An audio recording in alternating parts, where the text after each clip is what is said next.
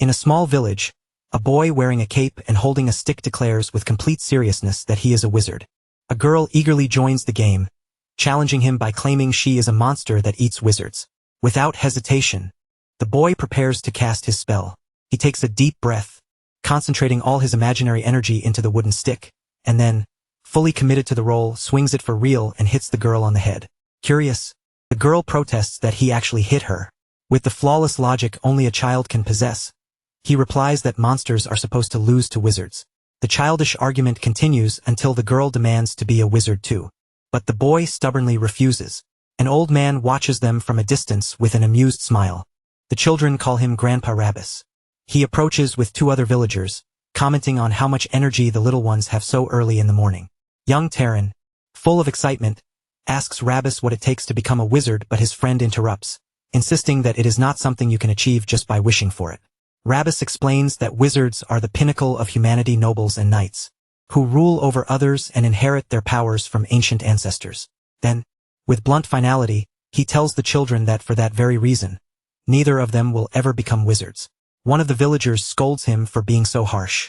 Rabus's expression grows serious as he confirms a troubling rumor. A monster has appeared. The atmosphere tightens instantly. In a grave tone, he explains that a man named Rob encountered it the night before a dark beast the size of a house, shaped like a leopard and wrapped in shadows. A woman quickly tries to calm the frightened girl, assuring her there is nothing to fear because the village chief has gone to the city to request a wizard. She trusts that a wizard will come and defeat the monster, and that seems to ease some of the tension. The mother firmly warns her daughter to stay away from the forest for the time being. Rabbis leans on his staff and reminds everyone to be cautious.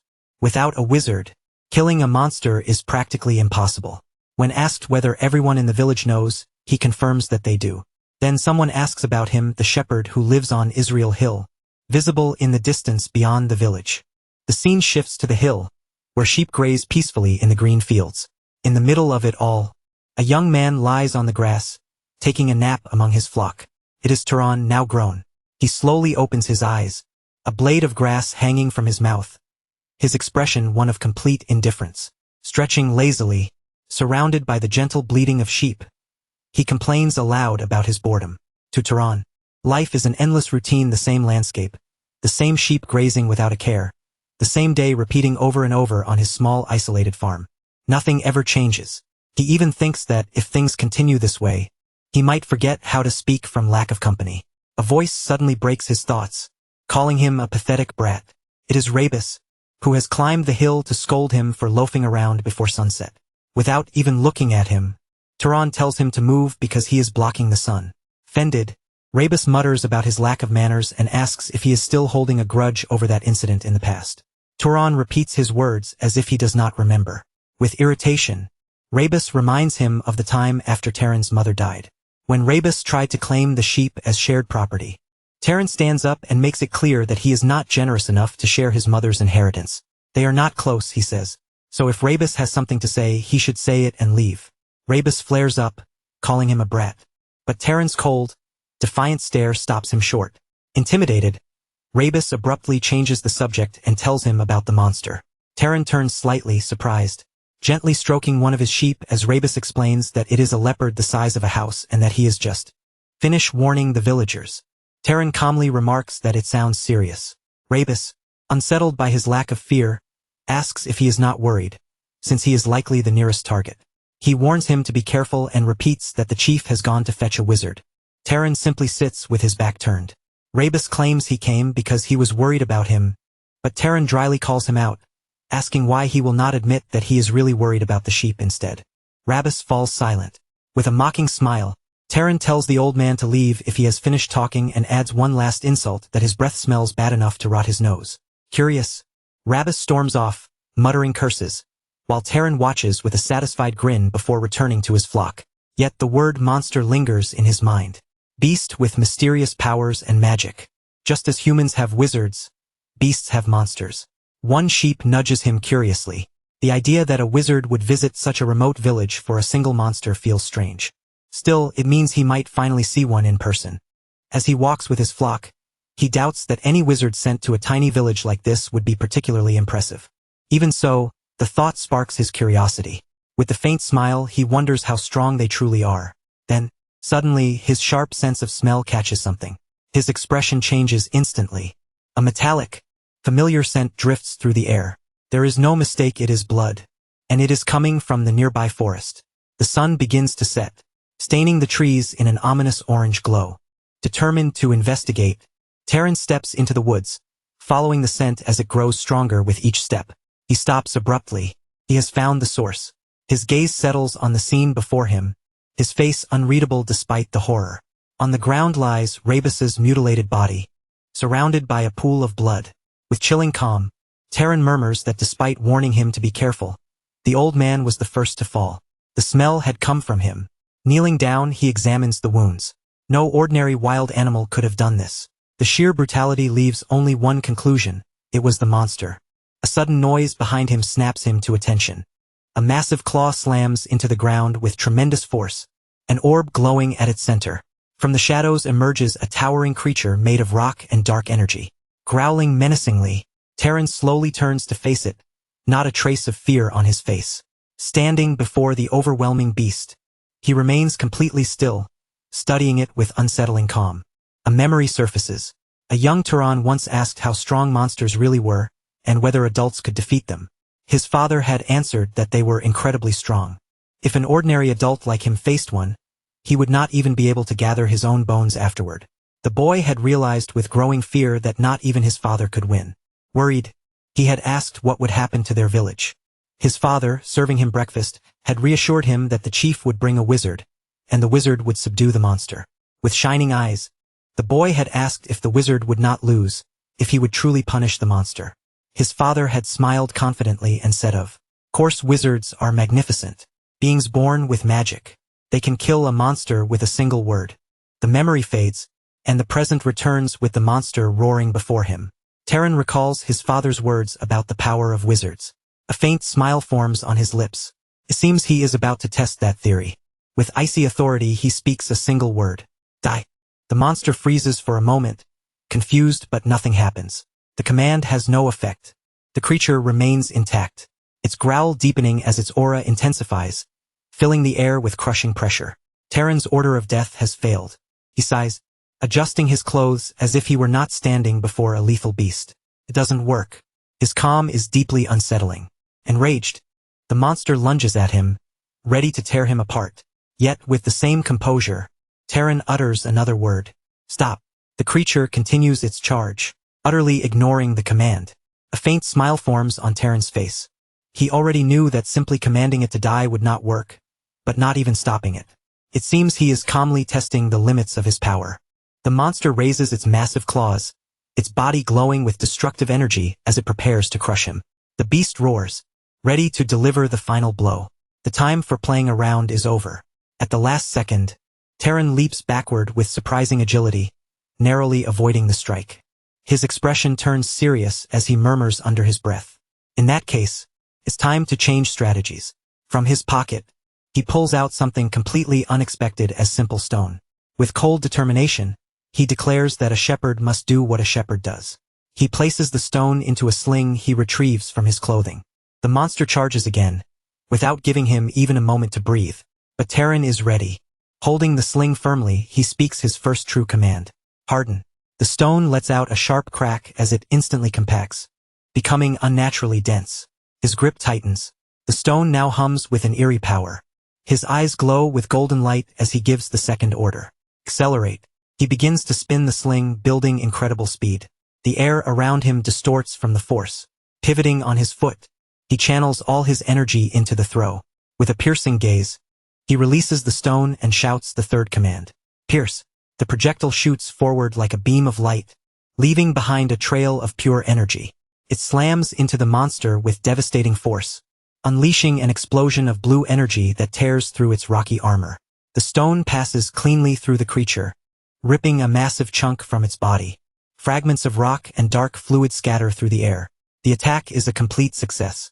The beam continues its path, leaving a perfectly circular hole in the monster's chest before dissipating in the distance. With a small explosion, the monster stands frozen, staring at Turan with what seems like shock and pain. Turan smiles confidently. I'm just getting started. His plan is not over. He loads another stone into his sling larger than the first. The monster, gravely wounded, can barely remain standing. Turan releases the second projectile, and it strikes directly into the creature's skull. The impact is so brutal that its head explodes into pieces. It is finished. Turan watches as the decapitated body collapses heavily to the ground. Yet his face shows no triumph. Only clinical analysis. He notes to himself that this is the first time he has used his power against a monster. Looking at the remains, stained with blood and dark fluids, he wonders what he should do with the corpse. Perhaps throw it into ravine. With an irritated sigh, he wipes the blood from his face. Instead of celebrating, he complains that the damn villagers always give him more work than he wants. Turan, a silver-haired young man with refined features, reveals his secret. He is a mage. The scene shifts back 8 years. He remembers the exact moment he realized he was different. At just 10 years old, young Turan was inside his home, happily making objects float around him with bluish energy. Excited, he turned to show his mother how logs were flying through the air, eager for praise, but the figure in the doorway did not share his excitement. His mother stood frozen at the sight, oblivious to her fear. He ran toward her, proudly telling her he could also create fire and wind. Even now, Turan remembers that moment with perfect clarity. Suddenly, his mother shouted at him to stop, panic written across her face. It was the first and last time she had ever raised her voice at him like that. Confused, the boy could only mumble as she grabbed one of the floating objects and called his name. In a calmer but serious tone, she asked him to sit down. She asked him if he wanted to live with her for a long time. And without hesitation, he nodded. Then she made him promise that from that day forward, he would never use that power again, especially never in front of other people. Her face was filled with deep anguish. Turan, not understanding, asked why. She reminded him of an old story about a noble and a knight. He remembered it well. She explained that although everyone who uses this power is called a mage, nobles and knights are very different. She told him their origin. Nobles are descendants of divine beings who descended to save humanity, while knights are those whose divine blood mixed with that of mortals. She confirmed that he remembered correctly and continued, explaining that this is why there is a clear difference between nobles and knights even among mages and why he cannot freely use his power. She revealed the harsh truth. He inherited his abilities from his father, who was a knight. Beyond their village, she warned, there are cruel nobles who treat knights like slaves. That is why he must always remember one fundamental rule. No one can know that you are a mage. With eyes full of worry, she asked him one last time to promise. 8 years have passed since that day. Back in the present, an adult Terran stands by his window. He has kept the promise to his mother all this time. As he pulls the curtain aside, he reaffirms his decision. The promise will not be broken. He has no desire to reveal himself as a mage, nor any intention of leaving the mountain where he lives. His gaze is firm. He is determined to maintain his quiet, hidden life. Suddenly the calm shatters. Someone pounds violently on his door, shouting his name and demanding that he come outside. With clear annoyance, Terran opens the door, ready to confront whoever is causing the commotion. A group of villagers waits outside. At the front stands a large, rough-looking man glaring at him without the slightest concern. Terran yawns in his face before asking, "What is going on?" Facing them calmly, he summarizes their accusation in a way that only angers them further. "So, you're saying I killed Rebus?" The leader grabs him by the clothes, calling him shameless. He accuses Terran of injuring the old man and abandoning him to be eaten by monsters. Terran remains silent, not reacting to the serious charge. When he finally speaks, it is not to defend himself. With absolute coldness, he tells them he understands why they want to blame him. The group is stunned. Terran exposes their cowardice. The oldest man in the village died alone because the younger men were too afraid to fight the monster. Blaming him, he says, is their only escape. With a mocking smile, he tells them it is the easiest way to rid themselves of guilt. Enraged at being exposed, the leader shouts his name and throws a punch. Turan effortlessly leans back, dodging it with unbelievable ease. As he moves, he reflects on his magic. It is convenient and effortless. Using the man's own momentum, he flips him over and slams him to the ground. The man lies there bleeding. Turan knows that if he desires something strongly enough, he can make it happen in exchange for a bit of mana. As the other villagers rush to help their fallen leader, he whispers a nearly inaudible command. Fall instantly. One of them trips and crashes face first into the dirt. He does not need flashy displays like summoning fire. A small push of wind is enough. With subtle movements, he makes another villager lose balance. A discreet touch to a man's weapon is all it takes to hide his magic. The villager's stick snaps back into his own face, leaving him dazed. Turan calculates every move with precision, using only the force necessary to avoid killing them. One by one, he dominates them. He moves among them like a shadow, neutralizing each man with precise strikes and fluid motions. Their weapons are useless against him. Within moments, the last villager collapses to the ground. This is how he has kept his secret for 8 long years. Standing among the unconscious bodies, Taran dusts off his hands. Once again, he has hidden his identity as a mage. With contempt, he tells them they should have used this energy for Rebus's funeral instead. His attention shifts to a group of women approaching cautiously. He asks if they have come to fight as well, but they nervously deny it, claiming they only came to see him. Turan's expression shows he does not believe them. Fed up with the entire situation, he orders them to take the idiots off the ground and turns to go back inside his house. As he steps inside, he already anticipates the trouble that this incident will surely bring. He knows the village will use this incident as an excuse to cheat him the next time he goes down a trade. But he does not care. With a confident smile, he decides that if it comes to that, he will simply beat them until he gets a fair deal. Just when he thinks he has taught them enough of a lesson to keep them from returning, loud knocking echoes at his door again. He turns toward it in disbelief, thinking they must be insane to come back so soon. Though these knocks are different, firm and measured, nothing like the chaotic pounding of an angry mob. He swings the door open, shouting who it is and ready to confront anyone, only to stop short. Standing at the threshold is not a villager, but an imposing man with scars across his face and the clothes of a traveler. The stranger, gray-haired with a short beard, politely apologizes, saying he only came to ask a favor and seems to have arrived at a bad time. Turan is momentarily speechless, surprised by the unexpected visitor. He wonders if the man is merely a traveler. Regaining his composure, Turan apologizes as well, explaining that he just had someone want a guest. Internally, he reflects that his mother taught him to be polite, but he has never had reason to treat anyone from the village kindly. So the situation feels unfamiliar. The presence of an armed traveler carrying a sword in such a quiet, isolated place immediately raises his suspicion. He begins to suggest that if the man is looking for an inn, he should try the village. But he stops when the traveler's stomach growls loudly with hunger.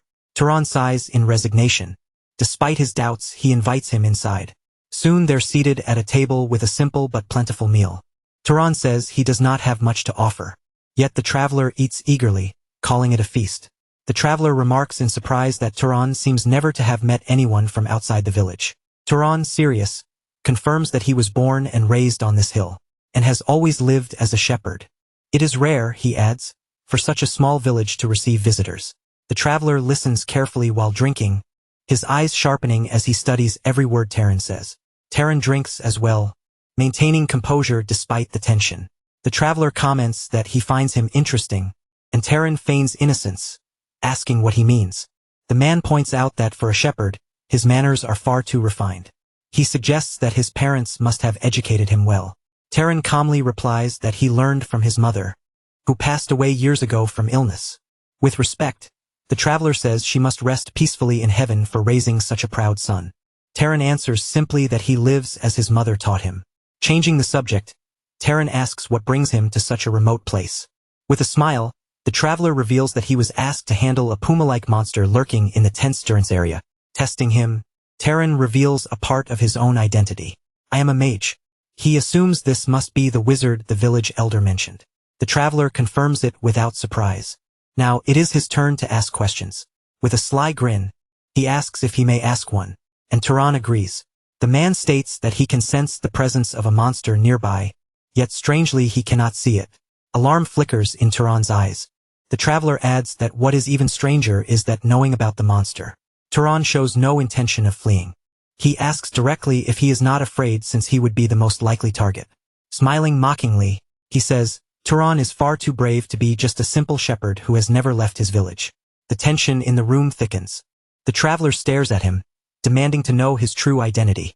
Turan's mother's words return to him. As a child, he once asked why he could not reveal that he was a mage. She told him it was because of wicked nobles. When he asked what she meant, She explained the cruel hierarchy of the world. If nobles are like shepherds, knights are like the dogs they raise. Even if treated like family, they can be sold or sacrificed whenever necessary. With tears in her eyes, she said she did not want that life for him and asked if he wanted to continue living by her side. The young Terran had answered with a firm yes. Then she gave him a final command. No one must ever know he is a mage, especially other mages, who would separate him from her and turn him into a guard dog, ready to be discarded. Back in the present, Terran's gaze is icy. He remembers why he chose isolation. The traveler slightly unsheathes his sword and offers a final warning. To avoid being exposed as a mage, one might have to kill inside a cabin. The veteran warrior named Korn tells his host that sometimes, to protect such a secret, extreme measures, even murder, are necessary. Hearing this, the silver-haired youth looks aside with a dark expression, as if the idea resonates deeply. With a piercing stare, Terran asks why he would say such a thing. Korn covers his face with his hand, perhaps regretting his harsh words, then suddenly laughs. He tells Terran that with such a serious face, he is ruining the joke. Terran is completely bewildered. He cannot believe something so grave was menace humor. He apologizes, admitting he lacks a sense of humor. Korn apologizes in return for frightening him, and tries to lighten the mood, saying it was probably his first wizard's joke. Realizing they have not formally introduced themselves, Korn extends his hand with a friendly smile. They shake hands, and Terran finally introduces himself as Terran, a shepherd. As they continue shaking hands, he casually adds that he has just turned 18. Later during dinner, Korn reveals that he is 75 years old. Terran is shocked, saying he does not look at all. Korn explains that mages age more slowly and live longer. Then, curious, he asks Terran how he ended up wandering. Terran, still pretending to be an 18-year-old, spins an elaborate tale, claiming he spent 60 years serving the House of Arabian and now only wishes to travel. Korn smiles and says that desire sounds romantic. Turan smiles enigmatically, keeping up the facade. Both men enjoy the simple pleasure of conversation, something neither has experienced in a long time. The hours pass quickly, and through the window they see the sun setting. Turan is surprised at how fast the evening went. Seeing the time, Korn stands, announcing he must leave. To pay for the meal, he places several silver coins of Arabian on the table, explaining they are of the highest purity and more than enough. Turan accepts and wishes him luck on his hunt. But Kaoran tells him not to say farewell, as if they will never meet again. With a playful smile, he says he might return to mooch another meal or two before departing. Morning sunlight later washes over the land, marking the end of their meeting and the start of a new day. Back in the fields, Turan tends to his sheep grazing peacefully. With a small smile, he gives a simple order for them to gather. The sheep lift their heads at the sound of his voice, and obediently cluster around him. As he cares for them, he reflects on the encounter. It was the first time he had met another mage, and he cannot remember the last time he spoke so comfortably with someone. Stroking one of his sheep, he thinks about the calm joy in Korn's voice and remembers the times he visited, always arriving with a smile and a small gift. Of all the adults he had known, Korn seemed like a good person. He had always believed knights were nothing more than emotionless house dogs used by arrogant nobles. Suddenly his thoughts break, and a drop of sweat slides down his forehead as he wonders how Korn's hunt went. Meanwhile, Korn walks along the forest path, thinking there should be no magical beast left on Asari Hill. Something feels wrong. He stops and looks around, sensing that the situation is strange. There are clear signs of battle, yet he cannot feel even the faintest trace of a magical beast aura. Approaching a tree marked by a massive impact, he wonders if the beast has already been hunted. If that is the case, who killed it?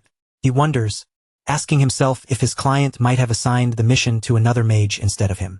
He exhales slowly, deciding that, in the end, it's a relief. As long as someone dealt with the beast and the place is safe, that's what truly matters. But at that very moment, his instincts flare violently. Something is terribly wrong. He spins around, reacting to a presence he has just sensed. From the undergrowth, a gigantic, monstrous claw with a glowing eye emerges from the darkness. The creature reveals its horrific form, a massive lump of stitched, rotting beast parts, its jaws crammed with jagged fangs, its entire appearance grotesque and unnatural. Kaon freezes as he recognizes the abomination. It is a corpse puppet made from the remains of a magical beast. Horror spreads across his face as he wonders who in the world could create something so vile. The corpse puppet gives him no time to think and lashes out with a brutal swipe of its claw. Kaon reacts just in time, dodging as the blow smashes violently into the ground. Even as he evades, he analyzes the situation. If the mana of a dead magical beast is not properly dispersed, it turns into a corpse puppet. No mage who hunts such creatures would ignore such a basic rule. Without wasting another second, Kaon leaps into the air, preparing a direct counterattack against the monstrosity. He is certain a mage killed the original beast, yet he cannot understand why they would allow it to become a corpse puppet. He dismisses the idea of a novice. Since no inexperienced knight could have defeated a beast of this level in the first place, only one possibility remains: the one responsible must have had another purpose in mind when creating this abomination, but there is no time to dwell on it. Whatever the reason, Kaon decides he must end it now. Channeling his power, his sword ignites with crackling energy, and he unleashes a powerful bolt of magic straight at the monster. The attack strikes Clan Lyot to his shock. The creature receives it without flinching. His magic has been completely nullified. Realization dawns on him. The beast mana far surpasses his own. Suddenly, the creature dissolves into a dark mist, vanishing from sight. Grinding his teeth, Kaon understands that the beast can use magic as well. Desperate, he shouts for it to show itself. The monster materializes from a pool of shadows directly behind him and strikes with terrifying speed. The blow lands squarely, injuring him and hurling him through the air. Blood fills his mouth as he faces a harsh truth: this is not something a mere knight can handle. At minimum, it would require a lower-ranked noble to confront such a creature. He crashes violently against the ground, his body battered and bruised, forcing himself up despite the pain. He watches as the monster regenerates before his eyes. A crushing sense of despair creeps in. To encounter a monster of this level, in a remote mountain, is this how it ends? Yet his despair twists into a bitter, defiant smile. He will not surrender. Clenching his jaw with resolve, he decides that if he is going to die, he will take this thing down with him. He begins gathering every last drop of mana into his hand, preparing a final suicidal strike, intending to drive it in at the exact moment the beast charges. The monster lunges, ready to deliver the finishing blow. With a cry of effort, Kaon concentrates all his remaining energy into a single blazing point, his hand burning with immense power as he braces for impact. But in that instant, a mysterious blue light appears from nowhere in the forest, just before the monster can reach him. A barrier of blue energy materializes, stopping the attack cold. Kaon stares in utter astonishment as small fragments of rock float around him. The gigantic corpse puppet lies motionless on the forest floor, defeated, still struggling to comprehend what he has witnessed. He hears a familiar voice ask if he is all right. Turon walks past him with incredible calm, returning the joke Kaon had made earlier with a gentle smile. A shepherd's joke can be quite surprising too. Kaon, still dazed, can only manage to say his name as the young shepherd walks away. At last, the truth settles into his mind. With disbelief, he says, "So, you're a mage?" Terran confirms simply, "Yes, sir." Kaon asks why he never mentioned it before, but Terran remains silent. The veteran reformulates his question, asking why he helped him instead of simply leaving.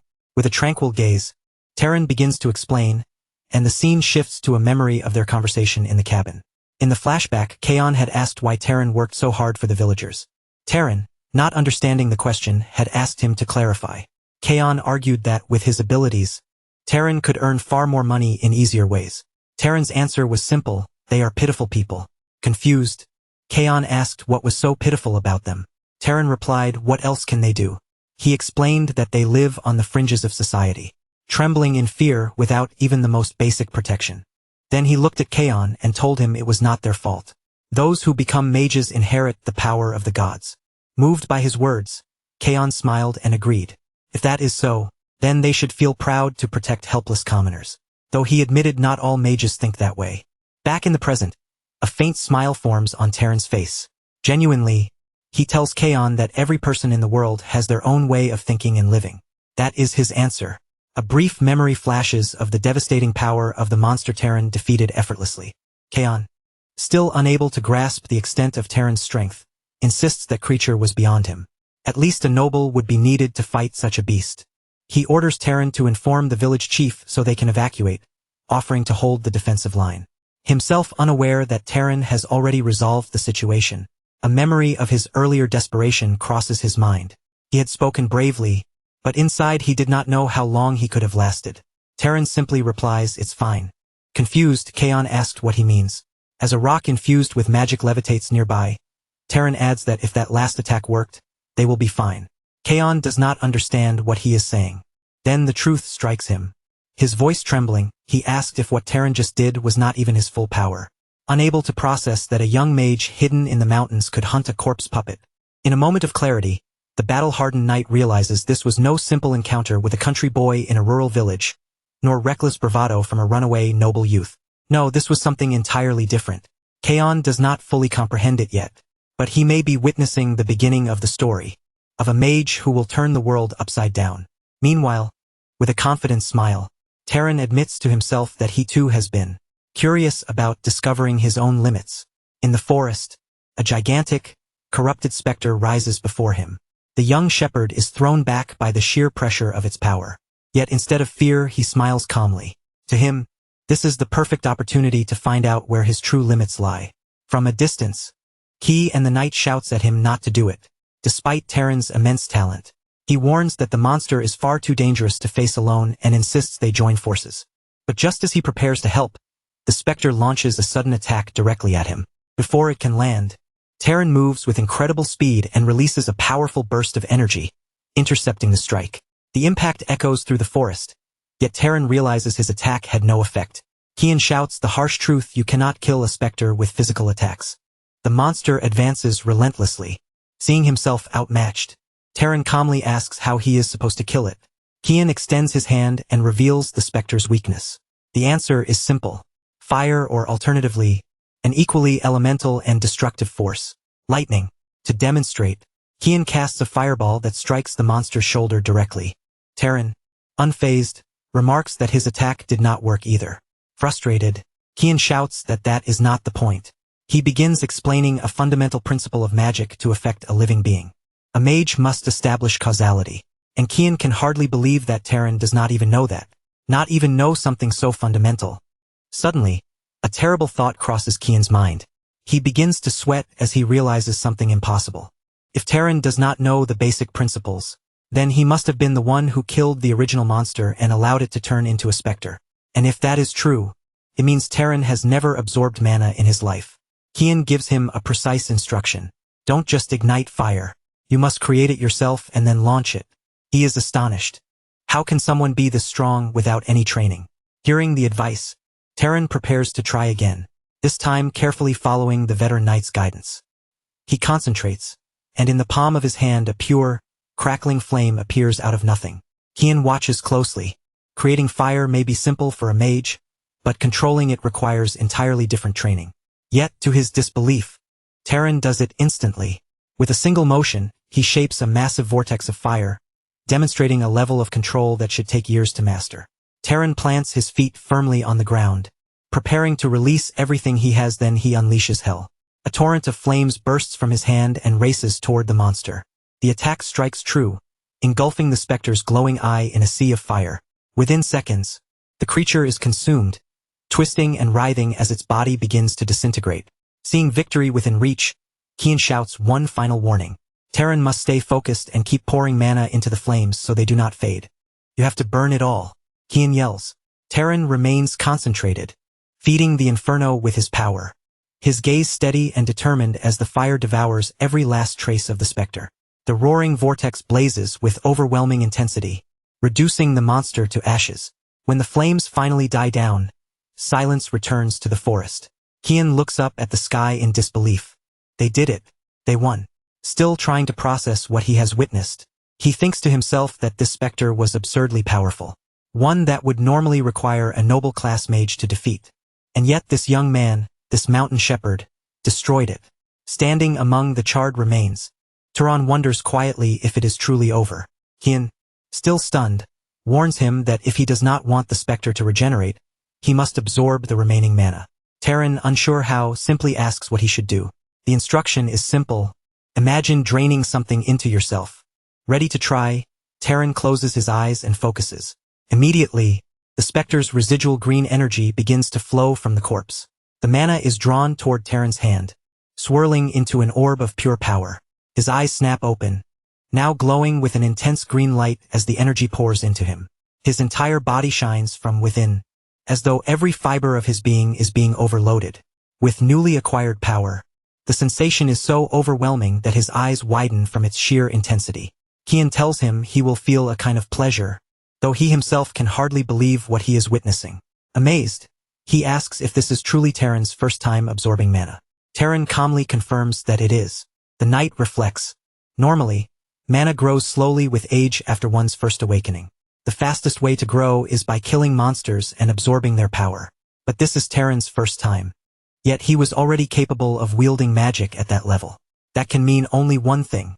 His innate potential exists in an entirely different league. Kian stares at his own hand, realizing the enormous implications of what he has seen. This young man is no simple shepherd. Finally, Kian addresses him by name.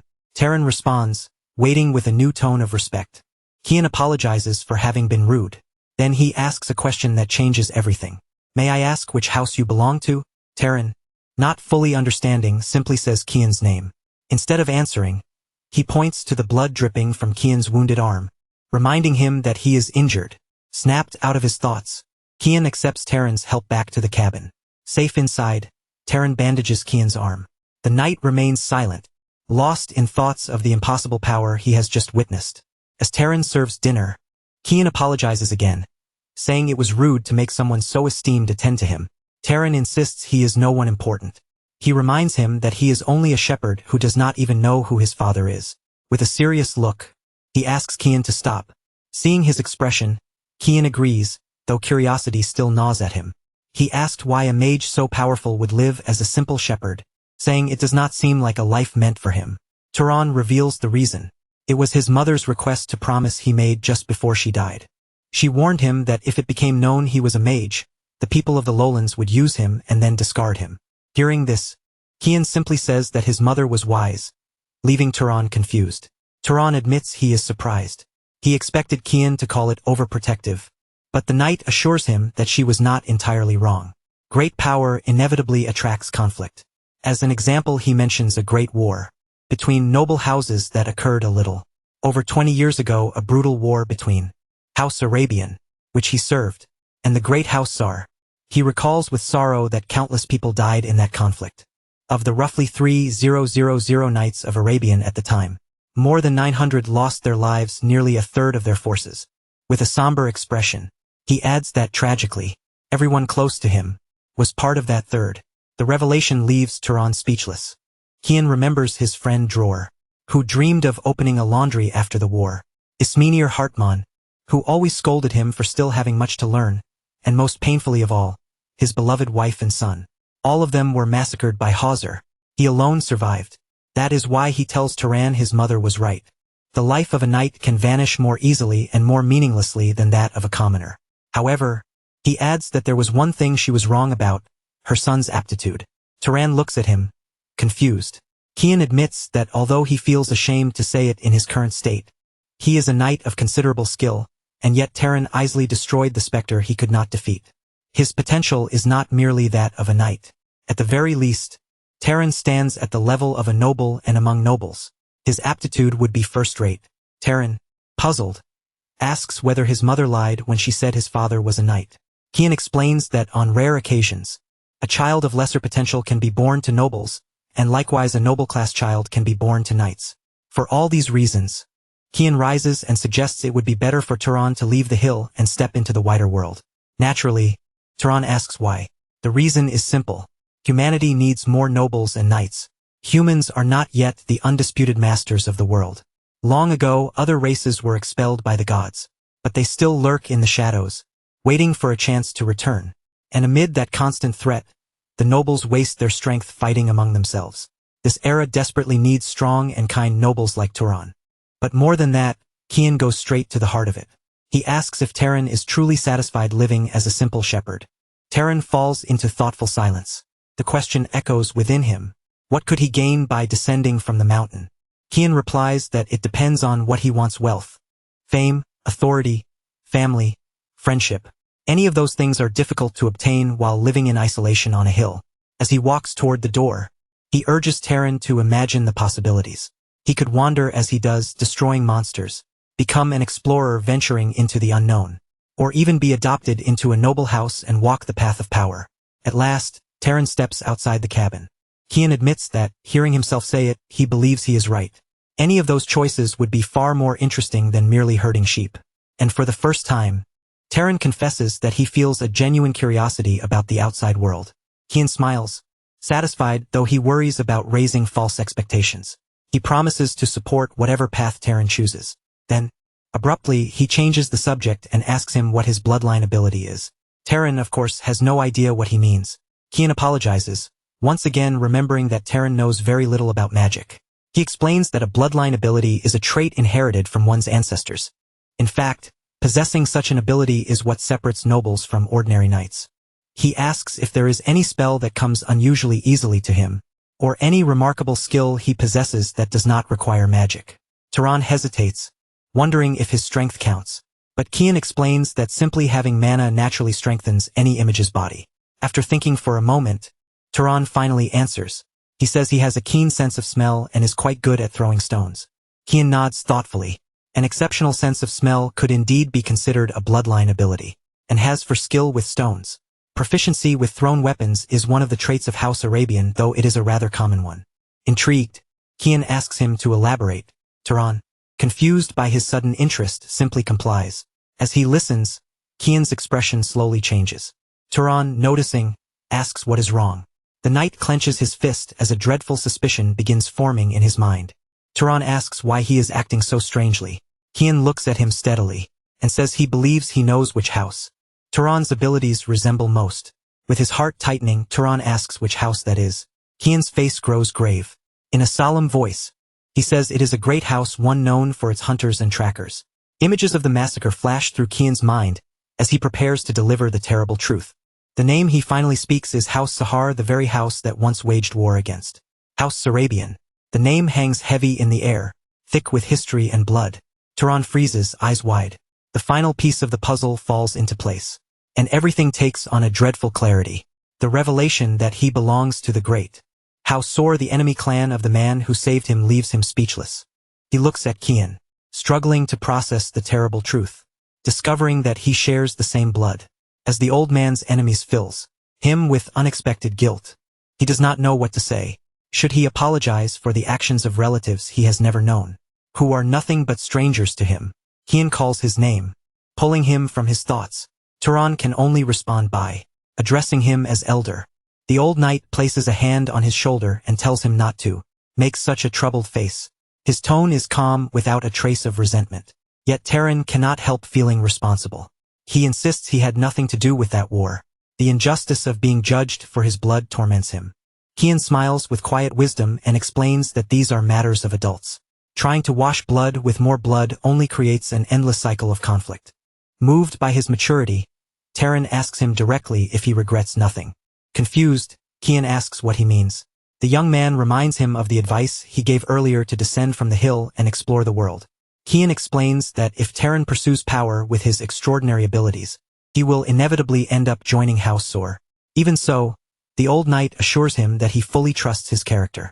Leaving Taran surprised by such faith, he reminds him that Taran saved his life. Even though doing so meant revealing an identity he had hidden his entire life, Kian believes that if someone like Taran were to rise to a high position within House Sor, perhaps he could prevent another terrible war from ever happening again. Taran listens in silence, feeling the weight of that possibility. Kian tries to lighten the mood, telling him not to think too much about it since he has not yet decided anything. But Taran interrupts, saying his thoughts are now clear. Kian looks at him, curious about his sudden resolve. With newfound confidence in his eyes, Taran declares that he has made his decision. He wants to try going down the mountain. Kian smiles in satisfaction. He approves, but tells him not to rush. This is not the right time yet. Taran, with kindness that deeply moves the old knight, says he will descend once Kian's wound is healed. Despite Kian insisting it is only a scratch, the old man's voice softens, recognizing Taran's goodness. The scene shifts back inside the cabin, where a lesson is about to begin. Kian starts explaining the fundamentals of magic. The indispensable requirement is mana, commonly called the key to omnipotence. Taran repeats the concept as he listens. Kian clarifies that it is not absolute power. To use magic, one must possess mana that is compatible with it. Sitting at the table, Turan asked what determines that compatibility. Kian raises 3 fingers and explains that the difficulty of magic is largely determined by 3 factors: bloodline, affinity, and causality. He begins with bloodline. It is inherited power, determined by the blood one is born with, common among most nobles who are not knights. To put it simply, Kian asks if Taran could heal his wounds with magic. Taran admits that it would be very difficult precisely because of his bloodline. To illustrate, Kian mentions the Ravista lineage of the south. For them, certain forms of magic are so natural they can use them without training. A power that flows directly from their heritage. Turan, absorbing the lesson, asks about the second factor, affinity. Kian explains it as familiarity. A mage more easily performs actions they are accustomed to. Turan relates this to his own experience, recalling how he created a fireball as though he were throwing a stone. The old knight confirms his reasoning. If he had simply tried to create flames from nothing without that familiarity, he would not have achieved the same speed or power. Finally, Kian reaches the last and most important concept, causality. He admits it is so complex that even he does not fully understand it. To explain, he presents a scenario. If Taran attempted to kill him directly with mana, he would likely see nothing more than a faint light in his head and ineffective spell. Kian focuses his mana into a cup on the table, demonstrating the phenomenon caused by the absence of proper causality. The water inside barely bubbles. He explains that when there is no appropriate cause for the desired result, the task becomes extraordinarily difficult.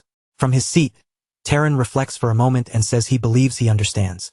He demonstrates by creating a small flame. If he wanted to kill Kian, instead of wasting mana wishing for his death, he would need to provide a cause such as creating and launching fire because it is a more natural chain of action. Kian rises in amazement at how quickly the young man has grasped such an abstract principle. Jokingly, he says Taran could have been a scholar instead of a mage. Thoughtful, Taran raises another question. If he can control ordinary animals at will, why are magical beasts different? Kian answers that the difference lies in their mana. The lesson continues. Outside the window, one of the sheep seems to listen silently to their discussion. Taran sighs, admitting that magic is not easy at all. Kian agrees, adding that an excellent mage not only uses mana, but understands the principles behind it. An idea crosses Taran's mind. He asks if the Soar bloodline also possesses a special magic. Kian confirms that they are experts in stealth and tracking. He encouraged Taran to try. Taran stands from his chair and accepts the challenge. Closing his eyes, he focuses. His desire is simple, he does not wish to be seen. But he goes further, wishing that neither his scent nor his sound can be detected. For an instant, light envelopes him as his mana responds to his will, activating the power of his bloodline. Kian turns expectantly, wondering whether the young man has succeeded on his first attempt. Then he sees, or rather, does not see. Turan has vanished completely, leaving only a faint trace of light on the floor where he stood. The veteran knight cannot hide his astonishment. A bead of cold sweat forms on his brow as he admits aloud that Turan has succeeded. He cannot see him at all. A muscle in his face twitches. Despite all his experience in battle, the ability is so flawless that it unsettles him. The room once occupied by 2 people now feels utterly empty. Taran's stealth is absolute. Suddenly, the air distorts, and Taran reappears as silently as he disappeared. He clenches his fist, feeling the latent power in his blood. He himself admits it is a terrifying ability and recalls that it was precisely this power the Knights of Arabian feared most during the war. Kian agrees that it is unfairly powerful, but warns him it is not invincible. There are ways to counter it. With the demonstration complete, Kian offers to teach him several methods of magical training.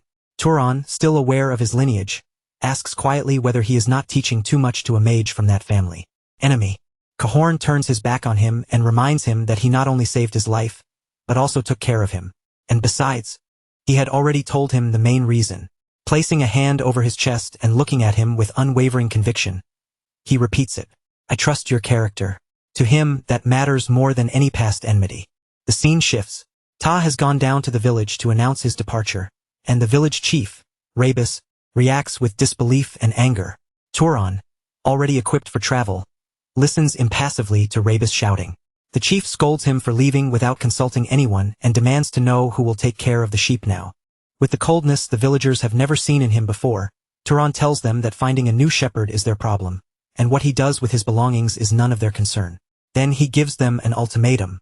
Either they buy the sheep at a fair price, or he will release them all and leave. abandoning the village to deal with the consequences. The villagers freeze. One of the men tries to act tough, claiming they can simply catch the sheep themselves. But his voice trembles as he looks to Chief Rabbis for support. Rabbis silences him with a sharp glare. He knows the young shepherd is not joking. He understands that Taran is someone who keeps his word, and provoking him further would gain nothing. At last, the chief gives in. Fine, I understand, he mutters, handing Taran a heavy pouch of coins. Soon after, Taran and Kaon walk away from the village, leaving behind the only life the young man has ever known. The transaction is over. As they travel, Kair asks whether he wants him to collect the compensation the villagers still owe him for everything they did. Taran refuses, saying he never intended to receive it in the first place. Besides, it was Kaon who captured the magical beast, Noel. Kaon accepts his decision. With a faint smile, Taran announces that it is time for them to part ways. They arrive at a fork in the road. Kaon stops and confirms that their paths separate here. With a half smile, he apologizes for declining Taran's offer to travel together, explaining that he simply feels more comfortable on his own. Taran is not offended in the slightest. He assures him it is no problem and sincerely thanks him for everything he has done. With a paternal smile, Kaon bids him farewell and tells him to take care on his journey. Taran smiles back, saying he hopes the next time they meet, it will be under happier circumstances. He stands there for a long time, watching as Kaon's figure grows smaller and eventually disappears into the forest. Only much later does Taran understand why he had insisted on not treating the old knight with formality. A memory from his childhood surfaces, though he never lacked his mother's affection. Deep down he had always longed for a father figure, someone to look up to, someone who could guide him toward the kind of man he should become. Without even realizing it, Kaon had filled that empty space in his life. With that farewell, Taran's past was left behind like footprints erased by desert wind. His true journey had just begun. That journey leads him to a desolate wasteland, Iraqi Crack Canyon, where only the whistling wind keeps him company. Wearing a new cloak and carrying his pack on his back, Taran moves forward alone through the vast desert. The wind blows fiercely, but he continues on, adjusting his hood as he explores the new world opening before him. Suddenly, he notices movement in the distance. Something has caught his eye. On the horizon, he sees a group of hooded figures. He assumes they might be merchants traveling between villages. Good, he thinks. Perfect opportunity. He decides to approach them, intending only to ask for directions to the nearest city. The leader of the group, a man with an eye patch, asks who he is. Taran politely replies that he is a lone traveler searching for the closest city. The man tells him that if he follows the road they came from, he will reach a city called Mori. Seemingly satisfied, Taran thanks them and turns to continue on his way, passing beside their wagon. But just as he is about to leave, a voice stops him. One of the men blocks his path with a threatening smile and asks if he plans to walk away so easily. After receiving information, confusion flickers across Dron's face. His gaze hardens as he asks what else he is supposed to do. The man answers with twisted logic, if you receive something you must give something in return. In an instant, the facade collapses. The men draw their swords and surround him, demanding that he hand over his heavy backpack. From behind him, one confirms it with a malicious laugh. The leader smirks arrogantly and calls it foolishness, reminding Taran that they are in a wasteland where no one would question a death. A cold blade presses against his throat. They advise him to remove his bag and cloak to spare them the trouble of killing him. Taran looks at them steadily. Now he sees it clearly. These are not mere thieves. They are bandits who would not hesitate to kill. A fleeting memory of his lesson with Kaon crosses his mind. The calm of the cabin. Their debate about the principles of magic. The demonstration. The moment he understood causality and how to create power from logical foundations. The memory reminds him of the power. He now holds a power he has yet to test in real combat. Back in the present, his expression changes completely. A chilling, confident smile spreads across his face. He looks at the bandits and says calmly, I suppose I'll have to use you for practice. The bandits mock him, but he does not react. He calmly processes the situation. One of the men scoffs, telling the leader that Taran must be delirious, talking as if he were some kind of mage. Without another word, Taran begins channeling his mana. A green energy swirls around his hand.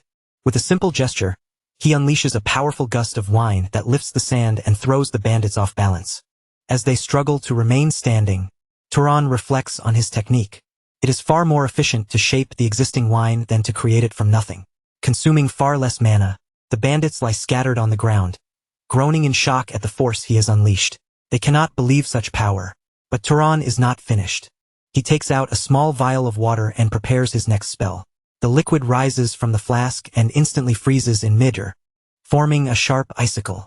Soon multiple shards of ice float around him, ready to be launched. Turan extends his hand toward his enemies. One of the bandits stares at him in pure terror, realizing too late the danger they are in. Without hesitation, Turan releases the icy projectiles. They pierce one of the bandits with lethal speed, as he observes the spell's effect. Turan notes that it would be more useful near a large water source.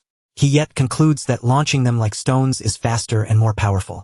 Seeing this overwhelming display, the leader drops to his knees and begs for mercy. He finally understands he has crossed a true mage. The remaining bandits fall to their knees as well, pleading for their lives and offering everything they possess. Taran looks at them with a cold smile. He steps forward, decisively ignoring their pleas. With a single stomp of his foot, enormous pillars of rock burst from the ground, impaling the bandits who attempt to attack him from behind. The leader, now the only one left standing, stares at the scene in horror, unable to believe what has just happened. Taran stands amid the chaos, bought skewered around him, as the leader asks in disbelief if they are all dead. Calmly, Taran approaches the last survivor and says he wants to ask him a question. Trembling, the man agrees to answer anything. Taran asks why they attacked without a proper plan, knowing a lone Shrivala might be a powerful mage. The leader's answer leaves him momentarily stunned. It was because he bowed his head. Since Taran had greeted them politely with a respectful nod despite their rudeness, they assumed he was ordinary and weak, easy prey. Taran processes this with a serious expression. He thanks the man, admitting he has just learned something valuable. Filled with false hope, the bandit asks if that means he will be allowed to live. Turan's response comes without words. The man looks up in terror as a single drop of water materializes above his head, a silent omen of his inevitable end. Amid the massacre, Turan recalls the words of his master, Kaoran, who had warned him that he would meet many kinds of people and that there was something important he must remember. The memory continues. Kaoran had firmly advised him never to show mercy, to scum like bandits, people who would never hesitate to stain their hands with innocent blood, hesitate to harm others for their own benefit. Standing beside the body of the last bandit, Taran finally understands the reason behind that harsh warning. He realizes that sparing one life out of misplaced compassion could one day cost the lives of 10 innocent people. With that thought, he justifies what he has done. Having absorbed the lesson, Taran decides he has wasted enough time. It is time to move forward. He begins following the wagon tracks the bandits left behind in the sand. As he walks alone through the desert, tracing their path, an unavoidable thought crosses his mind. I've killed people. The raw reality of his actions finally strikes him. A sting of guilt pierces his chest, but he quickly suppresses it by recalling Kaon's warning once more. People who rob and kill for their own gain, without hesitation, would attack other innocents again and again. Clinging to his master's teachings, the turmoil in Taran's heart slowly settles. His resolve grows stronger, continuing along the trail. He eventually leaves the desert behind and arrives at a new world, lush, green, and vibrant. For the first time in his life, Taran sees a city. His face fills with awe and wonder at the sight. In the distance stands a great castle surrounded by countless buildings. He has reached the small city of Mori. As he steps inside, he finds himself surrounded by people for the first time in a long while. The noise and constant movement overwhelm him. He watches the crowds in amazement, stunned by the sheer number of people gathered in one place. He has never seen anything like it. The architecture captures his attention as well. The towering stone buildings are imposing and completely different from the simple structures of the village where he grew up. Walking through the marketplace, Taran truly feels that he has entered another world entirely. He approaches a fruit stall to ask for directions. The vendor greets him warmly, assuming he is a customer. Taran clarifies that he is not there to buy, only to ask a question. He remembers another piece of advice from Kaon. Whenever he needs a place to rest in a city, he should always look for an inn. Upon hearing that Taran does not intend to purchase anything, the vendor's expression darkens. He snaps at him and tells him to leave. Taran stands there, confused by the man's rudeness. He wonders if there is some unspoken rule in cities that one must buy something before asking questions. Not wanting trouble, he decides to follow the flow and asks the price of some apples. To Tupasai, the vendor replies. When Taran pulls out a different coin, the vendor realizes he is a foreigner and explains that dupit is the local currency, though it does not matter if he pays with something else. Understanding how things work now, Taran pays for the fruit and asks about an inn. This time, the vendor's attitude changes completely. and he kindly gives him directions. Following the instructions, Turan arrives at an establishment called Ban, which the vendor claimed was the largest inn in the city.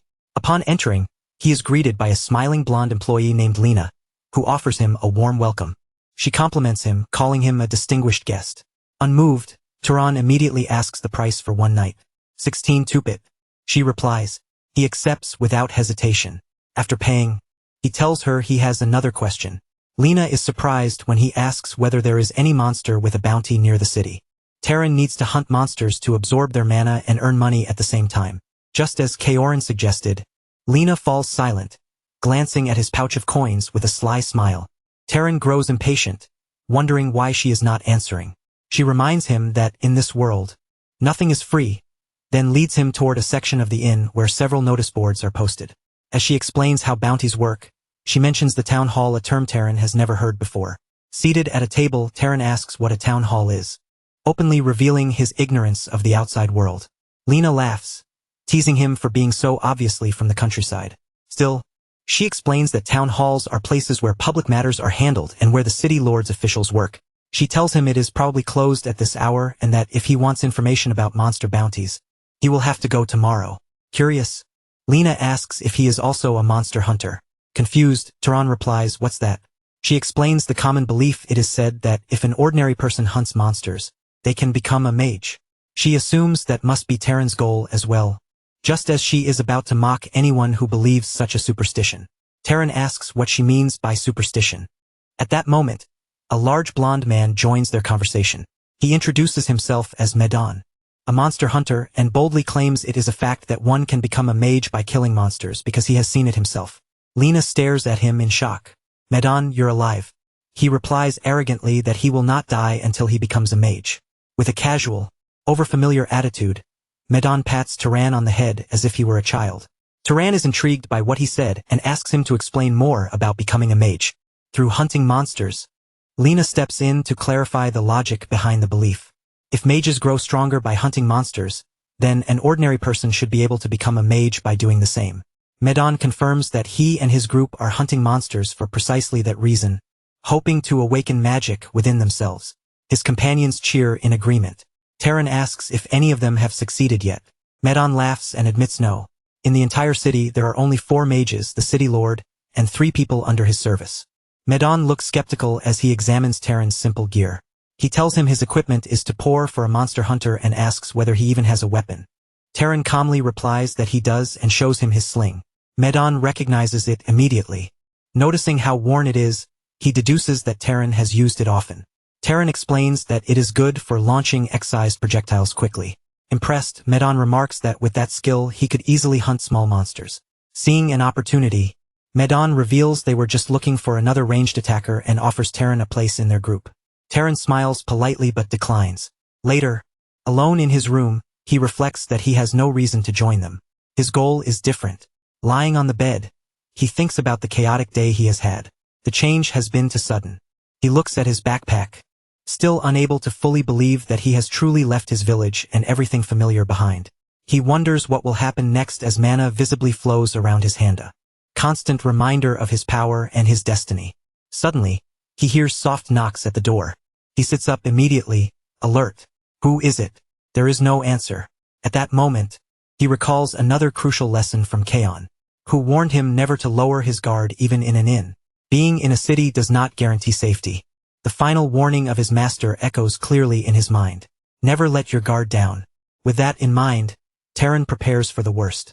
As the door slowly begins to open, a sphere of mana forms in his hand, ready to strike. He appears cautiously through the narrow opening. His expression tightens in surprise. To his astonishment, it is Lena. She steps inside with a playful smile and asks if he was sleeping. She tells him she thought the room might be cold, so she came to keep him warm. Taran stares at her, utterly confused. She loosens the ribbon at her collar, with a suggestive look while he asks what she means, genuinely not understanding her intention. Standing in front of him, Lena repeats his words in disbelief when he calmly confirms what she heard. She makes a direct offer, saying she will do whatever he wants for a little money. Taran cuts her off, asking what would happen if there were nothing he desired. Lena steps closer, touching his chest confidently. She insists he should not lie, claiming she can see desire on his face. In response, Terran's expression transforms into one of absolute serenity like a statue of Buddha, completely devoid of emotion or longing. His strange reaction leaves Lena in total shock, unable to comprehend such complete indifference. At that moment, a vivid memory of his master, Kaon, floods Terran's mind. He sees his men are shouting a desperate warning. Don't do it. The memory continues, showing Kaon cautioning the younger Terran to always be careful with inservents and prostitutes. Cahorn had explained that even if they themselves possessed resistance to diseases, they could still carry illness and pass it on to others, people. It had been a warning not to be carried away by desire and end up regretting it. Back in the present, Lena walks back upstairs, clearly frustrated. Terran lies on his bed and reflects on how difficult life in the city truly is. After a long moment, he reaches a somber conclusion. Cities are cold, soulless places where everything, even a simple conversation, has a price. Meanwhile, elsewhere in the inn, one of the hunters turns to his leader with a question. He asks Medan why he tried to recruit Turan. Admitting that the boy did not seem particularly useful, Medan answers harshly at first, saying Turan's arrogant attitude would have made him perfect bait for monsters. But then his gaze softens as he reveals the real reason.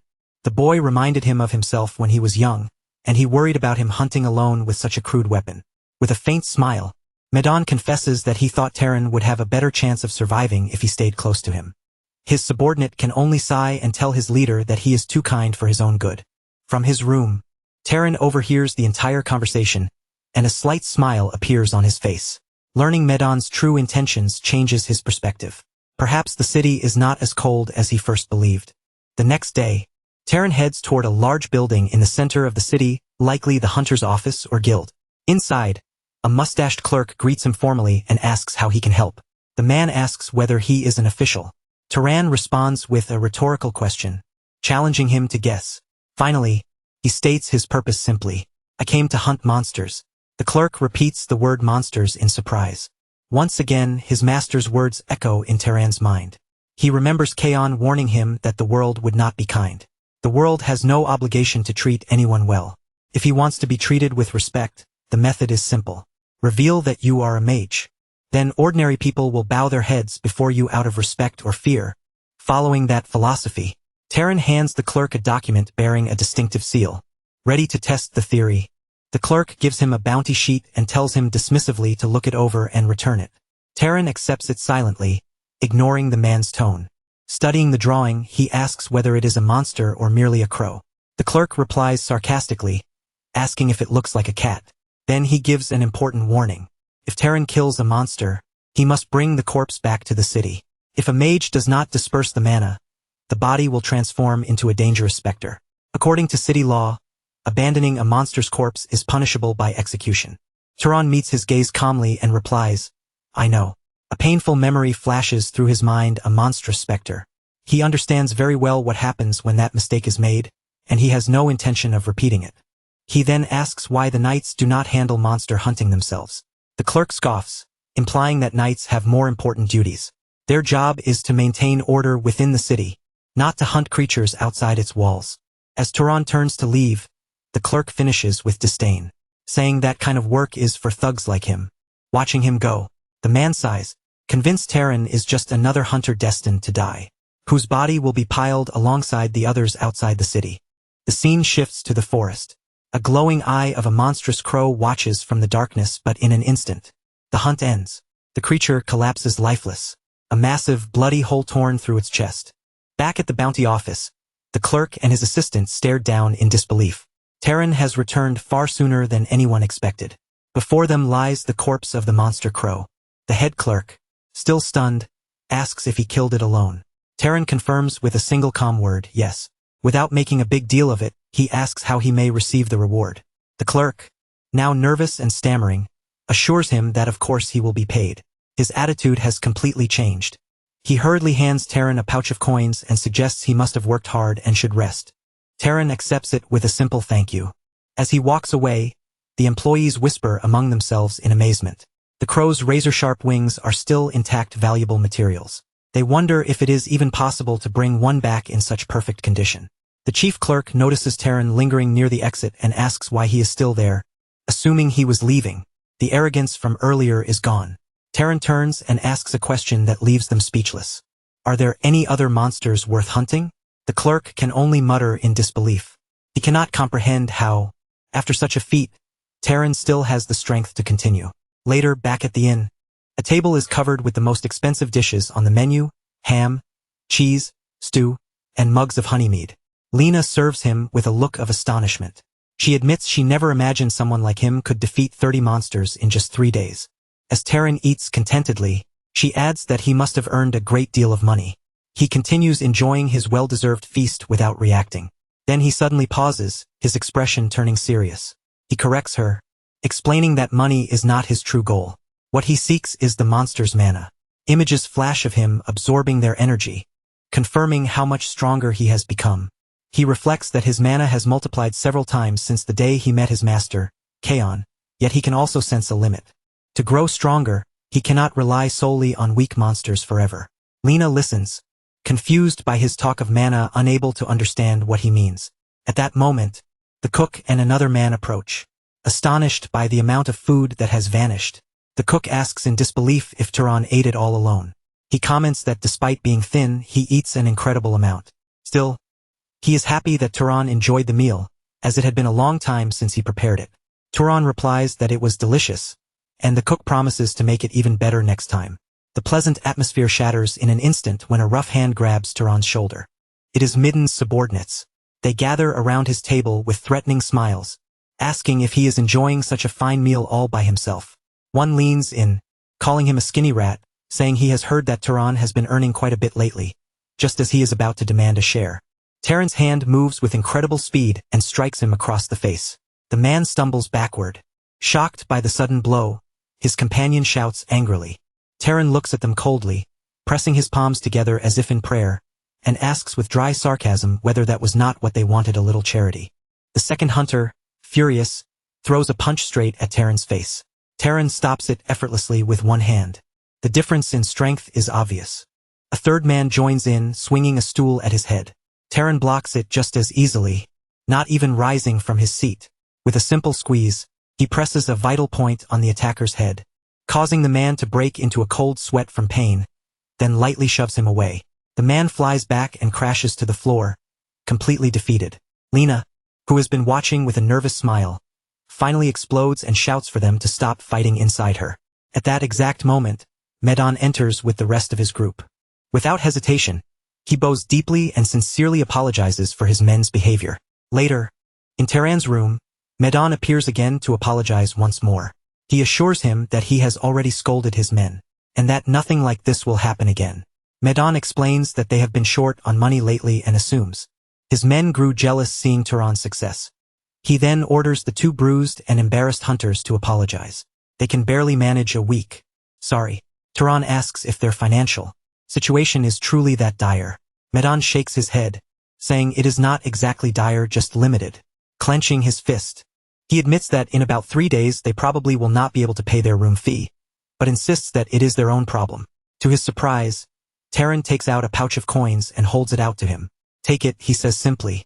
Medon stared at the pouch of coins in stunned silence and asked why. Taran explained calmly that it was payment for the kindness Medon had shown him before when he had worried about him and tried to recruit him into his group. Completely bewildered, Medon asked, "How did you know that?"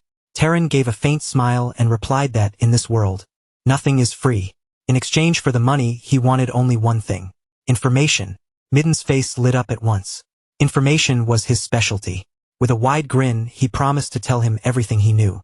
Time passed in the city. The hunters continued their routines, and life moved on as usual. Taran headed into the forest once more, thinking this might be his final hunt in the city. Midden had given him information about the next city, so it was time to prepare to leave. As he walked, he reflected on their conversation and realized the information had been even more useful than expected, confirming that Medon truly was a good person, though he lacked Kaon's experience. That very lack of cunning made him purer and kinder. Suddenly, Taran's thoughts were cut short. His eyes widened as he sensed something strange. His sharpened senses caught a sharp scent in the air, one he did not like at all. A terrible feeling crept into his chest. Hoping he was wrong, he burst forward at full speed into the forest. Following the trail, he found deep claw marks gouged into a tree, clear signs of a violent struggle. He stepped into a clearing, bracing himself for the worst. The silence was absolute. Then he saw a man lying lifeless against a tree in a pool of his own blood. Turan recognized him instantly. His mind raced. Isn't this one of Minan's men? Fear began to tighten around him. His face hardened as he took in the grim scene. There were no signs of survivors. Another corpse with a vacant stare confirmed the massacre. The forest, once familiar hunting grounds, had become a graveyard. Scattered among the bodies were a few silver coins stained with blood, likely the very money Turan had given Medan. Finally, he found Medan himself. Seeing the lifeless body of the man who had shown him kindness, Taran could only drop to his knees, disbelief and rising fury burning inside him as he wondered what could have possibly happened. Nearby, he found a severely wounded man slumped against a tree. With his last strength, the man tried to warn him about a nearby danger, repeating the same broken syllable over and over. Kneeling beside him, Taran listened closely. The injured man lifted his blood-covered face and, with immense effort, managed to finish the word rabbit. Taran frowned, confused. A rabbit. Suddenly, a wet, sickening sound drew his attention. It was the rabbit chewing something with a blood-soaked mouth. The wounded man's warning was true. It was a monster. The scene widened to reveal the full horror. Bod is torn apart across the clearing. Turan understood the magnitude of the threat before him. There stood the cause of all the destruction, a giant, demonic-looking rabbit. Its wife stained red with blood and its crimson eyes glowing with malice. After witnessing the massacre, Turan rose with firm resolve. He could not ignore this beast. Without warning, the monstrous rabbit lunged. The speed was unbelievable, kicking up dirt and debris in its wake. Taran barely reacted in time, his expression flashing with surprise. "It's fast," he thought. He dodged at the last possible second. The rabbit stopped at a distance, watching him. Taran admitted silently that it had almost struck him. Without hesitation, he counterattacked. With a swift motion of his hand, he materialized a transparent shield of energy before him. Focusing intensely, he spun and launched a blue energy projectile that split into multiple fragments, all hurtling toward the monster. But the rabbit was incredibly agile. With effortless leaps and twists, it dodged and shattered every projectile. Turan quickly realized this was no ordinary monster, it was accustomed to ranged attacks. The creature stomped the ground with threatening force before launching itself high into the air, casting a massive shadow over Turan, its glowing red eye lock onto him with murderous intent as it prepared to crush him. But when it landed, Turan was gone. The confused monster dashed again in search of its prey. Suddenly, Turan appeared above it, descending with a dagger in one hand and energy gathered in the other. He drove the dagger deep into the creature's neck. The rabbit shrieked as blood burst from the wound. Landing lightly, Taran watched as the monster staggered. Before it could recover, he vanished again, moving with blinding speed. In an instant he reappeared before it, delivering a final blow with devastating force. The rabbit's head slammed into the ground, the shockwave launching its massive body through the clearing and tearing through the forest. A cloud of dust and debris rose high into the air, and from within it came the beast's final cry of agony. When the dust settled, the rabbit lay still, blood pooling beneath it, claws trembling one last time before it fell silent, tongue hanging out, eyes wide and lifeless. The battle was over. Turan approached the corpse slowly and stood before it in silence. Extending his hand, he began to absorb its mana. A powerful green aura surged from the body and flowed into him, enveloping him completely. As he absorbed the energy, he noticed something unusual. The amount of mana was far greater than expected, even surpassing that of the leopard monster he had once fought. His eyes widened in disbelief. He could hardly believe how much power he had gained from a single creature. When he finished, he turned to the wounded man who had witnessed everything. In awe, the man whispered, "You're a mage." Turan confirmed it with a simple nod.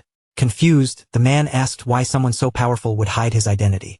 Turan ignored the question and instead asked if any of the fallen had families to whom he could deliver their belongings. With tears in his eyes, the man said no.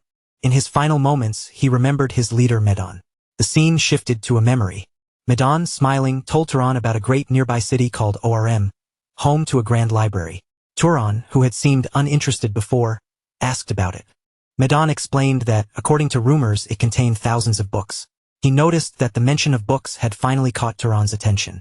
Though Turan pretended indifference, then Medan added something crucial: not just anyone could enter. Intrigued, Turan asked how one might gain access. The answer was simple: Entry was reserved exclusively for mages. The memory faded. Back in the present, Terran stood before the freshly dug graves of the fallen hunters. With renewed determination, he declared his decision. He would go to the great city of Orem. Before leaving, he paused at Midden's grave and softly spoke his name. Midden, I hope you are happy there.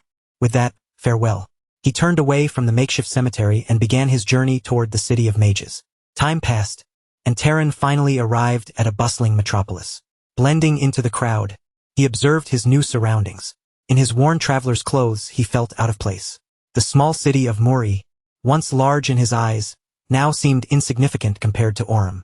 At the city center stood an enormous and majestic castle, surrounded by a prosperous and well-organized city. Turan joined the long line waiting to enter through the heavily guarded gates. He had not expected such strict security. Watching the guards inspect every person, he wondered if they were searching for criminals. When his turn finally came, a guard shouted for him to stop. Confused, Turan asked what the problem was. The guard pointed at him with disdain, mocking his dusty, worn clothes and ordering him to clean himself before attempting entry. Terran ignored him.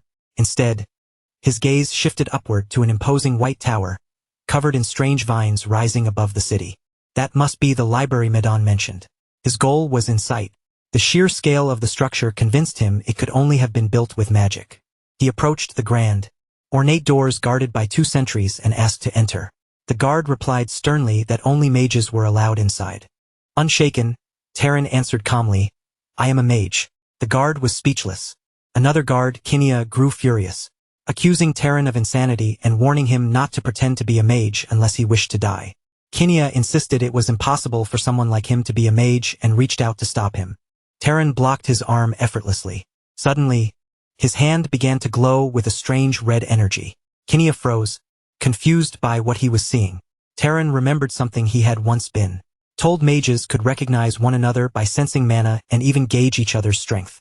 With a piercing look, Terran decided to test that theory, and released a small fraction of his power. A crushing wave of red mana. Pressure engulfed Kenya. Big guards. Face twisted in shock as he felt a force beyond anything he had imagined. The pressure overwhelmed him, driving him backward until he collapsed to the ground, weakened and trembling. His companion rushed to help him, asking if he was all right. Kenya could barely answer yes. As Terran watched calmly, Kenya realized his mistake. This man was no ordinary mage. His power was at least noble class or higher.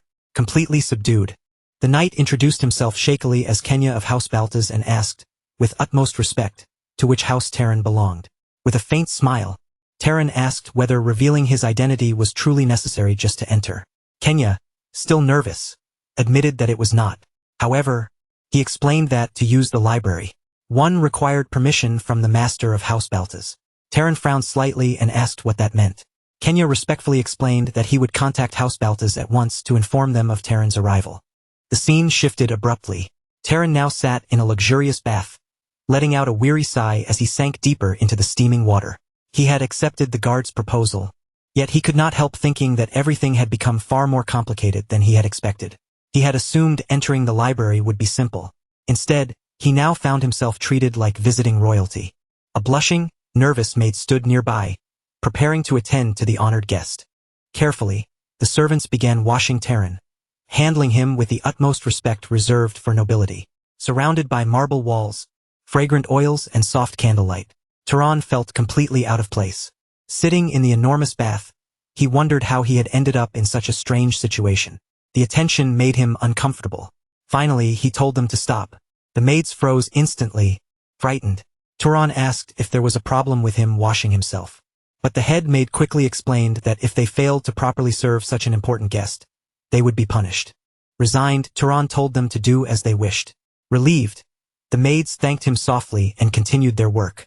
Meanwhile, the grand castle of House Balta stood tall and imposing. Later, once Terran was clean and dressed in fine noble attire, one of the maids could not help but stare in awe. Wow, incredible, she whispered under her breath. Realizing she had spoken aloud, she covered her mouth in embarrassment. Unaware of the fuss, Terran adjusted his newly tied elegant ponytail and asked what was wrong. He wondered if there was something on his face. The maid, trembling nervously, apologized and admitted she had been momentarily speechless because of his beauty. The other maids lowered their heads shyly in agreement. With a gentle smile, Turan told her there was nothing to apologize for. However, she quickly asked him not to speak to them so casually, reminding him of the difference in status. The entire situation felt strange to him. The small mole beneath his eyes stood out against his refined new appearance. What is this? He wondered, confused by the treatment he was receiving. Suddenly, the door opened and a new figure entered, a young woman with pink hair, walking toward him with confident steps. She examined him from head to toe with a teasing smile. "So, you're the guest who showed up looking like a beggar," she said bluntly. A butler attempted to scold her for her disrespect, but she ignored him and added, "After a bath and proper clothes, you look like a prince." They introduced themselves. He gave his name as Turan. She responded in turn. The air between them felt tense, yet she maintained a playful smile. Acela wasted no time and asked directly which noble house he belonged to. Turan calmly avoided the question, explaining that for personal reasons he preferred not to say. That answer seemed to amuse her. Ila's smile sharpened, becoming more calculating. In her mind, it was obvious he was hiding his true identity. With a mischievous glint in her eyes, she decided to play a small trick to uncover his secret. Without warning, she released her own power. A fierce surge of orange and golden mana burst from her body, flooding the room with overwhelming pressure. The air itself seemed to tremble. Turan's eyes sharpened as the force pressed against him.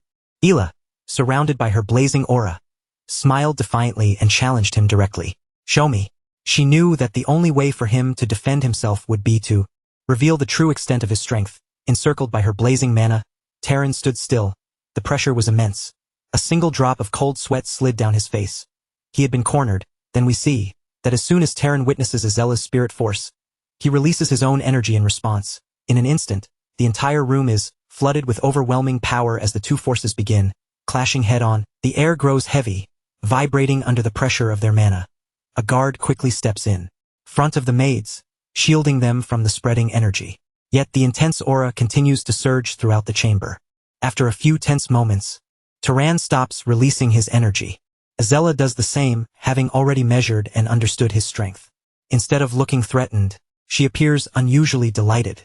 She stares at her own hands, almost fascinated, as if confirming something to herself. Then, with a playful smile, she suddenly says, "Hey, care to marry me?" Her unexpected words leave Turan completely stunned. His mind goes blank, unable to process what he just heard. Noticing his frozen expression, Azela tilts her head slightly and adds, "What's with that reaction? It was just a joke. Still, think about it. At the moment, the seat next to me is vacant." With that teasing remark, she turns and leaves the room alongside her guard, her presence lingering even after she's gone. Terran remains standing there, utterly confused by her words and intentions. He looks down at his hand, still feeling the faint tremor of the earlier clash. A slight doubt creeps into his thoughts as he mutters to himself, "Her mana is on par with mine.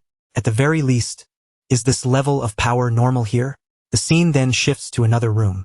Seated calmly within is a man introduced as the Lord of Aurum, Rugvaltus. As Turan enters, the nobleman greets him in a composed tone. "Welcome, young noble. You already know my name." But protagonist replies respectfully, "Turan." Rugvaltus repeats thoughtfully, "So, you wish to use the library? Many people come here after hearing strange rumors. So let me tell you this in advance. There is no incredible ancient magic hidden in that library. Nor is there any secret method to dramatically increase your mana." Terran listens carefully before answering without hesitation. "I am fine with that. From the beginning, that wasn't what I hoped to gain." Rugvaltus studies him for a brief moment before responding calmly. "If you still wish to proceed, I won't stop you. In any case, there is nothing inside that counts as confidential information related to our house. However, it's already late today. Rest for now and come back tomorrow. Is that acceptable?" With genuine gratitude, Terran bows his head slightly and says, "I won't forget your kindness." The next day, the scene shifts to the Grand Magic Library Tower. Terran walks toward the towering structure, its height stretching impressively into the sky. As he approaches the entrance, the guards bow respectfully and announce, "Your entry pass has been confirmed, esteemed guest. Welcome to the Sky Library." Terran pushes the doors open and steps inside. The moment his eyes fall upon the interior, he freezes in shock. Shelves upon shelves filled with countless books rise high above him, arranged in a magnificent circular structure that seems to spiral endlessly upward. The atmosphere feels ancient and dignified, carrying the scent of old parchment and knowledge preserved through centuries. Before today, Turan had never seen a place like this. His voice comes out softly, almost in awe. So this is the library. Just then, someone speaks from nearby. Nice to meet you, Turan. He turns to see a young girl standing there. She calmly introduces herself as the librarian, appointed by the Lord to manage the library. By the Lord's orders, I will explain the rules for using this place. The rules are simple. Taran stares at her in disbelief. In his mind, he thinks this little kid is the librarian. She raises a finger and begins listing the rules. First rule: if you damage anything, you must compensate for it. Second rule: no leading with books. Oh, and while you're using the library, I'll be watching you the whole time. After hearing all of this, Taran nods but hesitates before speaking. Right, but when I'm reading, could you stand a bit further away? I feel uncomfortable. Then he adds curiously, if you're the librarian, you must have read the books here too, right? Of course. She replies confidently. If you need to find something, count on me. I'm the best at it. Then, tilting her head mischievously, she asks, so what do you want? Romance? History? Or since you're young, something erotic? Taran is caught completely off guard by her blunt question, but he quickly regains his composure. I want to learn about common knowledge regarding the world. This time, it's the librarian who looks surprised. However, she immediately moves with impressive speed, gathering a stack of books and placing them in front of him. Most of the books here are hundreds of years old, she explains, so they aren't really suitable for current events. But this section should help a bit. Thank you, Taran says sincerely. You're welcome, she replies lightly. With that, Taran picks up one of the books and stares at it for a moment. So, this is a book, he murmurs, almost as if rediscovering something fundamental. He slowly opens it and begins to read. As his eyes scan the pages, a spark of amazement lights up within him. This is incredible. Through narration, we are told that Taran repeated the same routine, every single day, spending hours inside the library, reading without fail. Day after day, he immersed himself in the vast ocean of knowledge contained within those ancient walls. Gradually, he came to understand the geography of this world, its different races, the proper etiquette among wizards, and the methods by which various items were manufactured and processed. He also learned about monsters that roamed distant lands and relics that dated back to the era of the ancient empire. With each new piece of knowledge he absorbed, the world that had once felt like an endless, unknown void began to take shape. What was once blurry and incomprehensible slowly became clearer and more vivid in his mind. The scene then shifts to the Lord. Standing before him is Taran. The Lord speaks in a calm yet measured tone. So, you have been making excellent use of the library. Yes. Taran replies respectfully. Hearing this, the Lord continues.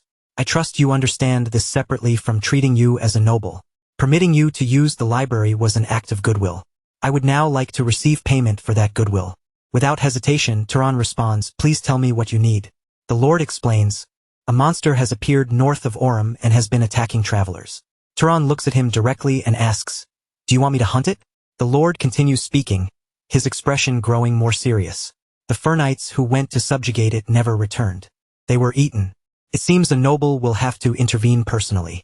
However, our house can only mobilize to people at the moment. Very well, Taran answers calmly. In his heart, he thinks to himself, protecting the people is what a wizard must do. However, something seems strange. Are wizards usually the type not to get involved in matters like this? The lore then adds further explanation.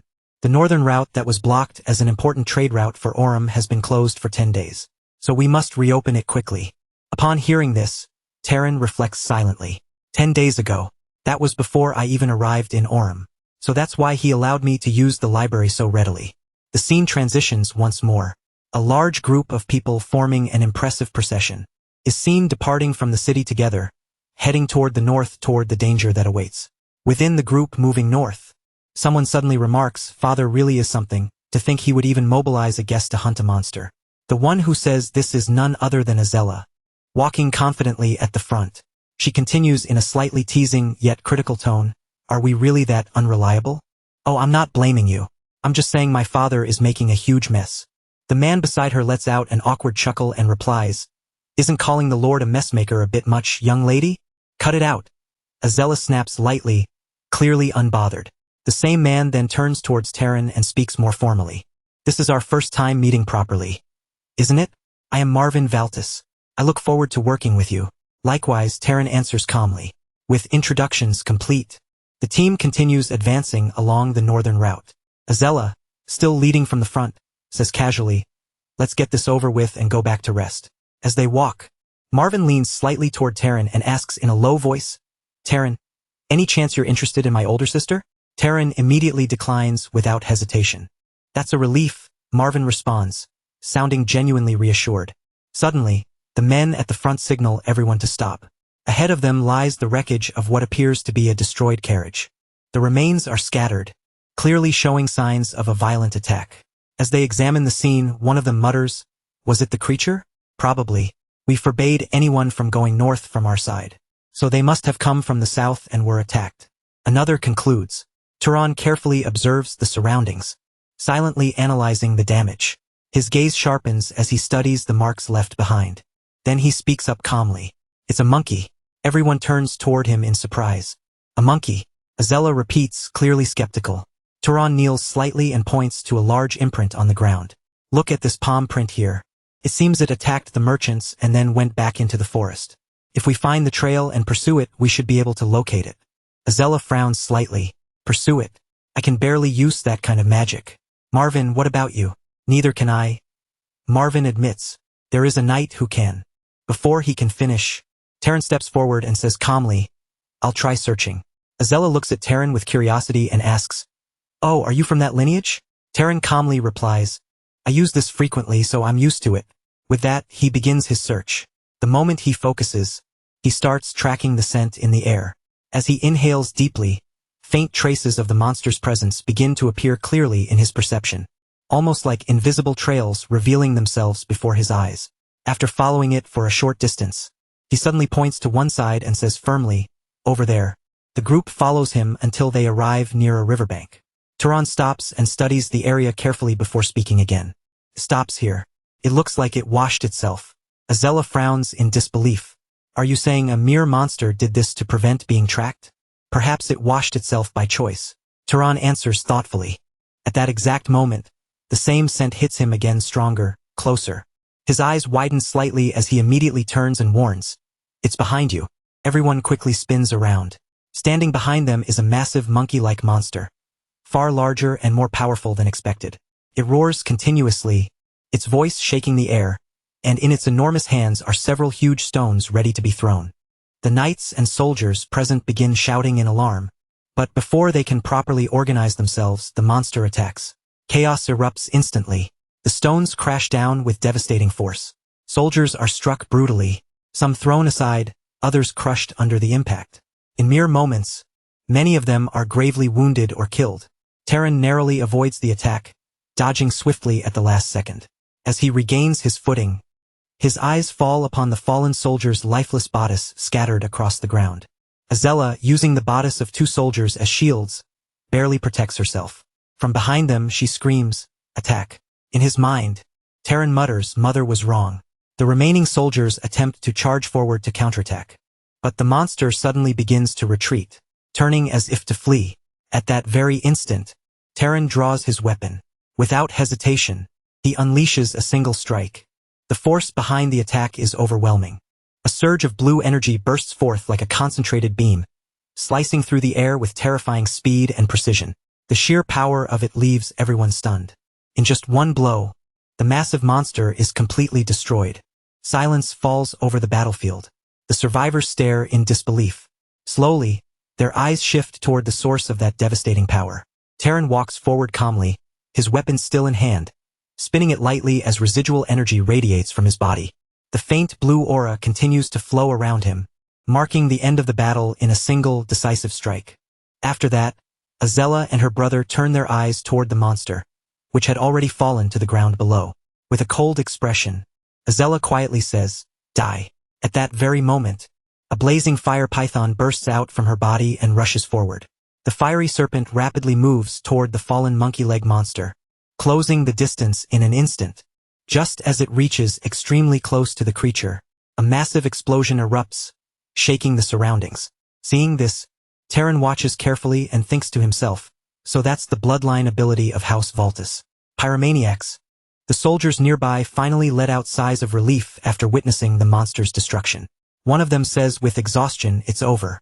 Right after that, Azella looks toward the protagonist and says, "Wow, I actually got chills for a second while that rock was coming at us." Hearing this, her brother immediately teases her and asks, "What? Were you scared?" Azella instantly snaps back at him. "Shut up. You're the one who screamed like a little girl." Her brother protests right away, sounding offended. "When did I ever do that?" Meanwhile, the soldiers nearby are busy, talking among themselves, while dealing with the aftermath of the battle. One groans in pain and complains, "I think my arm's broken." Another soldier replies bluntly, "Quit whining. There's someone whose whole arm got blown off." Not far away, someone else calls out in urgency, "Does anyone have spare bandages?" Another worried voice adds, "This guy's head keeps bleeding. What should we do?" A different soldier quickly suggests maybe try applying this medicine on it. Watching all of this chaos unfold around him, the injured soldiers, the frantic voices, and the messy battlefield, Taran quietly observes the scene and mutters to himself, "What a mess." Then, after taking a moment to look around and assess the situation more carefully, he thinks to himself with a slight sense of relief, "I guess we're lucky. There are no casualties." Taran then continues speaking, his expression turning more serious as he reflects on what just happened. "Yes, it was a surprise attack by a monster," he says calmly. "But even so, this was a fight where we could have avoided serious injuries." He pauses for a moment while observing the injured soldiers around them. In his mind, he starts analyzing the situation more deeply, considering how a person's body naturally becomes stronger according to the amount of mana they possess. These people should have been several times tougher than ordinary knights. And yet, despite that advantage, they didn't hesitate to push those weaker than them forward and use them like shields. During the battle, just as Taran is thinking about all this, someone suddenly interrupts the moment and asks, "What is it?" Hearing the question, Taran quickly brushes it off and replies, "No, it's nothing." After that, Azella changes the topic and says excitedly, more importantly, "Welcome. Come absorb mana." The third person nods and answers, "All right." Soon after, the three of them gather around the body of the defeated monster. Standing near it, Taran begins absorbing the mana flowing out from the creature's remains. As he focuses on the process, he silently thinks to himself, "Yeah, just like the book said, even if multiple people absorb it at the same time, the degree of enhancement doesn't seem to decrease." While they continue absorbing the mana, Azella suddenly sighs in frustration and says, "I can't absorb anymore. This crappy growth limit of mine." Her brother then responds with a laugh, "I'm at my limit too. Now I understand why father sent him along with us." He glances toward Taran while continuing his thoughts. That level of spell proficiency, and a mana capacity that rivals mine. And to think he's a noble who hasn't even reached his growth limit yet. After some time, the scene shifts as the group begins returning from the battlefield. While walking back, the third person suddenly speaks up as if realizing something important. "Come to think of it, if it weren't for Taran, we would have never defeated that monster. From the tracking ability to landing the hit that knocked the monster down. It was your attack that made it possible." Hearing this praise, Taran modestly shakes his head and replies, "Please, it wasn't anything spectacular. If anything, I regret noticing it too late and letting it get the first strike. I didn't think it would have a search ability as well." The third person looks surprised and immediately asks, "It had a search ability?" Taran nods slightly and explains, "Yes, it seems like different abilities awaken depending on the monsters. External traits. The monkey we killed had large hands and big eyes, but it looked nothing like its original form. It probably awakened an ability to throw things with tremendous force, and another ability that allowed it to see very far away, or even see through the forest." After hearing Taran's explanation about the monster, Ozella's brother looks at him with clear amazement and says, "Wow, I can't believe you figured out all that in such a short time." Taran responds calmly, explaining how he came to that conclusion. "Actually, I looked through a monster encyclopedia at the library earlier." Hearing this, Ozella's brother immediately reacts with disbelief and says, "The library? That stuffy place? No one goes there." Azella then joins the conversation, recalling her own brief experience there. "I went in once a long time ago because I was curious," she says, "but it was filled with difficult books. So I left without even reading half a volume." After listening to her, Taran offers a simple suggestion. "Next time you get the chance, ask the librarian if there are any easy books." Azella tilts her head slightly in confusion and asks the librarian. Taran answers matter-of-factly, "Yes, the person who manages the library." Hearing that, Azella looks even more surprised and replies, Was there even someone like that in the library? The scene then shifts to the library itself. Inside the quiet building, the person in charge of the library stands before Taran with a cheerful tone. She greets him warmly. "Welcome back, Taran." The moment Taran hears his name spoken so casually, his expression stiffens slightly. In his mind, he immediately realizes something. I was careless, he thinks. No knight or commoner in the city would ever call a noble by their name like that. The proper way to address a noble is by saying esteemed one. As he studies the woman more carefully, another thought crosses his mind. And besides, the way she looks doesn't exactly scream librarian. Curious and slightly suspicious, Taran asks her directly, "How do you know my name?"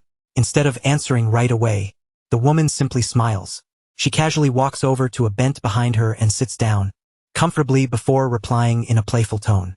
"You only notice now, Taran." Hearing that response, Taran quietly mutters to himself, "As I thought." The library's caretaker then explains with a calm smile, "I learned it from your permit.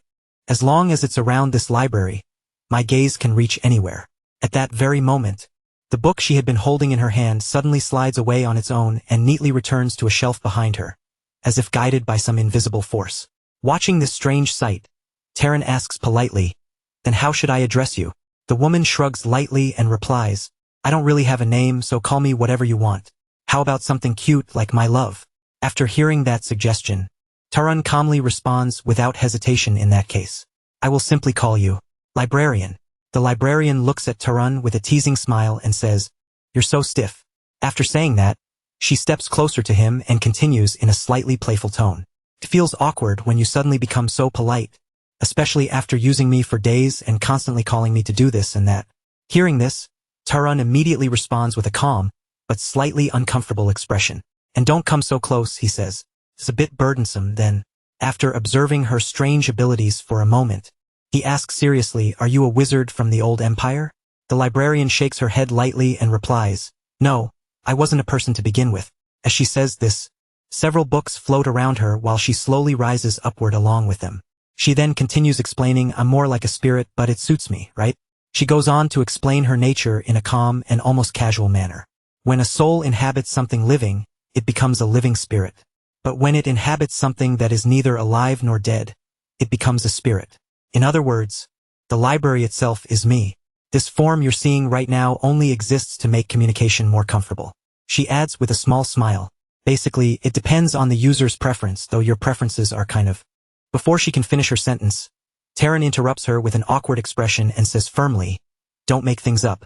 The librarian laughs softly and replies, "But it's true that I'm like a reflection in water."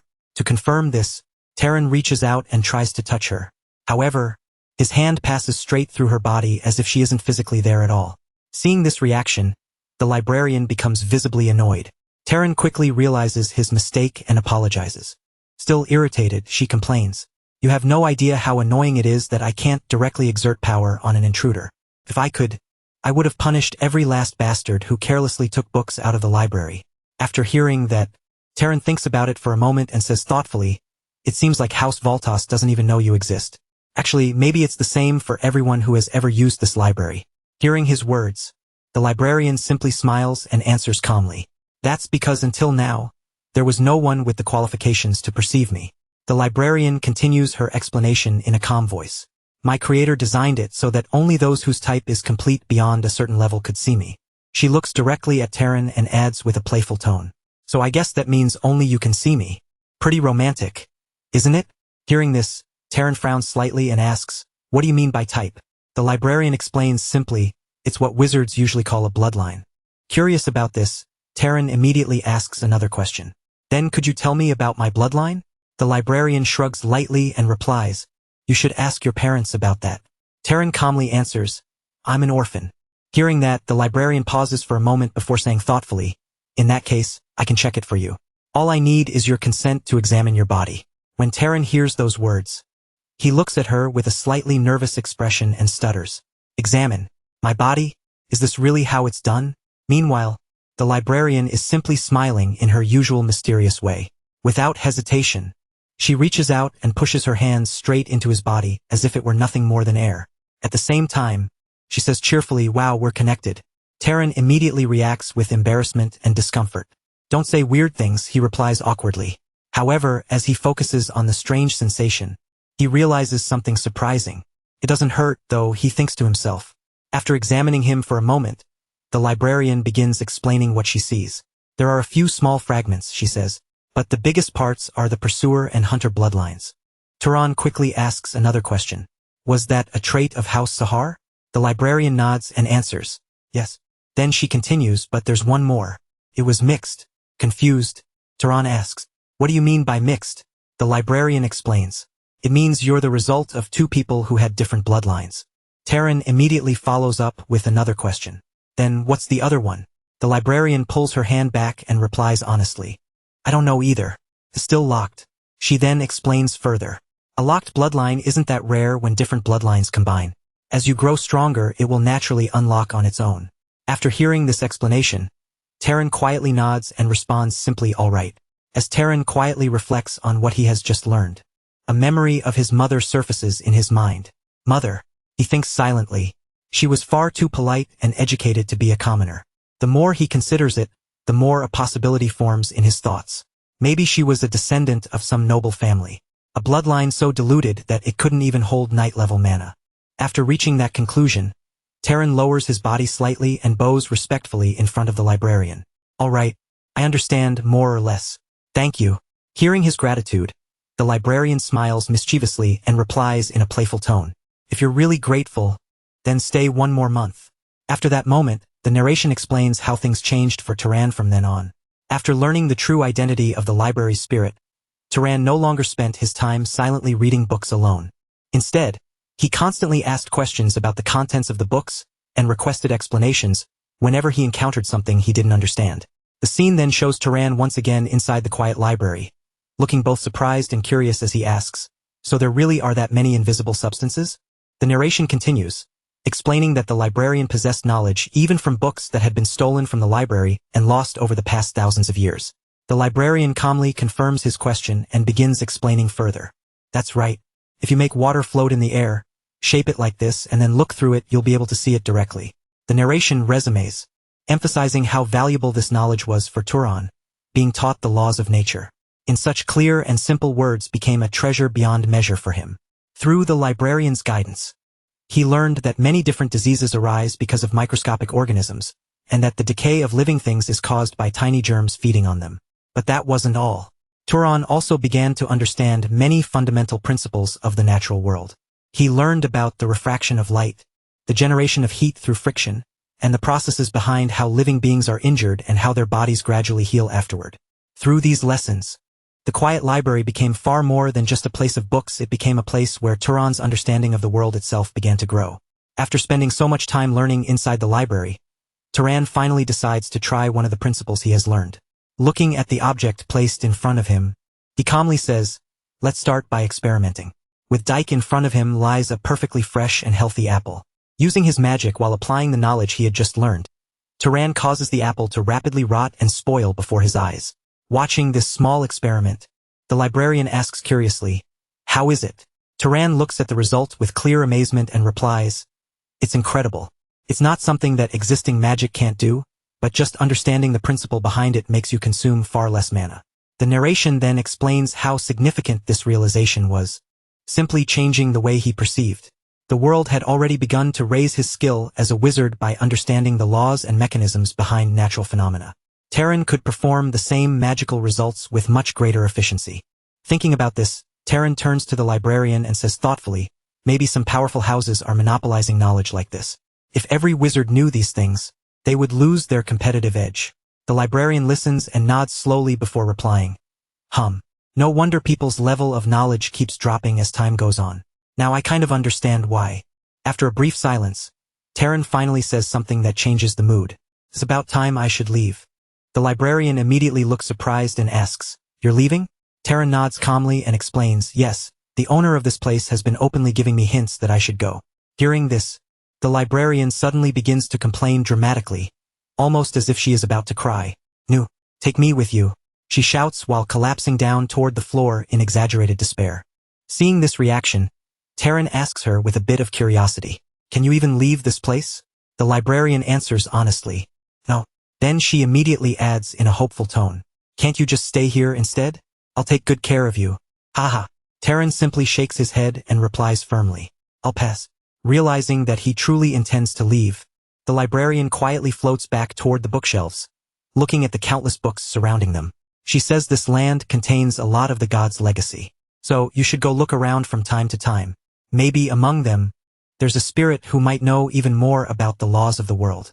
As Terran begins walking toward the exit of the library, he turns back slightly and says, I'll come visit from time to time. The librarian casually responds, come if you want, or don't. After hearing that, Terran pauses and glances back at the library one last time. With a calm and confident tone, he says to her, don't worry, there are still so many books here that I haven't read yet. Soon after, the scene shifts. We see Terran leaving that place behind and traveling away. As he moves forward on his journey, he thinks quietly to himself. According to the continental map I got from the library, House Zahar's base, the Emerald Desert, is located east of Orem. With that goal now in mind, Terran continues his journey and thinks determinedly, I'll head to Zahar and find clues about my parents. We then see Terran leaving that place behind as he walks forward, lost in his thoughts. According to the complete map of the continent I obtained from the library, the Emerald Desert, the base of the Zahar family lies to the east of Orem. I'm heading to Zahar to find clues about my parents. With that resolve in his heart, he continues his journey. As he moves ahead, the sun slowly begins to set, painting the sky in shades of orange and red. After traveling for a while, he stops at a quiet spot and reflects calmly. But there's no rush. If those clues were going to disappear, they would have vanished sometime during these 18 years. The next day, he resumes his journey once again. As he advances along the path, he comes across several dead bodies scattered along the way.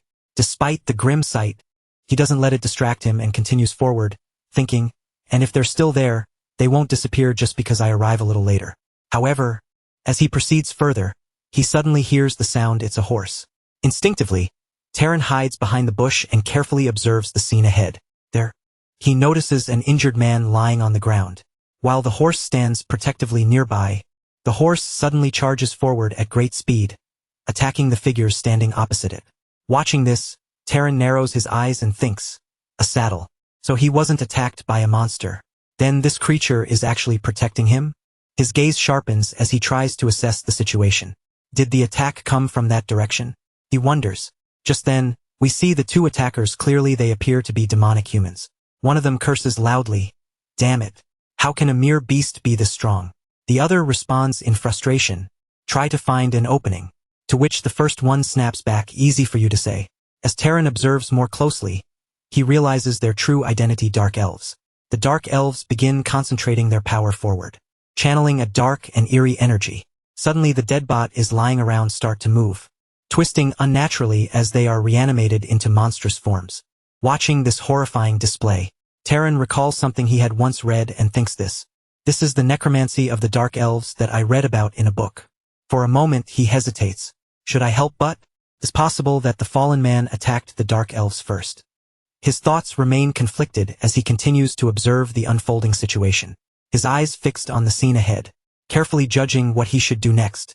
After that, we see one of the dark elves crouched over a human corpse, casually eating as he speaks with a twisted tone. Whose hand is this? Give me one too. The other dark elf responds without even looking up. Eat your own. You must have grabbed one for yourself, right? Watching this horrifying scene unfold, Terran narrows his eyes and thinks to himself. So they really were cannibals. Without wasting another moment, he immediately activates his ability, concealment tracing, his presence from detection. Meanwhile, the second dark elf continues speaking in a disgusted voice. The ones I killed were all men, so they were way too hairy. Suddenly an attack strikes, comes out of nowhere with terrifying force, completely blowing one of the dark elves apart before he can even react. The remaining dark elf is left stunned, unable to comprehend what just happened.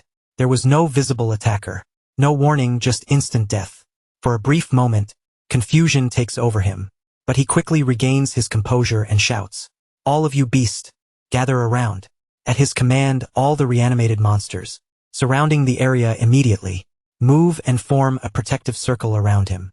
As another unseen attack is launched, it has barely blocked one of the beasts sacrifices itself, taking the hit directly to its head. The dark elf grits his teeth and roars in anger. Who is this bastard? Show yourself. Even as he continues blocking attacks with the help of the beast, Realization dawns upon him. Someone is using a concealment ability. His expression turns grim as he quickly summons another monster and sneers. Let's see if you can still hide like that.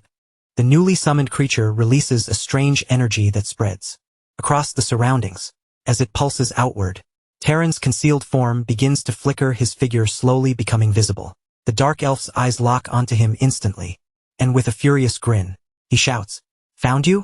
You damn demon." Without hesitation, he commands all his beasts to attack. At once, the monster surge forward towards Terran from all directions.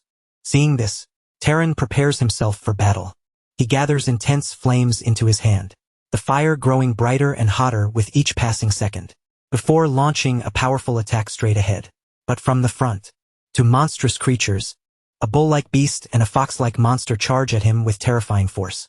Terran barely manages to evade their assault, narrowly escaping what could have been a fatal blow. Gritting his teeth, he mutters, "It's a good thing I killed one of them earlier." But as he glances behind him, he realizes the situation is even worse than he thought. The fox monster had already sunk its teeth into his leg, leaving him injured. With a burst of strength, he forcefully throws it away, creating a brief opening. However, there is no time to recover. The bull monster is already charging at him again, its massive body moving at incredible speed. Before Terran can fully react, it slams into him with overwhelming force. The impact sends him flying backward, crashing violently into a tree. The collision leaves him in a terrible state, his body battered and weakened. Watching this, the dark elf lets out a cruel laugh and shouts mockingly, "Serves you right. How dare you kill my kin? You'll be begging for death." In the midst of the intense battle, the horse suddenly charges back into the scene. Without hesitation, it launches a fierce attack on the dark elf, knocking him violently to the ground. Cut off guard and humiliated, the dark elf shouts in panic, "Help, quickly." At his cry, all the summoned monsters immediately stop attacking Terran and turn back, rushing toward the horse to protect their master. Watching this unfold, the dark elf's anger boils over. His face twists with rage as he yells, "How dare you humiliate me like this? I'm going to kill you." But before he can act further, another sudden attack strikes, this time with a powerful force involving stone. The attack lands decisively, eliminating the remaining dark elf instantly. With his death, all the monsters he had summoned collapse and vanish at once, leaving the battlefield eerily silent. Terran, who had been barely holding on, struggles to stand. His body is badly injured, and every movement feels heavy and painful. Gasping for breath, he mutters weakly, "I'm really going to die." Seeing him in that condition, the horse slowly approaches him. As Terran reaches out and gently touches it, he manages to say, Right, thank you." The scene then shifts to nighttime.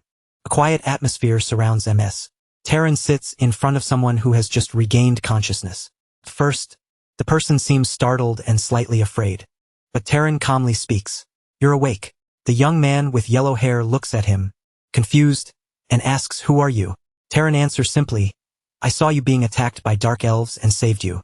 Hearing this, the young man turns his attention to the horse and softly pats it, calling its name, Tilly.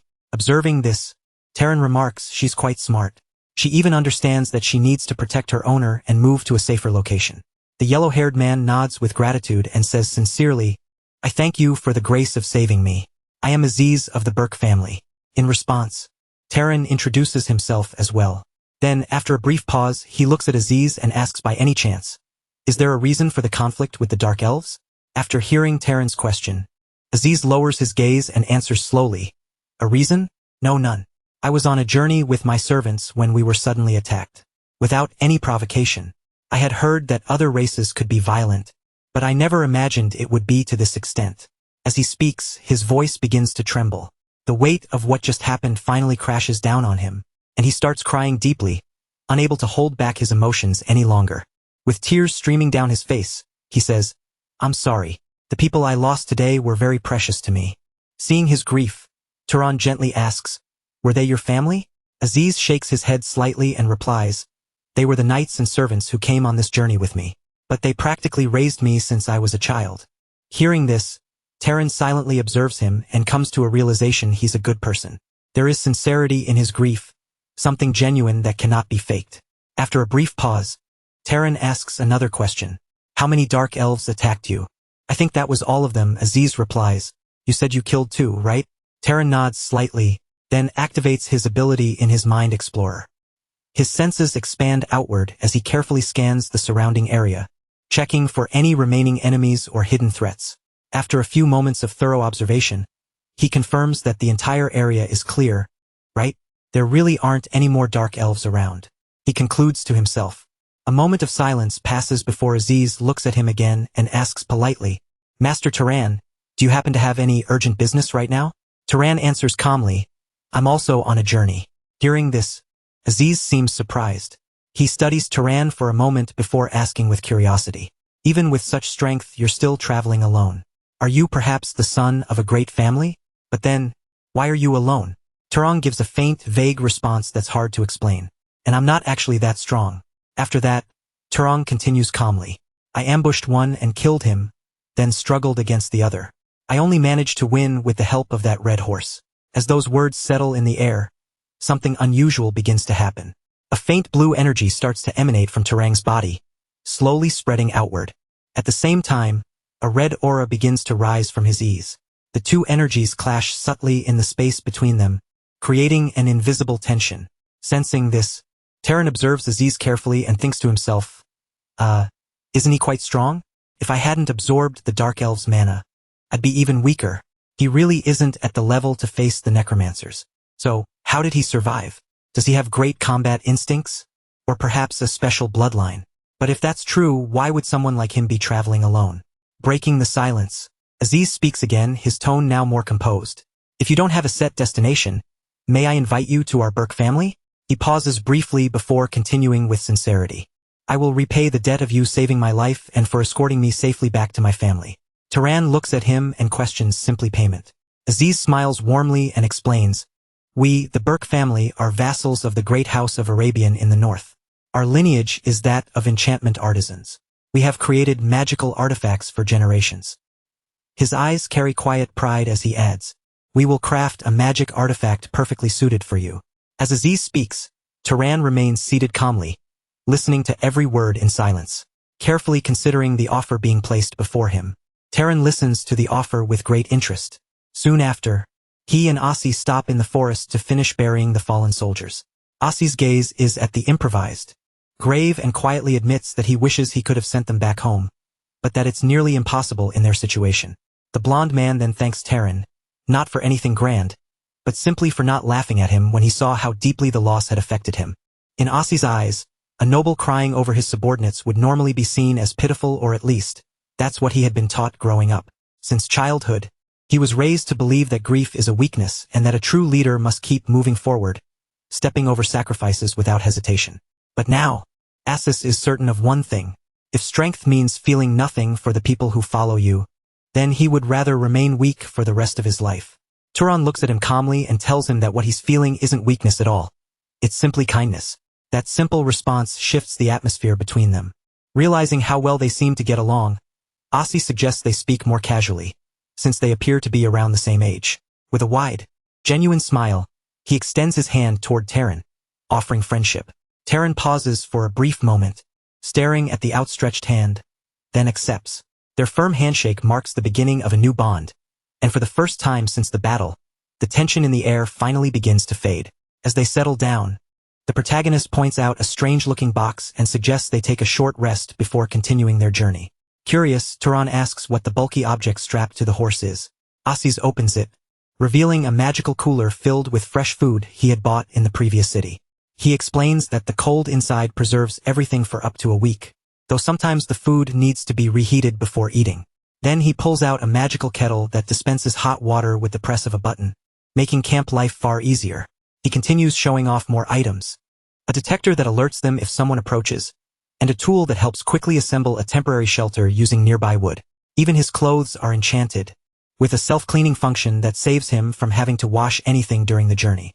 Taran admits that it's impressive, since magical items like these are far from common among ordinary people. Asis brushes it off, saying none of these things are worth much compared to his own life, and promises an even better reward later. He jokes that if the elders of his family act stingy, he'll personally craft something special for Taran once they arrive. But then his expression turns serious as he adds that, even so, nothing compares to the kind of magic Taran himself wields. He starts listing everything he witnessed: controlling animals, summoning lightning, manipulating the terrain, and asked whether Taran spent his entire life training, or if he possesses some kind of bloodline ability that allows him to master any form of magic. Taran simply replies that it all comes naturally to him.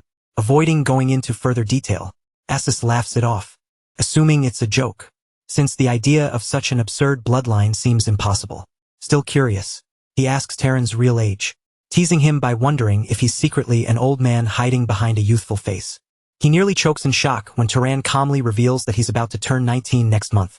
In contrast, Asis admits that he himself is 43 years old, even though he appears much younger next to Taran. The noble then reflects on how he now knows two absolute geniuses of the same age. He mentions his second cousin, claiming that her talent might rival Taran's. Intrigued, Taran asks if she could create magical items for him, but Asis quickly clarifies that she belongs to the main family line. He speaks of her with clear respect, describing a person with overwhelming presence, someone who stands above even high-ranking nobles. Her name is Mi, the Princess of Arabian, destined to lead their powerful lineage in the future. As they continue their journey on horseback, Asis keeps talking, explaining the structure and hierarchy within great families. He says that leadership isn't simply inherited by the eldest child. Among dozens of relatives of the same generation, the position always goes to the one who proves themselves the strongest. And among all the patriarch's children, Mi was born with the greatest talent seen in years. At just 21, she has already mastered blood magic and countless other forms of power, setting herself apart as a once-in-a-generation prodigy. Combat, wielding an overwhelming amount of mana, Taran asks whether her family gave her any special support that allowed her to develop such immense power in so little time. Asis confirms that she inherited the mana of her great-uncle upon his death, a privilege reserved only for the great lineages. Taran falls silent for a moment, deep in thought, finally understanding why such families are able to dominate the world so effortlessly. The two continue their journey across the vast plains, both sensing that they are finally nearing their destination. Asis walks with a light, eager step, clearly excited to return home after facing so much danger in the forest. A gentle wind sweeps across the golden grasslands as they advance toward the territory of Los. These are the plains of Dakin, the very heart of Arabian's central domain. Rising before them is the grand estate of House Burke-Savalin, a gleaming white castle that stands as a symbol of power and prestige. As they enter, they are immediately greeted by a noble-looking woman with an authoritative presence, who rushes toward Asis with visible concern. He embraces his mother tightly, relief washing over him now that he is finally safe at home. The protagonist watches the scene in silence, recalling the vast age difference Asis had revealed earlier. Moments later, a bearded man asks his father appears, reminding his son to maintain composure and dignity. Regaining himself, Asis formally introduces, Taran is his new friend and the benefactor who saved his life in the south. The matriarch listens carefully as her son explains how they were ambushed by necromancers. The moment she hears that dark elves dared to attack her only heir, fury flashes across her face. However, Asis's father quickly intervenes, urging her to calm herself, reminding her that servants and onlookers are present. Composing herself once more, the matriarch turns to Taran and asks which noble family he belongs to. Taran keeps a neutral expression, already aware that his answer will not please these aristocrats. With complete honesty, he replies that he was born to a commoner mother and does not even know the identity of his father. Asis is visibly surprised, realizing that they never once discussed Taran's origins during their journey. The matriarch processes this information, and though she promises a reward, her tone noticeably turns cold upon learning that he is a commoner. She informs him that she cannot offer him a room within the main mansion and suggests that he stay at it instead. Asis is left stunned by his mother's lack of hospitality toward the man who saved his life. Suddenly, a cold voice cuts through the tension from the shadows, remarking that there is no need for such unnecessary drama. A young woman with dark hair steps forward, calmly stating that someone who risked his life for Asis would hardly attempt to harm them now. As she moves into the light, her presence immediately silences the entire room. It is Mesa, the Princess of Arabian, whose pale skin and empty gaze give her an almost ghostly aura. Asis is surprised to see her there so soon and asked what she is doing outside her chambers. Taran observes the famed Mesa closely, noting that her appearance matches that of a prodigy born from a powerful lineage. Yet to him, she looks less like royalty and more like a walking corpse. Mi explains that she had to come here to hide after surviving an assassination attempt carried out by the Vorms of House Sar. Asius is horrified at the thought that someone could infiltrate the defensive systems of the princess's own residence. Mi suspects there are internal traitors, as many within the family desire her downfall. Clearly tired of the conversation, the princess dismisses herself and leaves to rest in her chambers. Under Mace's pressure, the matriarch has no choice but to yield, ordering that one of the finest guest rooms be prepared for Turan. Night soon falls over the Berg estate, concealing the political tensions that have just surfaced within its walls. The next morning, Turan opens his eyes in a bed far more luxurious than anything he is used to. He takes a quiet moment to stretch, savoring the comfort of the guest room. Sunlight pours in through the tall windows of the mansion, illuminating the intricate details of the elegant decor, marking the beginning of a new day filled with uncertainty and hidden intrigue. Taran steps out into the hallway to explore the mansion, walking with his usual calm, almost indifferent demeanor as he moves along the corridor. His attention is suddenly caught when someone calls his name from behind. He pauses and turns to see Asis already awake, greeting him with enthusiasm and asking what he's doing wandering alone so early in the morning. Taran casually points to a wall-mounted lamp that had piqued his curiosity due to its unusual magical mechanism. Asis laughs lightly and explains that those lamps are nothing special, just simple practice projects made by children who are learning enchantment. But before their conversation can continue, the peaceful morning is abruptly shattered. A sudden burst of energy and flashes of yellow light explode through one of the nearby windows. The blinding glow immediately draws Duran's attention, and he steps closer, looking outside with curiosity. Asis, however, remains calm, explaining that it's most likely me already training her magic. As she usually does, the blonde noble recognizes the phenomenon instantly hits the signature power of the Arabian lineage, known as the Storm lineage. Turan watches in silence for a moment before admitting that, while he has never hated his own blood, witnessing such divine power stirs a faint sense of envy within him. He begins to wonder just how strong the future heir of the royal family truly is. Asi suggests they go take a closer look, but Turan hesitates, unsure if it's wise for someone as suspicious as himself to approach so openly. Asi brushes off his concerns, assuring him that he'll take responsibility if any problems arise. Still, Taran can't help but suspect that his friend has other motives for wanting to bring him before the princess. With a grin, Asi submits the truth years ago. He trained with me, and ever since then, he's had an unresolved rivalry. There is a lingering desire in his heart to see who is truly superior.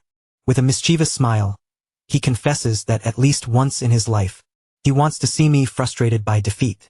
The two head toward the training courtyard, where Asis calls out to the princess to get her attention. Mi stops mid-training and turns her gaze toward them, asking coldly about the identity of the young man accompanying him. Turan steps forward and introduces himself formally. At the sound of his name, Maya's expression sharpens slightly, and she asks in a detached tone what exactly they want from her so suddenly. Asis scratches his head awkwardly and says they simply saw her training, and felt like joining in. Then, unable to resist, he starts joking about the past, reminding her how she once cried as a child when he mastered a spell before she did. Taran quietly observes the tense exchange as Asi laughs, clearly enjoying himself, while the princess's irritation becomes more and more apparent. Sensing this shift, Asi changes his tone and introduces Taran as an extraordinary talent, a true monster among mages, one of the most gifted individuals he has ever met. And then, without hesitation, he drops the bombshell. He proposes that the two of them have a sparring match right there and then fight. Mi repeats, her gaze settling on Taran with a mixture of disdain and faint curiosity. Taran remains silent, carefully assessing the situation as the tension between them begins to rise with every passing second. Suddenly, May's eye glows with an intense blue light, and an overwhelming magical pressure floods the area. The atmosphere shifts instantly, becoming heavy and suffocating. Taran instinctively looks up toward the sky, his expression filled with shock. Above the mansion, the clear sky darkens in an instant, and massive yellow lightning bolts begin crashing down around the training grounds. Mi unleashes the true power of the Storm lineage, her body enveloped in a spiraling vortex of lightning and raw energy. Her figure becomes a shadow at the center of a raging magical tempest, one she commands with absolute control. The sheer force of it compels Taran to shield himself, his body straining under the crushing pressure of her power. His eyes widen as the realization hits him the gap between them is far greater than he had imagined. Just as suddenly as it began, the storm vanishes, leaving behind a clear sky and a heavy, lingering tension in the courtyard. Mi walks toward them with calm, graceful steps, her expression as cold and unreadable as ever. Terran breathes heavily, sweat forming on his skin from the effort of enduring her overwhelming presence. He is left speechless, unable to comprehend how she shows no sign of exhaustion after such a display of power.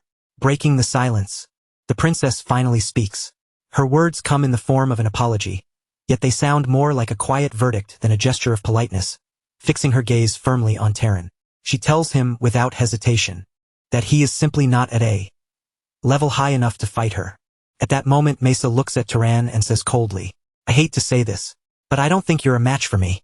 On the other side Terran can already sense the growing tension between them. The atmosphere is becoming heavier by the second, trying to ease things as she steps in between them and says, "If we're just talking about mana alone, then I agree he's not your match, but what's really amazing about this guy is his talent for learning magic."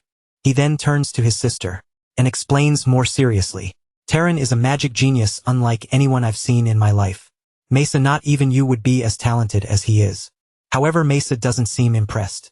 In a calm but serious tone she responds, "Since he's bragging about how great you are, let's see what you've got." Hearing this, Terran, remaining surprisingly calm and composed, steps forward and says, "How about we each show a magic the other doesn't know? Whoever succeeds first wins." As she's immediately nods in approval. "That sounds like a good method, Mesa. What do you think?" Mesa, filled with quiet confidence, agrees. "Fine, from what I've heard.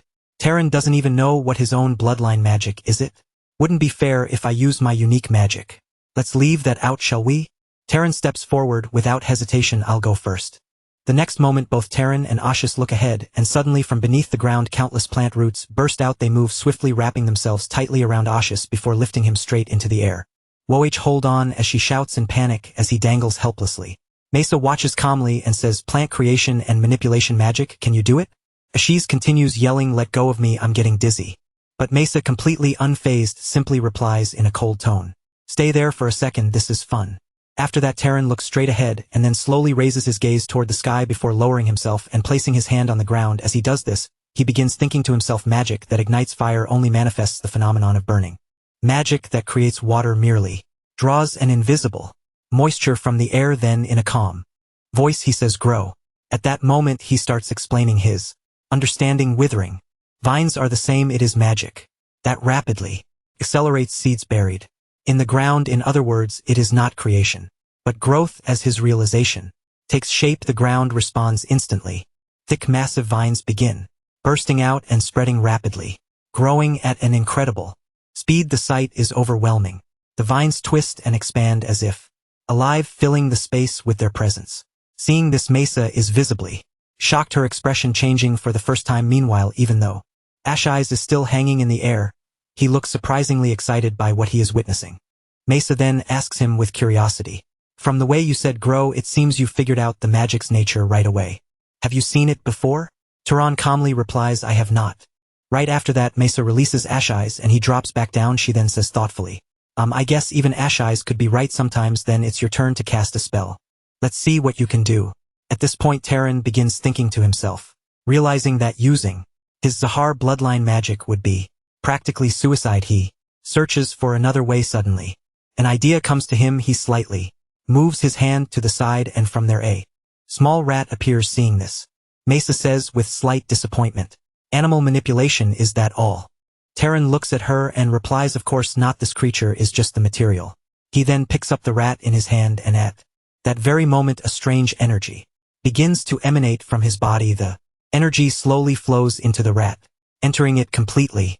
The exact process is not clearly visible, but within a few moments, the rat grows weaker and weaker until it finally dies. The air becomes still. As the act completes, Mesa watches this with shock and a hint of confusion, unsure of what she just witnessed. On the other side, Terran remains calm and simply says, "I am done." Mesa, with a strange expression on her face, says, "Perfect, now it's my turn." At that moment she points to her side and another rat appears in that place, which she immediately grabs. Just like before, energy begins to flow out from her body. At the same time she starts thinking to herself, what on earth did he do? This is not simply magic. As she's watching this, reacts in shock and says, "How could you use magic like that? That's pretty creepy." Hearing him, Taran calmly replies, "It just came to mind right then." Yet deep inside his thoughts continue. "I did not expect this.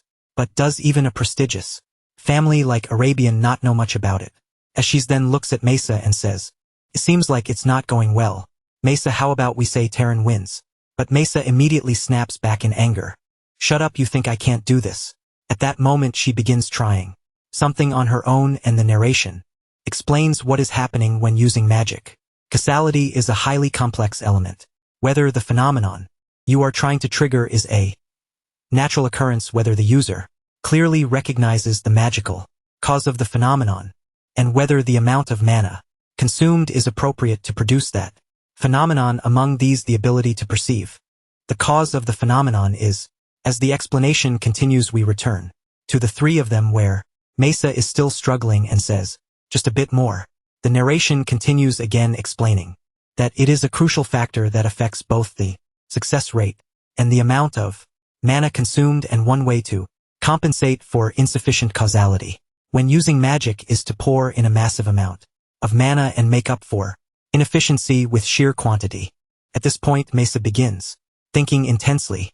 It is still alive as her focus sharpens. An overwhelming amount of energy bursts out from her body and flows into the rat. Slowly the rat begins to weaken as the force of her magic starts to kill it from within. Seeing this, as she says, and surprise, "Oh, it worked."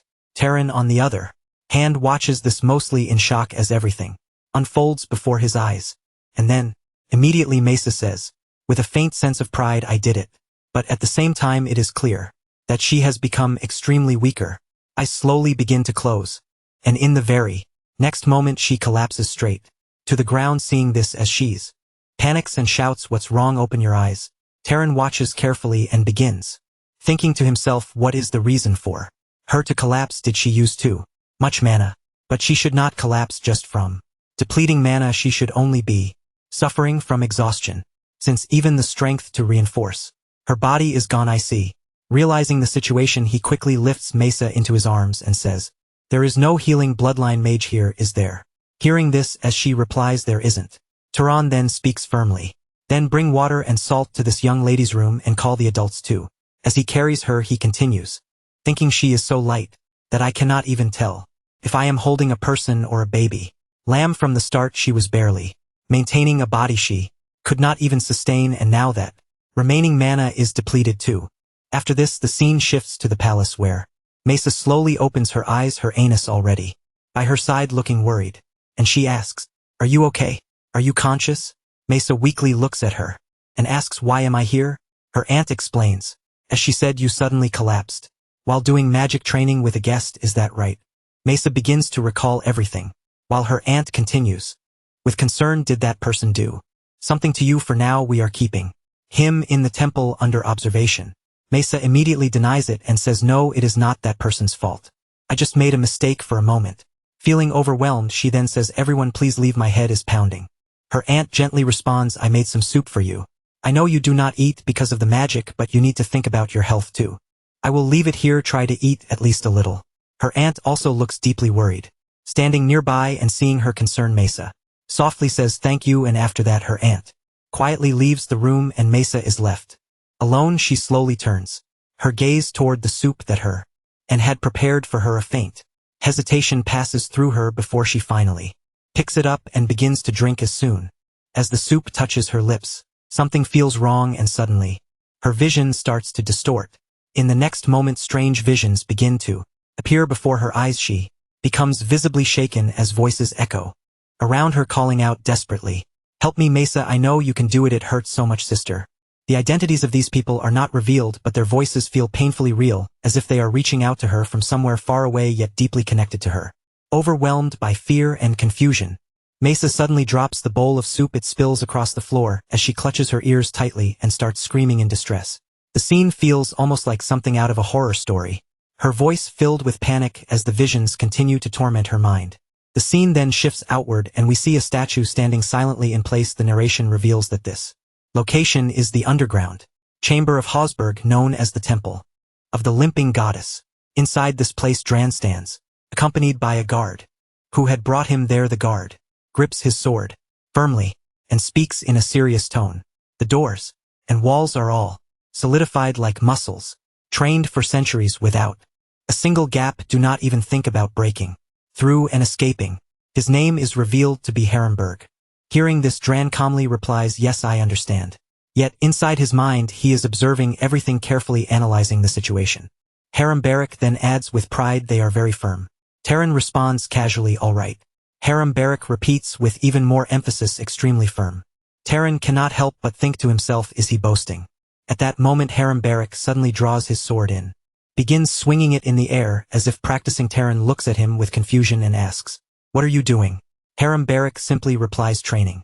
Terran quietly watches the man's movements, his eyes carefully following every swing, every step, every subtle shift in posture. As he observes, he begins analyzing everything in his mind. He thinks to in himself, he is efficient, there are no unnecessary movements, every motion is the minimum preparation needed for the next strike. Is that the efficiency of a trained body? After a moment Harrenberg notices Turan watching him and turns his gaze toward him. He says calmly, on my apologies, did I get in the way? Turan replies, no, but then Harrenberg asks with curiosity, what did you see in my movements just now? Turan answers, honestly, I thought it was cool. Harrenberg nods slightly and says, I see. Then, while continuing his training, he begins to explain. Most nobles dismiss weapon arts as trivial since it is easier to attack from a distance with magic. But it is all because they have weak bod, as the mind does not command the flesh, so they rely on tricks. Terran listens and then responds thoughtfully, unless their bloodline is specialized in strength. Focusing on magic is more practical and efficient, but after experiencing real combat situations come up, where you have to face it even if you want to avoid it. Hearing this, Harrenberg immediately stops and throws a sword toward Terran, saying, take this.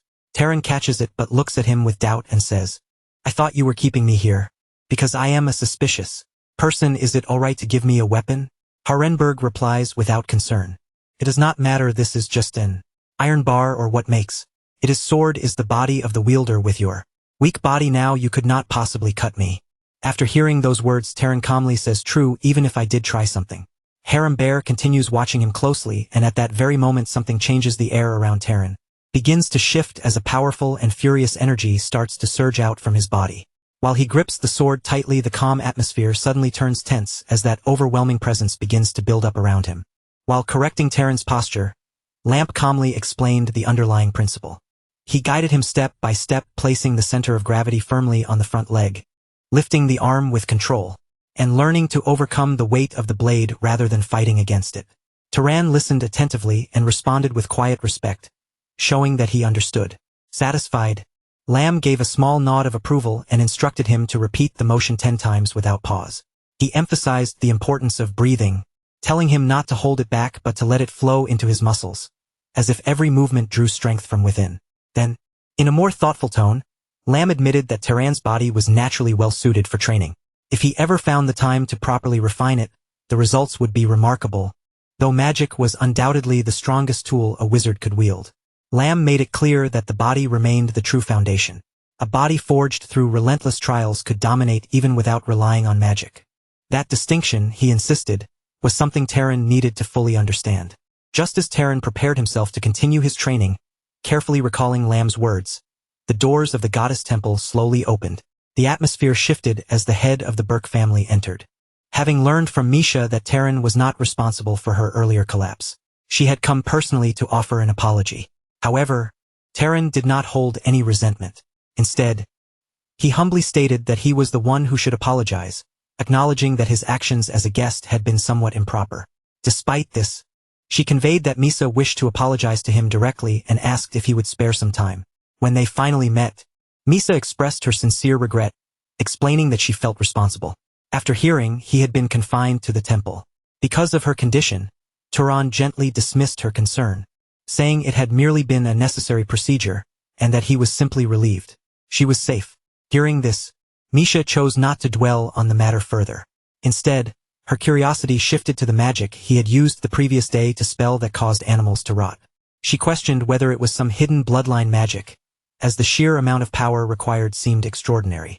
Turan, however, denied this and explained that it was not a bloodline ability at all. In fact, anyone who understood its principle could use it with ease. This immediately sparked her interest, and she eagerly asked him to teach her. In return, she offered to share one of the Albion family's secret arts. Seeing her determination, Turan agreed. He then carefully explained the true nature of the spell. It was not destruction at its core, but enhancement, the strengthening of living organisms. The difference was that the target being enhanced was an invisible form of life, a type of microorganism beyond ordinary perception, because Misha had no knowledge of such existence. Her earlier attempt had been inefficient, relying purely on brute force. Though she had ultimately succeeded, she now realized the gap in understanding between them. Even so, she admitted this with a hint of reluctance and requested that Taran tell Aziz their match had ended in a draw, as she had no desire to see him grow insufferably arrogant. Taran agreed without hesitation. Keeping her promise, Misa prepared to reveal her secret art. She picked up a comb and gently drew it through her hair, beginning to explain how objects, when rubbed together, could generate a force that caused them to attract one another. Before she could finish, however, Turan calmly identified it as static electricity. The answer caught her completely off guard. For a moment, she stood speechless, unable to hide her surprise. Regaining herself, she acknowledged the depth of the technique but admitted she had not expected him to already understand it. This left her in a difficult position, unsure what she could possibly teach him that he did not already know. After some thought, she proposed a different solution until she could properly repay him. They would train together. She made it clear that this was simply to settle her debt and not because she personally needed his help. Taran accepted the arrangement without hesitation, and they agreed to meet in the garden every evening starting the next day. That night, the atmosphere shifted once again, this time at the dinner table. An elaborate feast had been prepared, far beyond what one would expect for an ordinary meal. The Burke family insisted that everyone eat and drink to their heart's content, but the display left Aziz sitting beside Taran in visible confusion. He could not understand why his mother had gone to such lengths. Even on his own birthday, he had never seen such extravagance. To an outsider, it might have seemed as though a great lord from the Albion house had arrived in person. Taran, however, sensed that this meal carried a deeper significance. As they began, Aziz's mother calmly steered the conversation back to an earlier promise. She reminded them that her son had once offered a powerful magical item in exchange for saving his life and asked Taran what kind of item he desired. After a moment of thought, Taran answered honestly. While it was relatively easy to use magic to harm others, protecting oneself was far more difficult. Therefore, he wished for an item that could defend against sudden attack, something reliable and critical moments. His request caused her to pause briefly. She admitted that although she had created similar items in the past, she did not currently have one ready. Aziz eagerly volunteered to make it himself, but his mother dismissed the idea, immediately unwilling to risk the family's reputation. At that moment, another individual present raised his hand, offering to take on the task. He explained that he had recently completed a commission for the main house and had some time to spare. When asked about his approach, he suggested crafting the item as something that could be worn at all times, a ring, earring, or necklace, so that its defensive power could be activated instantly. The only drawback was the time required. It would take a full month to complete. The head of the Burke family praised his initiative, even remarking with a hint of pride that although showcasing one's own child might seem excessive, Mello was indeed a highly skilled wizard whose craftsmanship nearly matched her own. In essence, the item would be created over the course of a month by someone of exceptional ability, from a lineage renowned for producing magical artifacts. Hearing this, Taran expressed his gratitude but also his concern. Wondering if such an effort might be too grand for him, she dismissed his hesitation without a second thought, stating that compared to her son's life, it was not grand at all. Then, with quiet authority, she instructed Taran to remain with their family as a guest for the next month, assuring him that he should stay without worry. Aziz, watching this unfold, could not help but smile as he leaned closer and remarked that it seemed his mother had taken quite a liking to him. He even revealed that the night before, she had spoken at length about Taran, praising not only his magical talent comparable to Misha's, but also something far more important, the qualities that set him apart beyond mere strength. Aziz leaned back with a knowing smile, his tone half teasing and half serious as he revealed what he believed to be his mother's true intentions. He remarked that Taran had clearly been neglecting his training, and because of that, his mother had likely taken an interest in recruiting him into the Burke family. According to Aziz, it usually started with generosity, lavish gifts, thoughtful favors until, before one realized it, they were bound by a sense of obligation. And then, at the right moment, she would introduce them to a charming young lady. It was, as he casually put it, one of her most effective methods. In fact, quite a few wizards had ended up joining the Burke family in exactly that way. Hearing this, Turan could not help but feel that such a situation would become unnecessarily complicated. However, Aziz quickly waved off his concerns, assuring him that there was no need to worry. The magical item was merely a gesture of gratitude, nothing more. Even if he accepted it, no one would force him into marriage. His mother, he insisted, was not so lacking in taste. Shifting the topic, Aziz asked Turan how he intended to spend the rest of the day. Turan replied that he had already promised to train with Lady Misha. Later that evening, the moment Aziz heard that the training was scheduled for the evening, his eyes lit up. Throwing an arm around Turan's shoulders, he declared that there was still plenty of time left in the day. With an excited grin, he insisted that Turan accompany him on a patrol. While Zavalin might not be the capital, he claimed, it still had plenty to offer. Turan tried to explain that he had planned to spend the day quietly practicing magic on his own. But Aziz would hear none of it. Grabbing him by the collar, he dragged him along, laughing as he said that life was short and meant to be enjoyed while one still had the chance. Before long, they found themselves standing in front of a casino. Turan's complete lack of interest was obvious, and Aziz quickly picked up on it. Undeterred, he began enthusiastically pointing out other attractions, introducing one place after another in an attempt to spark his curiosity. It was during this lively explanation that Turan's attention was suddenly drawn elsewhere. His gaze fixed on a large illustrated poster pinned to a nearby wall. The figure depicted on it bore an uncanny resemblance to Cagnet's something about the expression was entirely different. It lingered in Turan's mind, leaving him quietly unsettled. They soon moved on to a theater where a stage play was being performed. The story unfolded in the harsh expanse of the Demon Desert, where warriors of Albion fought against overwhelming odds. At the center of the tale was a knight named Cain, who, after enduring an unimaginably fierce battle, repelled all invading enemies with what could only be described as divine power. As the performance concluded, Aziz applauded enthusiastically, clearly impressed. Turning to Turan, he eagerly asked for his thoughts. Turan responded with genuine admiration, praising the story as remarkable. Yet what struck him most was Cain's humility. The man himself had once claimed to be nothing more than an ordinary knight. That contrast only deepened Turan's anticipation. The next time they met, he resolved to ask Cain directly whether such a tale was true. The following morning, as dawn broke, Turan opened his eyes and found himself staring at a familiar sight. Lam was already there, crouched beside his bed with the same unwavering gaze as always. His sudden presence was enough to leave Turan momentarily speechless.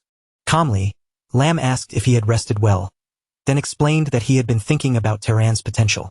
Since the previous day, convinced of his promise, he had decided to train him personally. A body, he stated firmly, did not grow stronger through rest, it required constant tempering. Understanding that such training would benefit him far more than idle wandering, Turan accepted without hesitation. At that very moment, Aziz burst into the room, eager to share news of an exciting performance happening that day. But his enthusiasm vanished the instant he noticed Lam. The man's steady, imposing presence was enough to send a chill down his spine. Lam turned to him and suggested that he join their training, remarking that it might do some good for his weak body.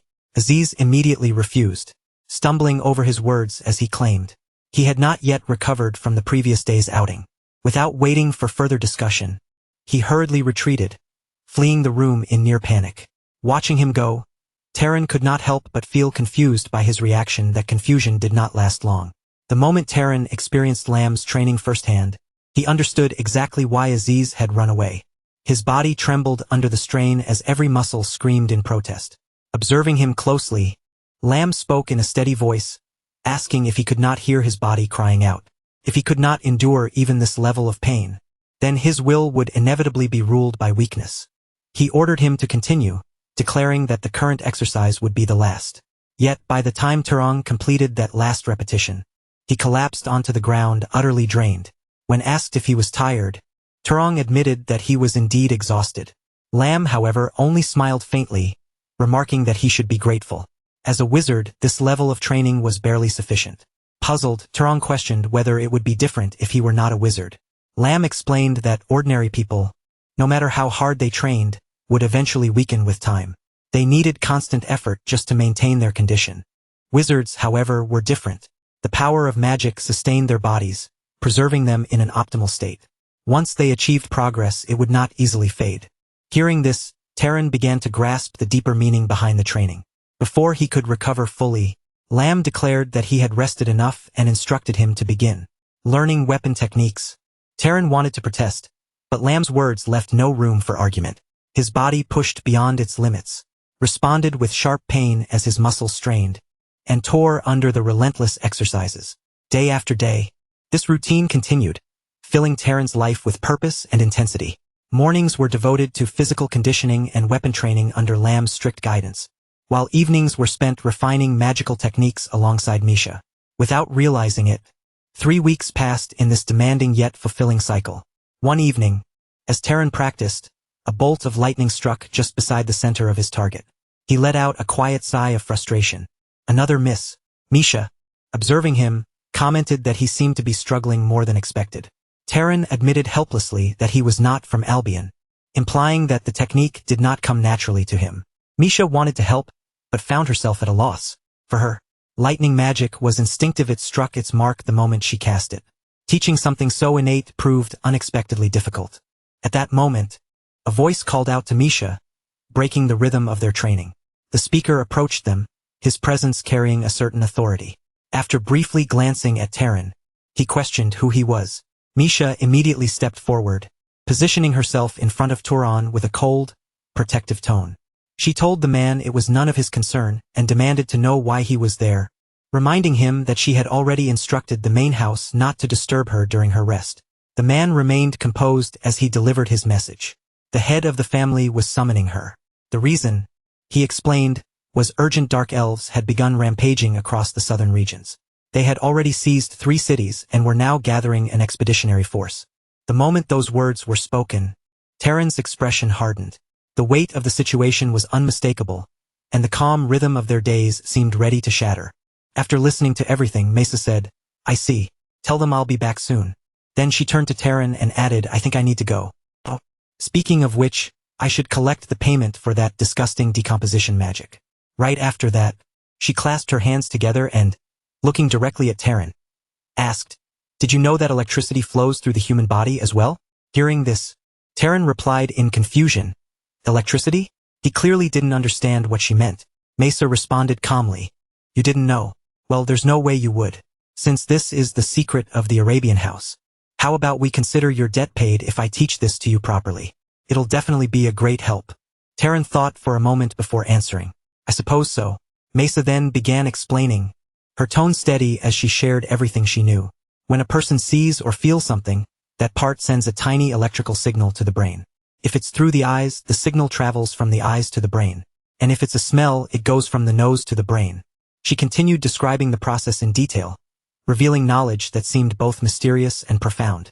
Turan listened carefully to every single word, fully focused on her explanation. Then, as if trying to grasp the concept more deeply, he slowly closed his eyes. Concentrating, he repeated the idea in his mind. Tiny electrical signal as he tried to understand the meaning behind her words. This electricity flows throughout the entire body. If I accelerate the electrical signals transmitted through those pathways.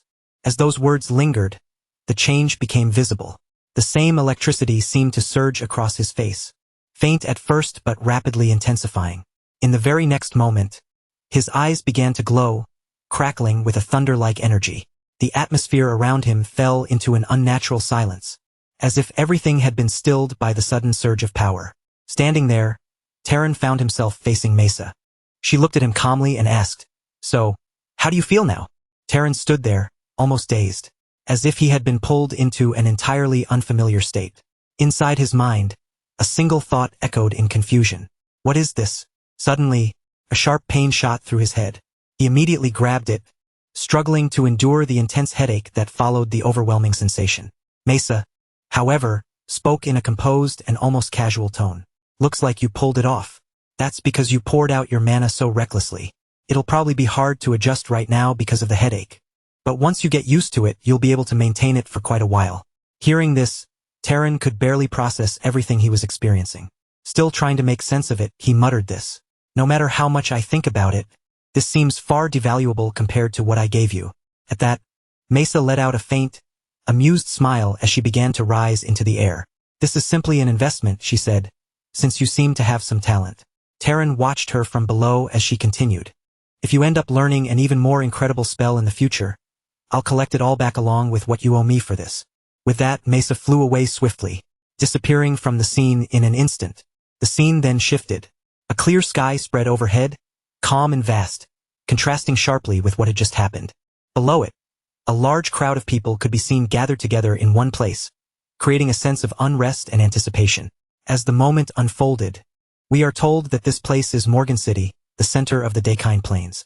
A massive crowd had gathered there, and every single person was shouting slogans in unison, their voices echoing through the air. Through issues, we are given the impression of the scene. It's just a departure ceremony to hunt dark elves, but it feels like a victory parade. Just look at their enthusiasm. As he spoke, his gaze shifted forward, and suddenly he spotted someone riding on horseback. His expression lit up with excitement as he called out, "It's Mason. Mason, over here."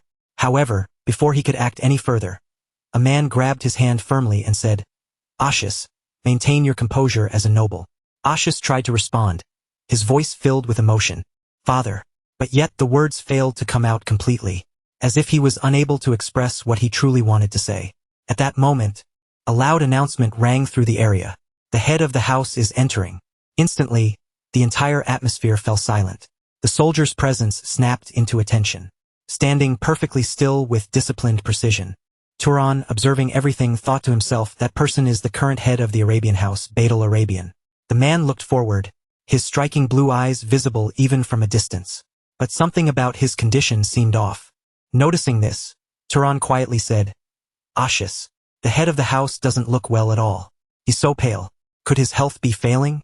Ishais replied, "I heard rumors that he was severely injured while fighting the head of the Zahar house in the past.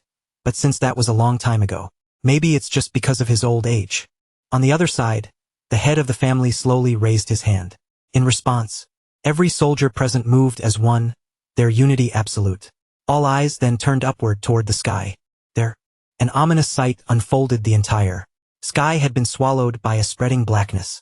The atmosphere grew increasingly terrifying, heavy with an unspoken tension. Within those dark clouds, cold and thunder began to crackle violently, lighting up the heavens in flashes of brilliance. Everyone watched in awe, and soon, their voices rose again, louder than before, chanting with unwavering devotion, "Long live Arabian Lord of Thunder, protect your descendants." As those words echoed through the crowd, Turan watched the overwhelming display before him and thought to himself, "This is the power of Arabian. Even with his body in such poor condition, he easily covers the entire area, the absolute pinnacle of magic reached by a human. One day I will reach it as well." The scene then shifted, and we see a person holding out a bracelet in his hand. Offering it forward, he said, "Here you go." Then he explained, "Just wearing it increases your physical stamina a bit, and if you inject mana into it, that level increases even further. At its limit, it reaches a level similar to the nobles of the Guardian bloodline. But," he paused briefly before continuing, "it consumes a lot of mana, so it's best not to maintain it for too long." Terran looked at the item with clear amazement and said, "This is truly an incredible treasure. An object like this probably wouldn't be common even among the great houses. It's an exceptionally well-made item." At that moment, Mace's aunt spoke up. Looking at him, she asked Terran, "Do you have any interest in formally joining our house?" It was something Ashish had already mentioned before. However, without hesitation, Terran replied, "I'm very grateful for the offer, but I think that would be difficult." Hearing this, the aunt nodded calmly and said, "I see. I've already heard the stories from Ashish. He said you have a lot to do, so you'd have a hard time settling down in one place. Just consider it an old woman's lingering attachments." After listening to her words, Turan spoke sincerely. "I will never forget the hospitality I received from you. Madam, Ashish and the Barak family will be my friends forever." The aunt looked at Turan and said gently, "Yes, that is enough." Soon after, Turan began to leave the place. As he stepped outside, he found that both the instructor and Ashish had come to see him off. At that moment, a knight approached and tossed a weapon toward him, saying, "Keep this with you. It's a magical device. It doesn't have any major functions, but it's durable, and the blade is quite sharp." Duran caught it and replied sincerely, "Thank you." He carefully stored it in his space, then turned toward the instructor and with respect in his voice, finally addressed him as master. The instructor simply smiled in response, and soon after, he left the place without another word. Ishais, however, was still there. He stepped forward and handed Terran a set of clothes. "This is for you," he said. Looking at it, Terran asked, What's this? Ashis explained. Didn't you say you were jealous of my clothes? They don't get dirty easily. And if they're lightly torn, they mend themselves. Here it's a shirt and some pants. He had brought the entire set just for him. Taran looked at him, slightly surprised. And seeing his reaction, Ashis smiled and said, You're a good friend, Taran. Not just because you saved my life, but because spending time with you and seeing the way you live gave me a lot to think about. After a brief pause, he asked, So, where are you planning to go now? Taran answered simply, East, first. Hearing that, as she's let out a long breath and said, So, Carmine, if it's over there, I've been there too. If you can avoid it, don't take a ship. The waves are truly the worst. Even the wine glasses end up dancing. As he walked along the road, Taran found himself lost in thought. I would have to brave those waves to reach the land of Zahar, the Elril Desert. But deep down, he knew he couldn't say that out loud. Instead, the words he remembered echoed in his mind well. Someone as stubborn as you won't starve to death anywhere. Return safely and pay me back for this cloak. Got it? Yeah. He had answered back then. Now he continued moving forward without stopping. The journey carried him across many places, each step taking him farther away. As he walked, a thought surfaced again in his mind alone again. Shall we run? In the very next moment, he burst forward with incredible speed. He dashed through crowds of people, weaving past them so quickly that they could only turn their heads in shock. Watching him pass by like a fleeting shadow, his pace was extraordinary. With that same speed, he crossed the entire city, moved past open stretches of land, and kept going until he finally came to a stop at a distant location. There, standing still for the first time in a while, he lifted his gaze and saw a massive mountain rising before him. Taking a deep breath, he steadied himself, then began walking straight into it, pressing forward without hesitation. As he advanced further, something caught his attention. He paused slightly, narrowing his senses. The smell of a campfire? He wondered, but almost immediately, he corrected himself. No, something far more disgusting. The smell of burning flesh. Moving closer, the truth revealed itself. He arrived at a place that had been completely devastated. Houses had been burned down to nothing but charred remains, and scattered all around were lifeless bodies. The entire area carried the heavy silence of destruction. Seeing this, Taran's thoughts grew darker. Could they have been attacked by bandits?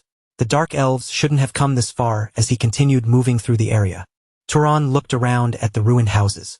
The sight left him deeply unsettled, a quiet sadness settling over him as he took in the destruction. After a moment, he stepped inside one of the damaged homes. While searching the interior, he discovered a basement. Without hesitation, he tried to open it. And after some effort, the door finally gave way. Inside, he found a young girl, just a small child, huddled in fear. The moment the door opened, she began to cry, terrified by the sudden intrusion. Taran immediately moved down toward her, raising his hands to show he meant no harm. In a calm voice he said, Wait, calm down. I'm not an enemy. I came to help. The child, still trembling and overwhelmed, looked at him and asked hesitantly, Really? Yes. Taran replied gently, Can you tell me what happened? Fighting through her fear, the girl managed to speak. He killed everyone. That mage. Mage, Taran repeated, clearly surprised by what he had just heard. But before she could say anything more, the girl suddenly collapsed, losing consciousness. Taran quickly caught her and checked her condition. Fortunately, it's nothing serious, he thought to himself. She must just be exhausted from being trapped in the basement for so long. First, I need to get this child somewhere safe. Carefully lifting her, he carried her outside. But the moment he stepped out, a sharp tension filled the air. Someone had already taken aim at him. A girl stood at a distance, her bow drawn, an arrow pointed straight at him. I found you, she said coldly. She appeared to wield both fire and ice, her presence radiating danger. Her voice rose sharply as she shouted, On your knees. You murderous bastard. It was clear that she had misunderstood the situation. Yet, despite the accusation and the threat, Taran remained calm and composed, not showing even the slightest sign of panic as he faced her. The archer pointed her bow at Taran and shouted angrily, On your knees, you damn murderer. But even after hearing her accusation, Taran remained completely calm. He didn't lose his composure for even a moment. On the other side, the archer yelled again, her voice filled with rage and disbelief. Wasn't this massacre enough for you? And now you're even trying to kidnap a little child. At the same time, the fire magicians standing beside her warned sharply, Don't move from where you are. If you do, what happens next won't be pleasant. Taran, still maintaining his calm demeanor, tried to explain the situation. "Wait, this is a misunderstanding," he said, attempting to reason with them. But before his words could reach them, the fire magician suddenly lost control. In his nervousness, he accidentally released his attack forward. The blazing spell shot straight ahead at high speed, heading directly toward Terran and the little girl. In the next instant, a massive explosion erupted. Seeing this, the archer's eyes widened in shock and fury. She immediately turned toward the fire magician and shouted, "Gil, you idiot, there was a child there." Panicking, the magician stammered, "Oh no, it was an accident. I was so nervous that I—" But as the archer turned her gaze forward again, she froze. What she saw left her completely stunned. Someone had blocked the attack, stopped it entirely using just a single hand. It was Terran. He stood there, having activated his artifact completely unharmed. Not a single scratch could be seen on his body. Calmly, almost as if it were nothing, Terran said, "I didn't think I'd have to use this so soon." The members of the archer's team stared at him in disbelief. He blocked that magic. With just his body? One of them whispered in shock. Meanwhile, the archer girl couldn't stop her thoughts from racing. What kind of defensive magic is that? Could it be a bloodline ability? The confusion and astonishment were clearly visible on her face. As all eyes remained fixed on him, Terran spoke once more, his voice steady but firm. "I'm not the one who attacked this village. I'll say it again, this is all a misunderstanding. But if you attack me again—" His tone grew colder, carrying a quiet warning. "I won't just defend myself." Hearing his statement, the archer began to feel a slight sense of fear. None of them knew anything about Terran's true power, and that uncertainty made him even more intimidating. Her gaze slowly shifted toward the little girl, who was now standing quietly beside Terran, calm and unharmed.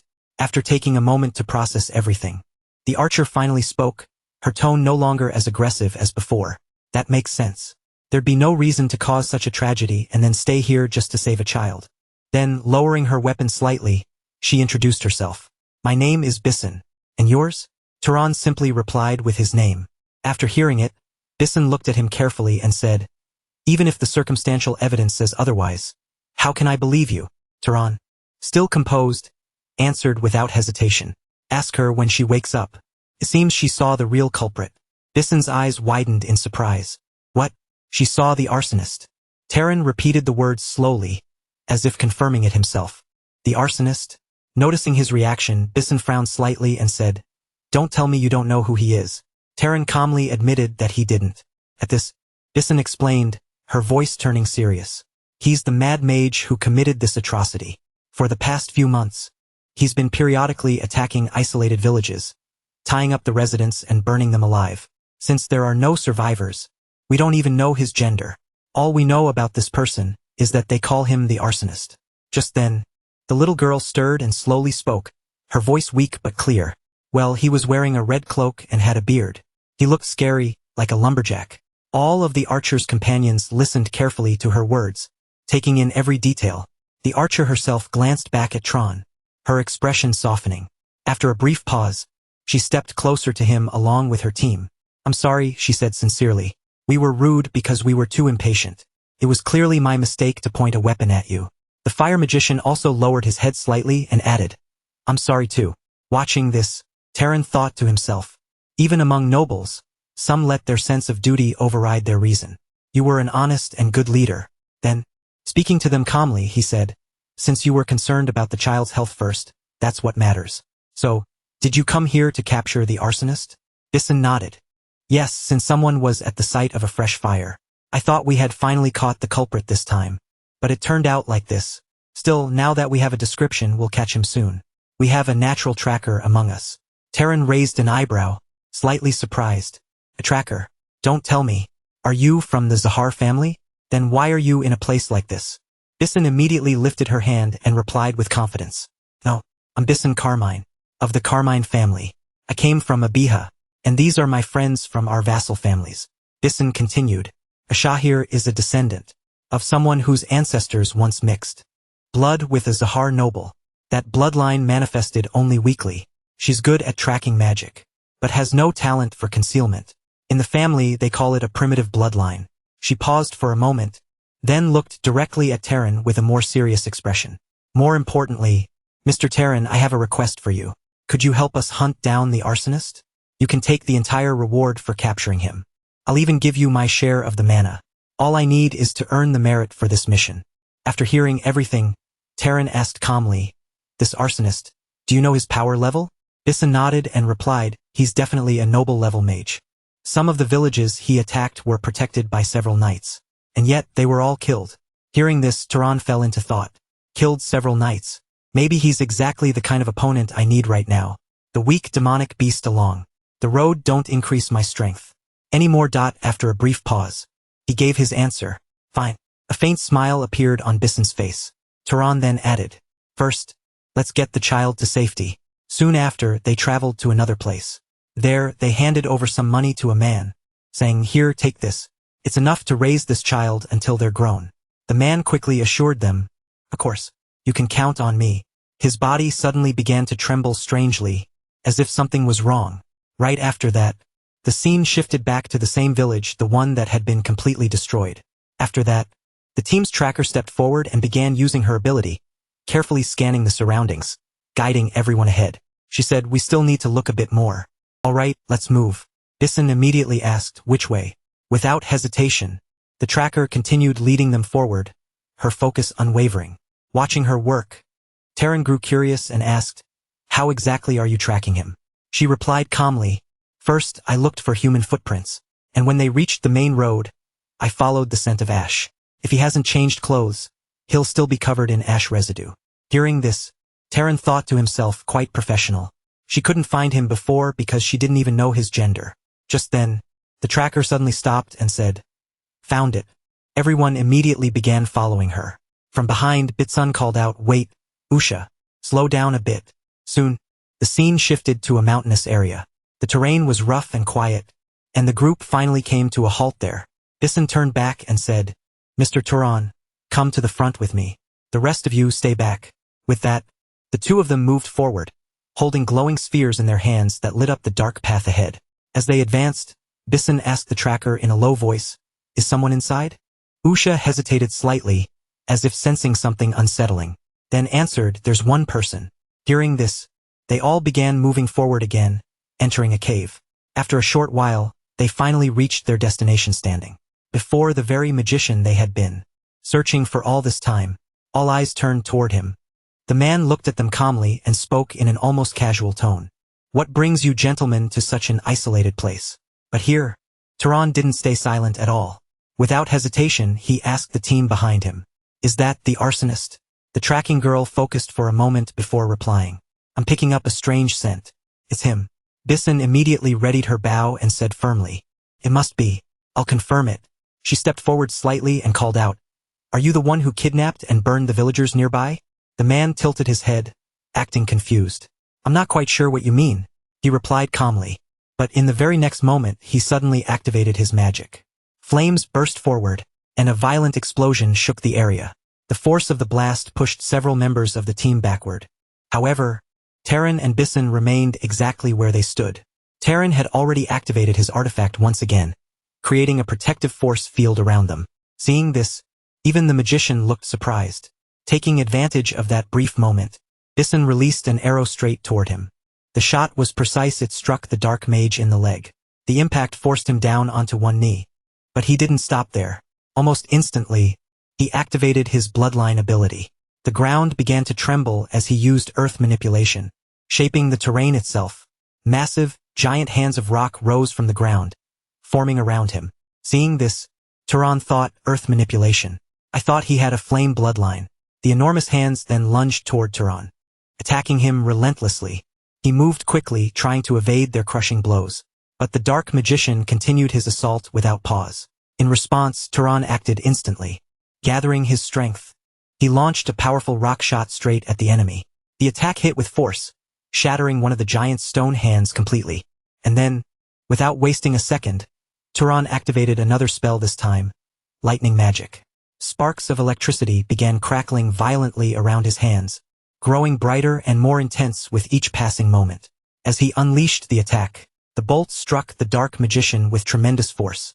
The man screamed loudly in agony, his voice echoing through the cave, before collapsing straight to the ground. Seeing this, Bison quickly asked, "Did you take him down?" Terran, still focused, replied calmly, most likely. I'll handle this one. Please check on the others.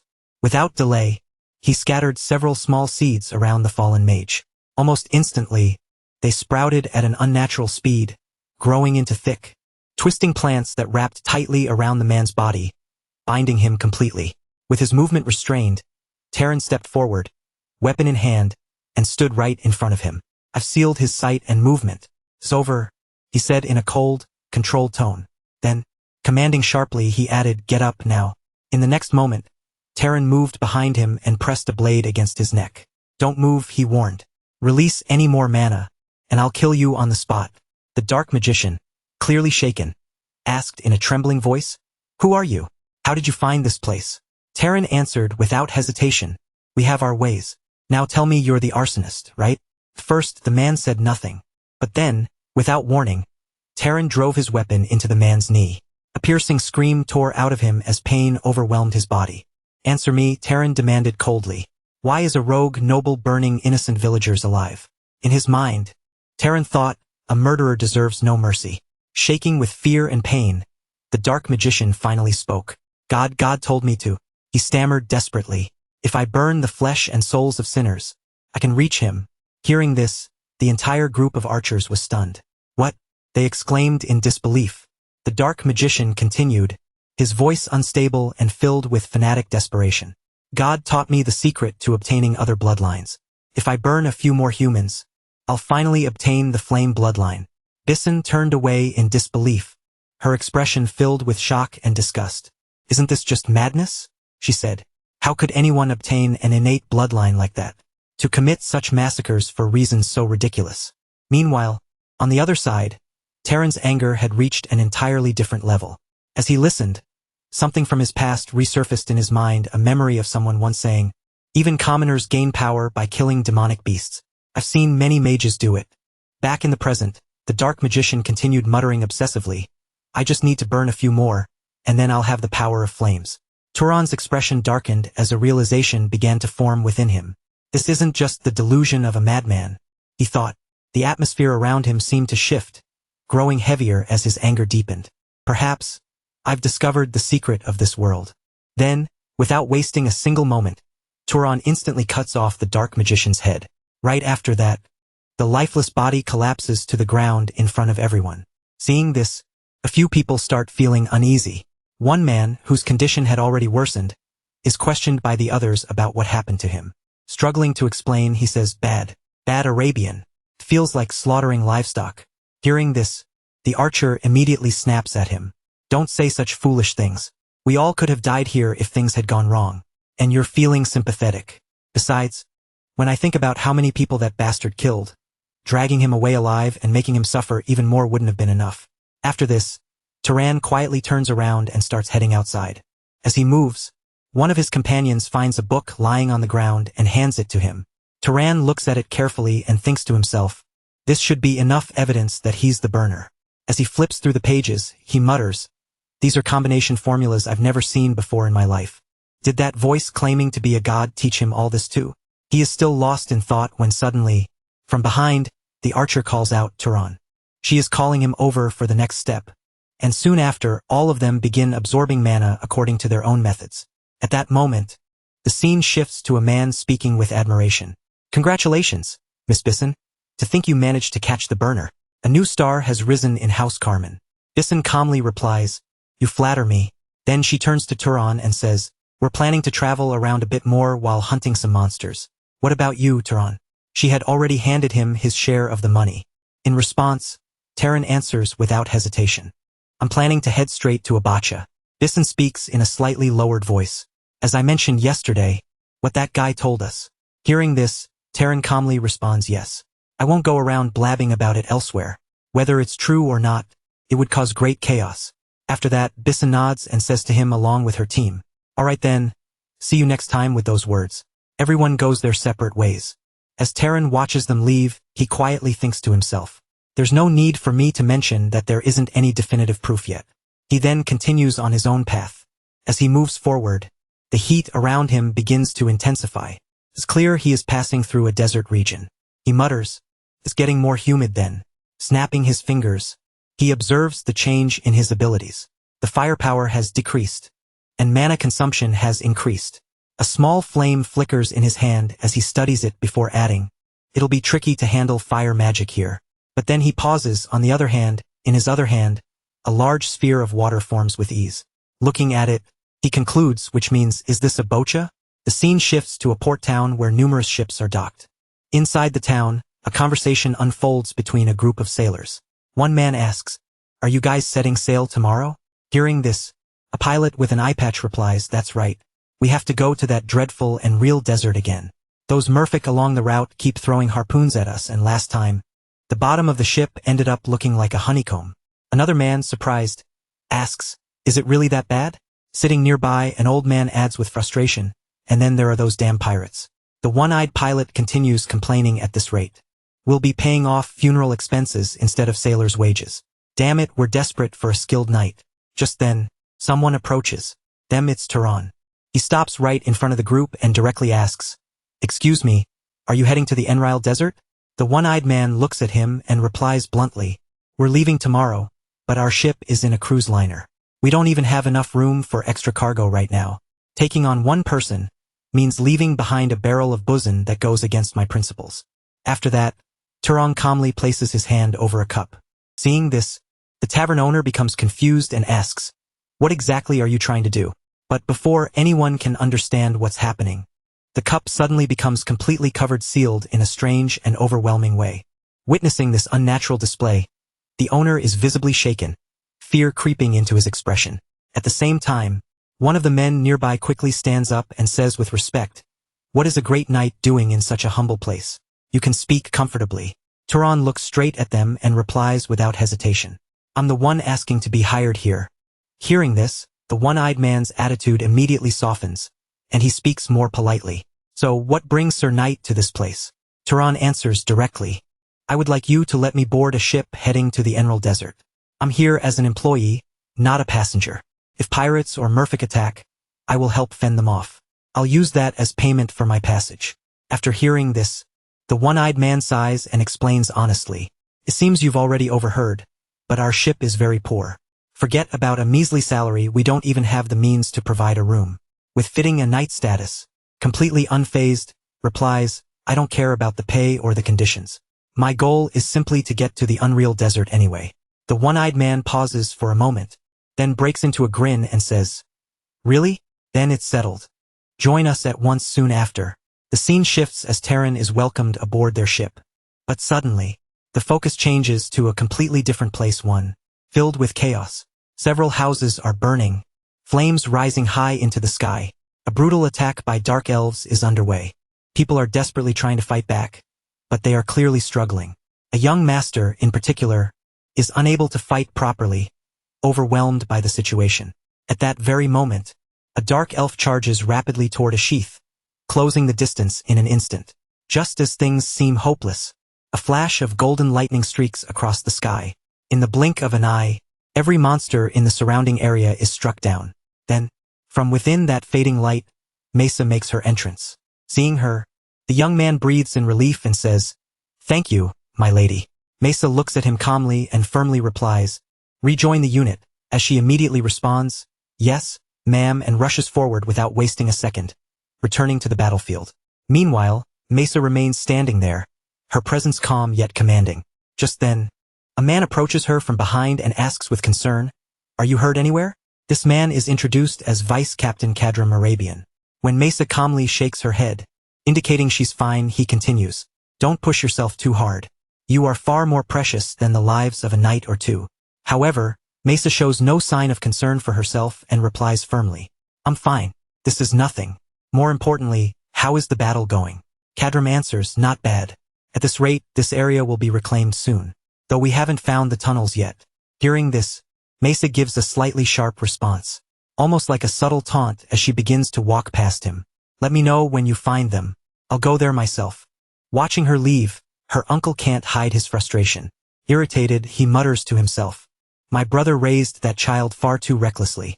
At this rate, she'd end up just like her mother and younger brother." The scene then shifts back to the ship. Turan is standing quietly at one spot, gazing out at the vast sea stretching endlessly before him. As the wind brushes past him, he sinks deep into his thoughts. Even if I arrive in the land of Zahar, I'm at a loss as to how I'll find any clues, without even knowing what my father's status is. There's no telling what might happen if I just barge into Zahar. The only clues I have are a few heirlooms and a portrait of my mother's face. I wonder how long it'll take to find information about my mother with just that. Just then, someone taps him on the shoulder from behind. It's the one-eyed man again. With a light tone, he says, "Sir Knight, if you keep staring like that, you'll burn a hole in the seabed. What's got you so deep in thought?" Turan snaps out of his thoughts and replies calmly, "I was just thinking about how vast the ocean is." The one-eyed man nods with a faint smile and says, "It's vast, indeed. Very vast," he continues speaking in a casual tone. "I heard landfolk get nauseous just by looking at that vastness. Are you handling seasickness all right? Oh, by the way, I heard you're even learning seafaring from our bosun. A noble Sir Knight learning everything from tying ropes to handling the sails. He seemed quite excited that you're picking it all up." Hearing this, Turan replies simply, "I just thought it'd be good for me to have that knowledge. And it's more interesting than I expected." Just then, another crew member calls out loudly to everyone, "It's mealtime." At that, the one-eyed man claps his hands and says, "Now, let's eat before we work. Everyone to the dining hall." Soon, all the crew members gather and begin eating together. As Terran sits with them, an old man approaches him and says, "It's not as good as food on land, but it's a relief they didn't leave out this pickled cabbage. Because if it weren't for this, we all would have died of gum disease long ago." Terran looks at him with curiosity and asks, "Gum disease?" The old man nods and explains, "Yes, it's a disease where your gums bleed and you eventually die. But you can recover if you eat sour food. Fruit spoils quickly at sea, so pickled cabbage is the best option. Though it tastes like crap, huh?" Listening to this, Terran says with genuine interest, "That's fascinating. How did you come to know such a thing?" The old man shrugs and replies, "Well, I'm sure someone figured it out at some point, and then it just spread. I heard that before this was discovered, people even used to eat merfolk raw." Hearing that, Terran reacts with a quiet surprise though. At that moment, a crew member standing high above suddenly shouts out an urgent announcement. "A ship, 2 o'clock ahead, a medium-sized vessel." Hearing this, someone immediately asks in alarm, "What? Is it pirates?" The lookout squints into the distance and replies, "I don't know. There's no house crest flying on it." Upon hearing that, the old man nearby mutters with a grim feeling, "I've got a bad feeling about this. They're probably pirates. It's such a nice day without any rain, things have been going way too smoothly." Without wasting another second, the captain's voice rings out sharply. "First, prepare for battle." At once, the entire crew springs into action, rushing toward their weapons and positions. The old man then turns toward the one-eyed captain and asks anxiously, "What should we do, Captain? Should we try to lose them? They're a bit faster than us. If they chase us for long, we might get caught. If the wind favors us, we might be able to dock at a nearby island before they catch us." Instead of answering immediately, the captain turns to Terran and asks, "Is this situation all right for you?" Terran replies calmly, "As long as there are no knights or nobles among them, there's no problem." Hearing this, the captain's expression hardens as he gives his order. "Very well. Turn the ship. We're engaging." The crew erupts with energy, shouting and cheering Terran's name, their fear replaced with fierce determination as they cry out to strike down the enemy. At the same time, the scene shifts to the opposing ship, where the pirates are already fully prepared, armed and waiting. Watching them from afar, Terran quietly asks, "Will they really spare us if we surrender?" The captain lets out a bitter laugh and responds, "This throwing us into the sea after cutting off our legs count?" Terran nods slightly and says, "Just as I thought." With that, he moves forward without hesitation and boards the pirate's ship. The pirates, startled by his sudden appearance, begin shouting in confusion, "Who the hell is that?" and kill him. But before they can react properly, countless ice shards surge forward toward them. In an instant, chaos erupts as the pirates are struck down one after another. Watching them fall, Terran speaks coldly, "If they're those kinds of people, then there's no need to go easy on them." At that moment, his expression changes completely, becoming sharp and merciless. A terrifying amount of energy begins to pour out from his body, overwhelming the surroundings as he unleashes his full power. After many pirates had already been killed, the ones who remained turned their eyes toward Tehran, their faces filled with anger. At the same time, some of them were clearly afraid. Sensing this fear spreading among them, one man stepped forward and shouted loudly to everyone, "Don't be afraid, you idiots. If we don't kill him, we're the ones who'll die. Hearing his words, the hesitation among the pirates disappeared almost instantly. Driven by desperation, all of them charged forward at once, raising their weapons and rushing toward Turan to attack him together. Turan, however, stood there calmly, watching everything unfold with a cold and composed expression, as if none of it truly bothered him. At that moment, a thin strand of ice suddenly formed in front of him and shot forward, before the pirates could even reach him. That icy strand swiftly shaped itself into a sword right in his hand. Without wasting a second, Turan swung at once, and with just that single attack, several pirates were cut down instantly. Seeing this, a voice from behind shouted, "Don't stop. Finish him here." Encouraged again, a few more pirates rushed forward to attack him. But just like the others, they were killed in an instant, unable to even land a proper hit. Another pirate came charging with a spear, aiming straight for Terran. Terran immediately blocked the incoming strike with precision. Then, in one smooth motion, turned the same spear against its owner and killed him on the spot. Even so, there were still many pirates surrounding him, and handling all of them at once was not entirely effortless. Realizing this, Terran unleashed a powerful attack straight ahead. The force of it wiped out multiple pirates in a single blow, and as their bodies fell, strange ice crystals began to emerge from them, spreading rapidly. Suddenly, in the middle of the chaos, one pirate managed to sneak up from behind and grab Terran tightly. Trying to restrain him, he raised a knife, preparing to stab Terran in the neck. But just as he was about to strike, ice crystals started forming from his own body as well, spreading uncontrollably, and making it impossible for him to move properly. Even though he struggled, the man shouted to the others, "I've got him. Hurry up and attack him. Kill him now." Hearing this, two more pirates rushed forward, gripping their weapons tightly as they prepared to strike. Turan, still being held from behind, slowly turned his gaze toward the man restraining him. His eyes were filled with intense anger, cold and terrifying. The pirate, still trying to hold him in place despite the ice creeping over his body, spoke in a strained voice, "The knife won't go in." But that man had no idea what was about to happen next. In that very moment, Terran moved, and in a flash, he killed not only the men holding him from behind but also the two pirates charging at him from the front. Everything happened so quickly that none of them could even react. His movements were sharp, precise, and almost impossible to follow. As the fight continued, we see him cutting down more and more pirates without pause. Blood splashed across his body, staining him from head to toe. Yet somehow it only made him look even colder and more intimidating. There was a chilling calmness in his expression, and the sheer presence he carried made him seem almost untouchable. Before long, every single pirate had been killed. Not one was left standing. From Turan's body, an overwhelming killing intent radiated outward, heavy enough to make anyone nearby feel uneasy. Just then, sailors from another ship began throwing ropes across, so they could make their way over. As they arrived and witnessed the aftermath, one of them couldn't help but say, "You really cleaned house here." Soon after, the ship's captain approached with his crew, stepping forward as he observed the scene. Looking at Terran, he spoke in a half-joking yet impressed tone. "Do you work as a janitor on the side? If you tidy up this perfectly, my sailors won't have anything left to do. This is incredible. Long live the knight." Hearing this, the rest of the crew began shouting the same words over and over again, their voices filled with admiration and excitement.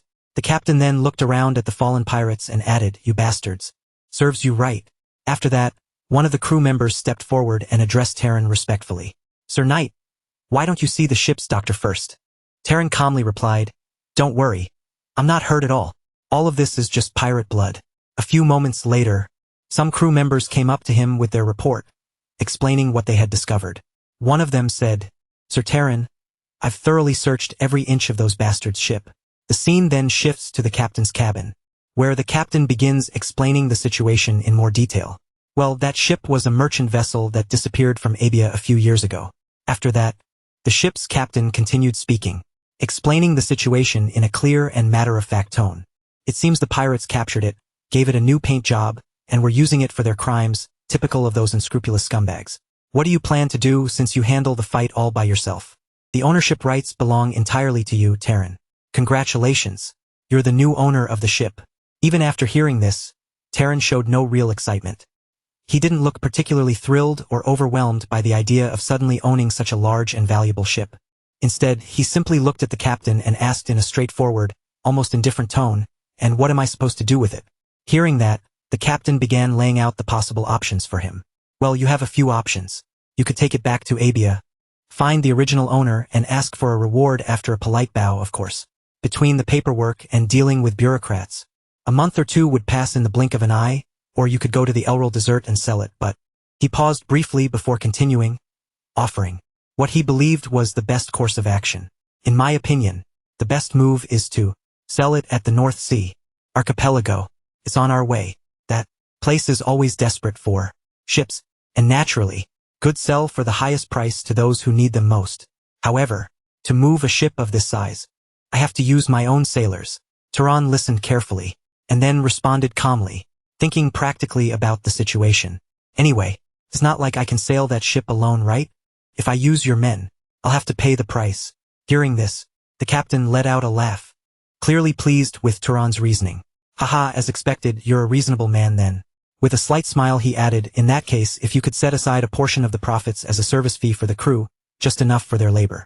Turan, maintaining a formal and composed tone, made a direct proposal. Can I leave everything to you, including the sale, for a 20% cut? The captain's smile widened as he heard this offer. Without hesitation, he replied, how could I refuse? Since I know plenty of people there, I'll make sure we get a great price. Right after the captain said this, a crew member suddenly came running in, shouting loudly, Captain, there's a mermaid here. A mermaid. Hearing this, the captain was completely taken aback. His expression changed instantly as he exclaimed, what now, even mermaids are attacking us? The man quickly shook his head and clarified, that's not it. The pirates captured a mermaid and were keeping it prisoner down in the ship's hold. Both the captain and Terran were surprised upon hearing this unexpected news. Without wasting time, they immediately headed outside to see it for themselves. At that moment, the ship was still being cleaned, with crew members busy clearing the aftermath of the battle. An old sailor stepped forward and began guiding the captain toward the lower deck. As they walked, the captain asked, so, you're saying that precious little thing is inside? The old man replied, yes, I haven't gone in to see for myself yet. I just got the report. Good work, the captain said, before turning his face toward Terran with a curious smile. He added, Sir Terran, want to go take a look at this precious little thing? Terran immediately agreed and walked along with him. But as they moved forward, he asked a practical question, but tell Emmy, do mermaids usually sell for a high price? The captain responded with a knowing tone. If it's a beautiful female, those rich nobles on the mainland who have more money, then sense lose their minds over anything mystical. They find it fascinating this way. Soon, they reached the door leading to the ship's hold. As it was open, Turan stepped inside first. What they saw in front of them, however, was not what they had expected. There, sitting before them, was a small, childlike figure, a young merman. Seeing him, the captain sighed and said, it's a shame, but it's a male. This won't be worth much at all. Those rich folks have zero interest in a merman.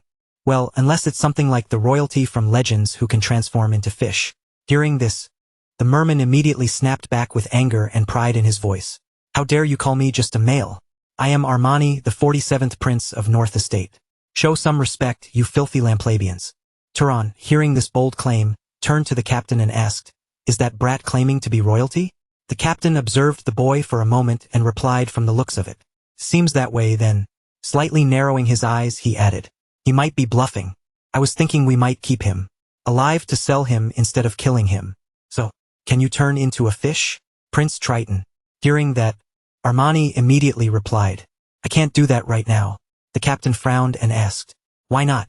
Armani, clearly irritated, shouted back, I'm tied up and out of the water. It's impossible. I can only transform if I'm in the sea and in perfect condition. The captain then turned slightly towards Terran and said in a low, skeptical tone, he's just trying to trick us so he can escape. At that moment, Terran began stepping forward, his presence growing heavier as he spoke coldly. What are you going to do? They say merfolk eat humans, don't they? The captain nodded. Yes. Hearing that, Terran replied without hesitation. Then I'll kill him. Since you said he's not worth any money anyway. It would be great if it were true. But, well, if we believe what this guy says and let him into the sea, and he just runs away, we'll be left here looking like fools. As he said this, a dark and overwhelming killing intent began to radiate from Terran once again. The air itself seemed to grow heavier as he slowly extended his hand toward Armani. Seeing this, Armani panicked and shouted, stop it. How dare you? But as Terran's hand kept moving closer, Armani's voice began to falter. Fear crept into his expression as he quickly added, "I've never even thought about doing that." He looked directly into Terran's eyes, and what he saw terrified him. Those eyes were completely cold, empty of hesitation, as if taking a life meant nothing at all. Real fear took over him. And in desperation, he shouted, "If you let me live, I'll give you a treasure." A treasure. Terran paused slightly at that word. A treasure. Armani nodded quickly and continued, "Yes, a treasure. Something left by the gods of Freya you humans worship." With that, the scene shifts. We are shown a port where everyone has disembarked from the ship. The sailors who had come ashore were busy talking among themselves, discussing drinks and other plans after the long ordeal. Amidst this, the captain approached Terran and asked, "So, have you reached a conclusion?" Terran calmly replied, "Yes, fortunately. It doesn't seem to be very far from here. I'll go there and be back by tonight." The scene then transitions into night. Under the dim light, we see Terran heading out in a small boat, with Armani brought along as well. Armani, still bound in chains, looked annoyed and confused as he said, "Hey, what are these chains for? Do you think I'm going to run away? I am a prince. I keep my promises." There was no response from Terran. The silence made Armani uneasy, and after a moment he spoke again. This time, more seriously, nitrogen monoxide. "I'm serious. If there really is a treasure there, you'll let me go, right?" Terran gave a simple reply, "Yes." Soon, Armani guided him to the correct location. He said cautiously, "If you go there and get disappointed, don't blame me. It's a treasure of Freya, so by human standards it should be incredible, but—" Terran cut him off calmly, "I get it. Just lead the way." After that, we see both of them on the boat.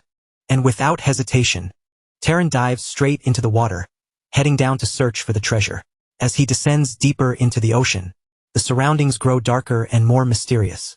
After going further down, something unusual appears before him. What look like ancient statues and fragments resembling snake-like creatures. However, it's unclear what exactly they are. They seem like broken remnants of something far older, almost as if they are part of some forgotten structure or relic. But their true nature is not yet fully revealed. A short while before all of this, Turan and Armand had already slipped away from that place in a small boat, drifting quietly across the wide, open sea. The little vessel rocked softly with each passing wave, and as the endless water stretched out around them, Armand began speaking in a relaxed, almost careless tone. "If you see it and end up feeling disappointed, don't put the blame on me," Armand warned him casually. "After all, what we're talking about is Freyan treasure. To be honest, it only seems incredible by the standards of people who live on land." After saying that, Armand turned his eyes forward again, staring out over the boundless ocean ahead. A few moments passed in silence before Turan slowly opened his own eyes and followed his gaze toward the horizon. Far off in the distance, Armand raised his hand and pointed toward a shape that looked like a small island barely rising out of the water. "That's the place," he said with confidence. "You'll find it there." Turan listened, then gave a faint nod to show he understood. "All right," Turan answered calmly. "Then we'll keep heading straight in this direction." As soon as those words left his mouth, he leaned slightly over the side of the boat and lowered one hand into the cold seawater. The instant his fingertips touched the surface, ripples spread outward, and Turan quietly sent his searching magic through the water itself. Without raising his voice, he murmured the target of his spell. Target. Merfolk. At the same time, the world beneath the sea began opening up through his magic. Countless small creatures swimming below the surface came into view, and schools of fish glided together through the shifting currents. Farther down, beyond the smaller fish, even larger sea creatures could be sensed drifting slowly through the deeper, darker layers of water beneath the boat. After searching the area for a while, Turan opened his eyes again, his expression still calm as a quiet thought passed through his mind. At the very least, Armand hadn't led him straight into a merfolk stronghold. Not long after that, their boat finally reached the island. They brought the small boat to a stop near the shore, stepped carefully out onto the land, and then began making their way farther into the island's interior. Once they were deeper inside the island, Armand took the lead, glancing around with a nervous look as he tried to match the place with his memory. It was definitely somewhere around here," he muttered. Then he corrected himself right away, his eyes darting from side to side. "No, it's around here. I remember it clearly." After they moved a little farther through the island, Armand suddenly stopped and shouted in excitement. "Found it! It's over there! Look!" The moment Turan heard him, he immediately lifted his gaze and looked in the direction Armand was pointing. Hidden within the island was a small lake, quiet and still, tucked away from the sea outside. Turan stared at the water for a moment, measuring it with his eyes, then asked carefully, "It's not that deep, right?" Armand answered far too quickly, as if the number meant nothing to him at all. "Yeah, it's only about 300 meters. The instant Turan heard that, he turned his head and looked straight at Armand with complete disbelief. His face stiffened in a way that made his thoughts almost painfully obvious, as if he were silently asking whether Armand had seriously just called that not deep. A moment later, the situation had changed completely, and Armand was suddenly shown wrapped up tight in several layers of rope, bound so firmly that he could barely move. As soon as Armand realized he had been tied up again, he immediately began thrashing against the ropes, shouting with anger in his voice. "What are you doing? Let me go. Are you seriously tying me up again? Are you doing this because you think I'm going to run away?" Armand yelled, still struggling. "If you dive down there and die, I'll be stuck here until I starve to death." Turan did not react to his complaints at all. He ignored every shout and struggle as if they were no more than background noise, then answered in the same calm tone as always. "Then you'd better hope that doesn't happen." Right after saying that, Turan began removing his clothes, setting them aside without hesitation. Once he was ready, he turned toward the lake and prepared himself to dive beneath the surface. Just before entering the water, Turan glanced back at Armand one final time from the shore. Then, in the very next moment, his figure had already disappeared beneath the surface of the lake. Deep underwater, Turan slowly sank farther and farther down, leaving the bright surface behind as the darkness below grew heavier around him. As he descended, he quietly thought to himself, "Let's see what's actually hidden down here." The deeper he went, the more the scenery began to change. Around him, ancient stone structures slowly emerged from the gloom, one after another, as if a forgotten world had been sleeping beneath the water.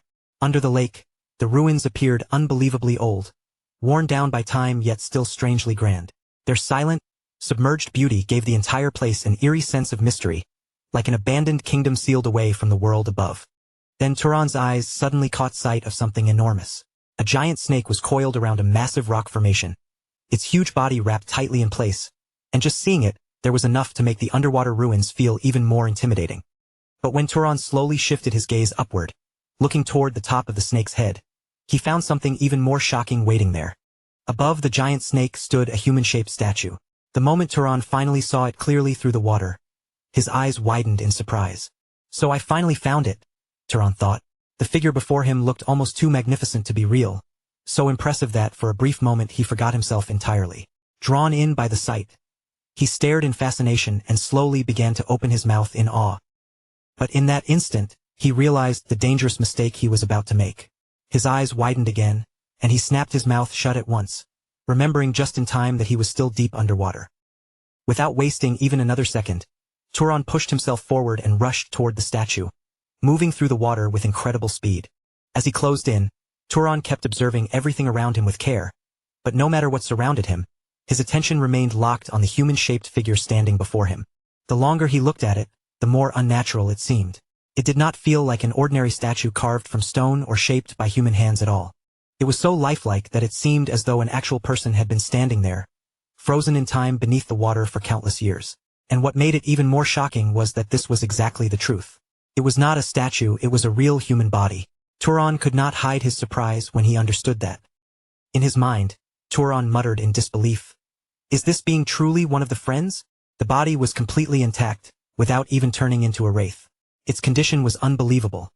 Even after so much time had passed, it had neither decayed nor transformed into some hideous undead creature.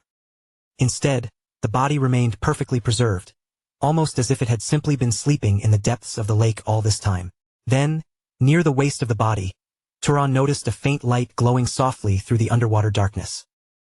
The object looked similar to a compass, and it gave off a mysterious golden radiance that stood out clearly in the dim water. Turan's eyes were drawn to it at once, and he realized that this was most likely the treasure Armand had been talking about from the very beginning. Some time later, Turan finally broke through the surface of the lake and climbed back onto the shore, water streaming from his body as he returned from the depths. The moment Armand saw Turan come out alive, his whole mood changed instantly. He started shouting in his usual loud, excited manner, unable to hold himself back. "Did you find it? Did you actually find it?" Turan looked toward him with his usual calm expression and gave a simple answer. "Yeah." At that very moment, water suddenly began gathering from every direction, swirling and pulling together around Armand's bound body. As Turan watched the water move, A quiet thought passed through his mind. Just as he had expected, the treasure allowed him to sense both the presence of living beings and the internal energy inside them. Without adding much more, Turan stretched one hand forward and activated his telekinetic power, directing it toward the restraints wrapped tightly around Armand. In the next instant, the ropes and chains binding Armand were ripped apart violently and flung away as if they weighed nothing. Armand froze in shock, staring at Turan with wide eyes before blurting out in disbelief. "I didn't think you'd let me go this easily." "I thought you'd just take the treasure and sell me off again," Armand admitted. Hearing that, Turan stayed perfectly composed, his expression barely changing as he answered him calmly. "I made a promise," Turan said. "I return what I receive. Since you guided me here without deceiving me, I'm simply keeping my word." The moment Armand heard that, his face brightened with clear happiness. Looking genuinely grateful, he said excitedly, "Thank you, you're a kind demon. If we ever go to war with humans, I'll tell my father not to touch you." Turan clearly treated that dramatic declaration like nothing more than a joke. As he calmly began putting his clothes back on, he replied in a casual tone, "Stop talking nonsense." After that, Armand did not answer Turan at all. Instead, he quietly turned away and moved toward the water without saying another word. As soon as Armand stepped closer to the sea, his body suddenly began to change. For the first time, Turan saw him take on a form completely different from the human appearance he had been using until now. Armand transformed into his true form, revealing himself as a genuine being of the sea. Watching the change happen right in front of him, Turan quietly remarked, "So he wasn't lying about being royalty, huh?" By the following morning, the focus returned to the ship that had remained anchored near the island, its hull resting against the restless water as a new day began aboard the vessel. But the mood on deck was anything but calm.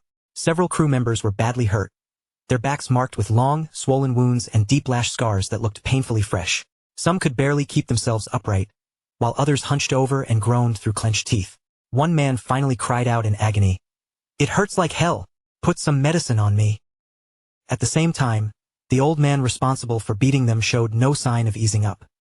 He stood in front of the battered crew with a fierce glare, continuing to discipline them without mercy as he shouted for everyone to listen. "Now all of you repeat after me. We will not be late. Insubordination means death." Just as those harsh words rang across the deck, Turan arrived on the ship and paused, his eyes sweeping over the brutal punishment taking place in front of him. After taking in the sight for a moment, Turan turned toward one of the nearby crew members and asked in a calm but direct voice, "What's all this about?" The man quickly looked over and answered, "Oh, you're awake? They're being punished for the mess they caused after crawling back late last night," the crew member explained. "And it wasn't just that they were late. They even stirred up trouble at the harbor tavern. This is what happens when they take the captain's warning lightly." While Turan listened to the explanation, he quietly studied the men around him, his gaze moving from person to person as he observed the flow of internal energy inside their bodies. Most of the crew had blue-colored energy moving through them, flowing steadily beneath the surface of their bodies. But then, among the group, one particular man suddenly drew Turan's attention. Unlike everyone else, the energy inside that man glowed red, standing out sharply from the blue around him. The strange difference made Turan begin piecing things together in his mind. When people were wounded, he could actually see their life force draining away before his eyes. After realizing that, he asked another question. "Where's the captain?" Turan asked. The crew member answered right away. "He went down to the island. Said he was going to look for someone willing to buy the ship." Around that same time, the captain was already in another location, meeting with someone face to face. He appeared to be in the middle of a serious discussion with another man when someone suddenly stepped into the area. As soon as the captain saw who had arrived, his attention shifted immediately, and he greeted him without hesitation. "You're here, Turan." Turan looked at him with his usual steady expression and asked, "What about the deal?" Hearing that, the captain gave a small nod, then gestured toward the man standing beside him. "Let me introduce you first. This is Captain Samuel, the man who agreed to buy the ship." Then, wearing a faint grin, the captain added with a dry sense of humor, "I've lost an eye, and this man has lost a hand, so the math checks out." Right after that, Captain Samuel stepped forward and greeted Turan with proper politeness. "Nice to meet you. 1,000 Zahar gold coins," Samuel said. "We agreed on a lump sum payment." Turan listened quietly, taking in the terms, then replied in a composed voice, "Not bad, but there's one problem." Both captains looked at him at once. "A problem?" Turan calmly explained what he meant. "It's inconvenient to carry that many gold coins around," Turan said, keeping his tone practical. Could I receive magic tools or holy relics of equal value instead? Captain Samuel gave a slight shake of his head as soon as he heard the request. Items that precious aren't found in a place like this, he answered. You'll have to go to Komad. The name made Turan repeat it quietly. Komad. Samuel nodded in confirmation. Yes, it's the second city of the Zahar territory, Samuel explained. House Durman, the family that rules there, comes from a tamer bloodline.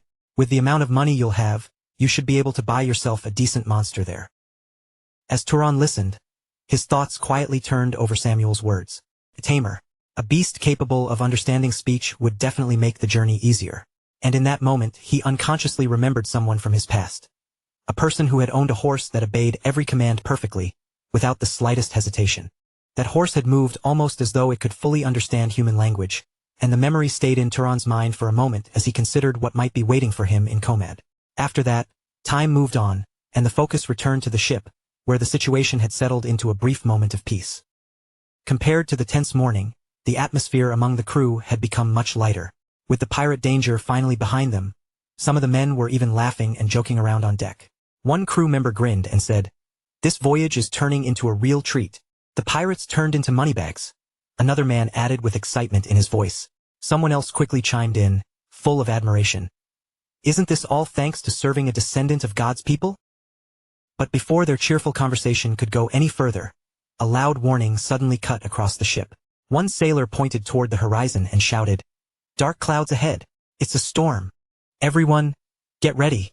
The instant that warning rang out, the peaceful mood shattered, and the entire crew burst into frantic motion. Since everyone was still aboard the ship, panic spread quickly as they rushed to prepare for the disaster coming their way. In the middle of the chaos, the old man's voice thundered over the noise as he barked orders at the men around him. "Hurry! Furl the sails. Move the cargo inside, quickly. If you don't want to become fish food, then give it everything you've got."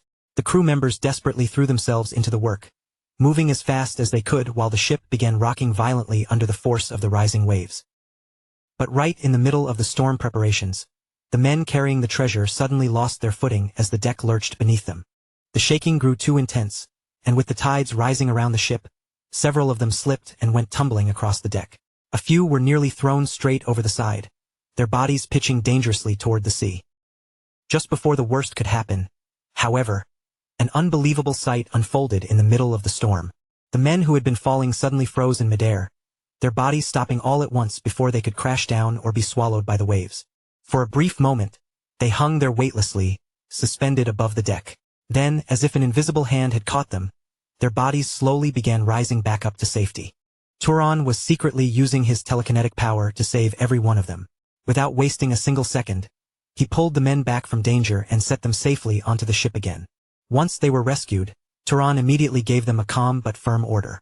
"Get below deck quickly." Then he turned that same invisible force toward the cargo and treasure, moving everything with effortless control as he sent it all down into the ship's lower storage area. Even the remaining tasks that the crew had not finished yet were completed quickly under Turan's power, as though the entire deck had come under his command. After everything had been secured, Turan raised his voice above the roar of the storm and commanded, "Everyone, retreat." At that moment, enormous waves rose around the ship like towering walls of water. The sea had become terrifyingly violent, almost like a tsunami trying to swallow everything in its path. Before long, the crew members had all gathered on the lower deck, huddled together inside the ship. They checked on one another's condition while doing their best to endure the freezing storm raging outside. Just then, Turan entered the room, and the crew members immediately turned toward him with sincere gratitude in their eyes. "Thank you," they said, clearly meaning it after he had saved their lives. Turan looked over the group and asked calmly, "Are you hurt?"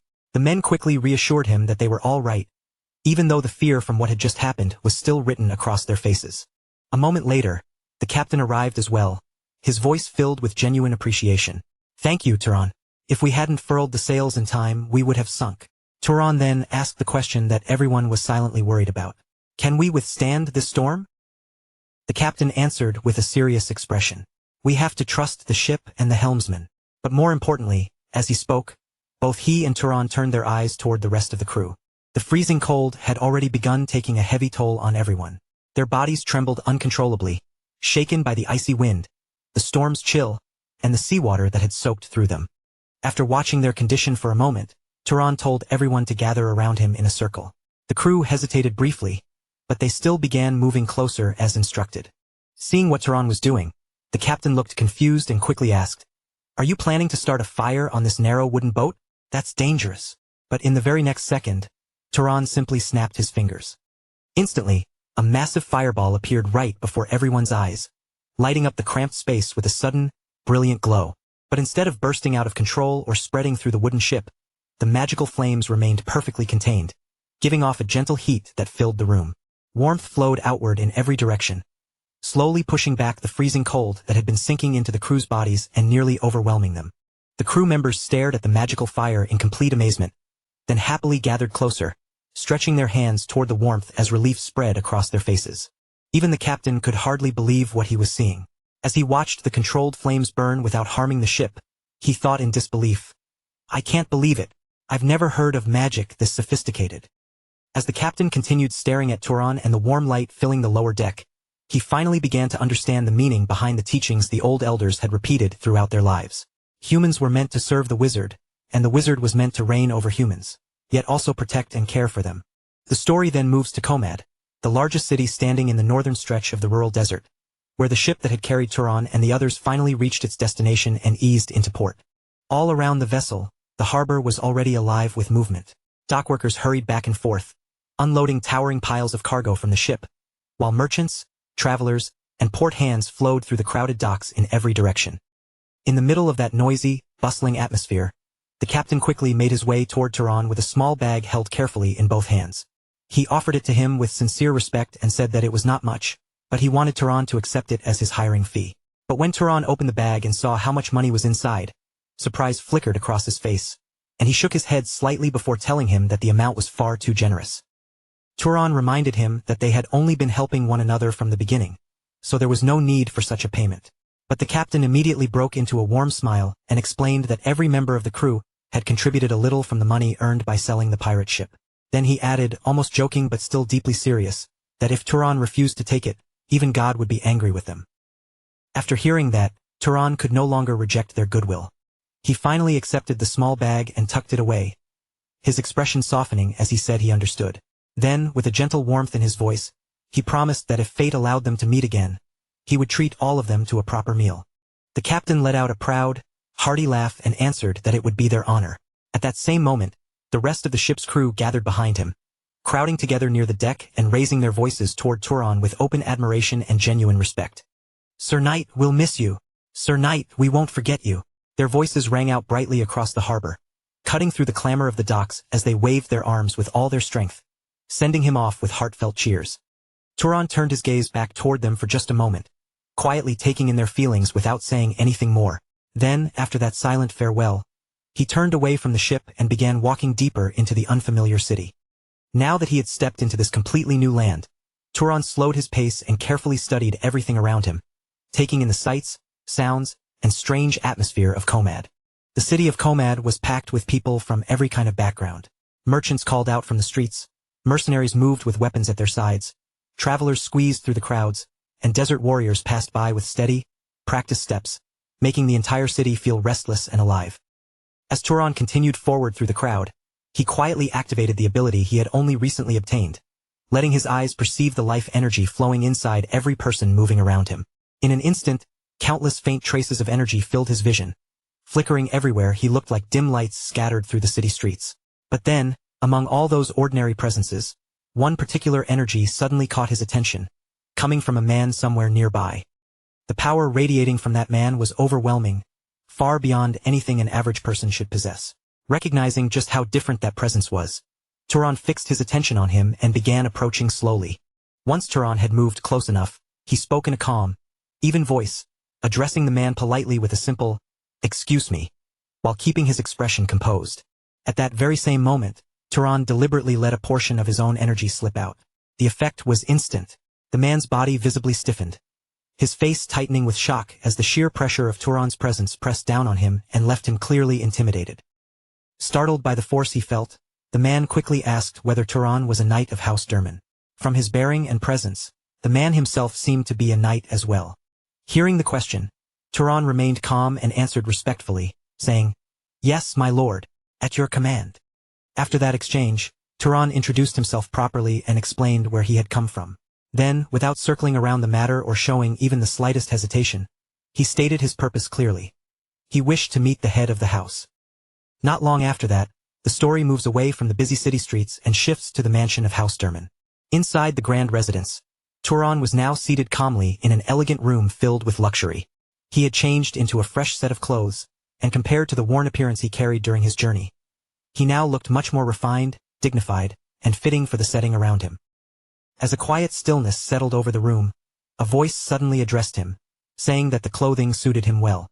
Sitting across from Turan was a man whose entire body seemed to give off an intensely powerful aura. Even though the man was doing nothing in particular, the pressure surrounding him felt heavy and overwhelming. He looked straight at Turan with a steady gaze and introduced himself clearly, saying, "Pleased to meet you. I am Cal Durman." For several moments, neither of them said another word. They simply looked at one another in silence, each one carefully studying the other, as though they were trying to read what lay beneath the surface. At last, Cal Durman was the first to break the silence.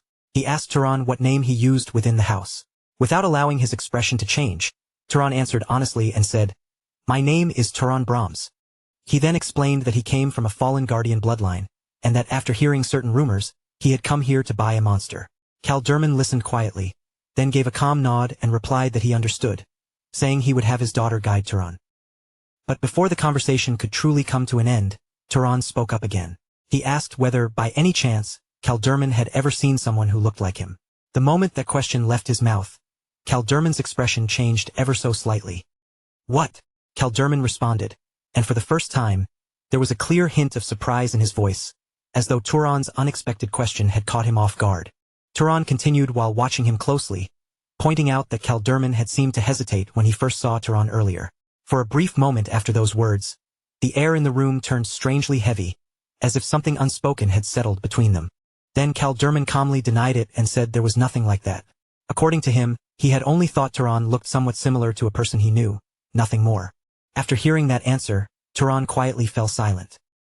He did not press the matter any further, but even without speaking, it was clear that he had noticed the small hesitation in Cal Durman's reaction. Soon after, the scene shifts again, this time to Cal Durman's daughter guiding Turan through the mansion grounds. As they walked side by side, she glanced at him with clear curiosity and remarked that even though he claimed to be from a fallen noble family, he seemed to have quite a lot of money if he had come all the way here to buy a monster from House Durman.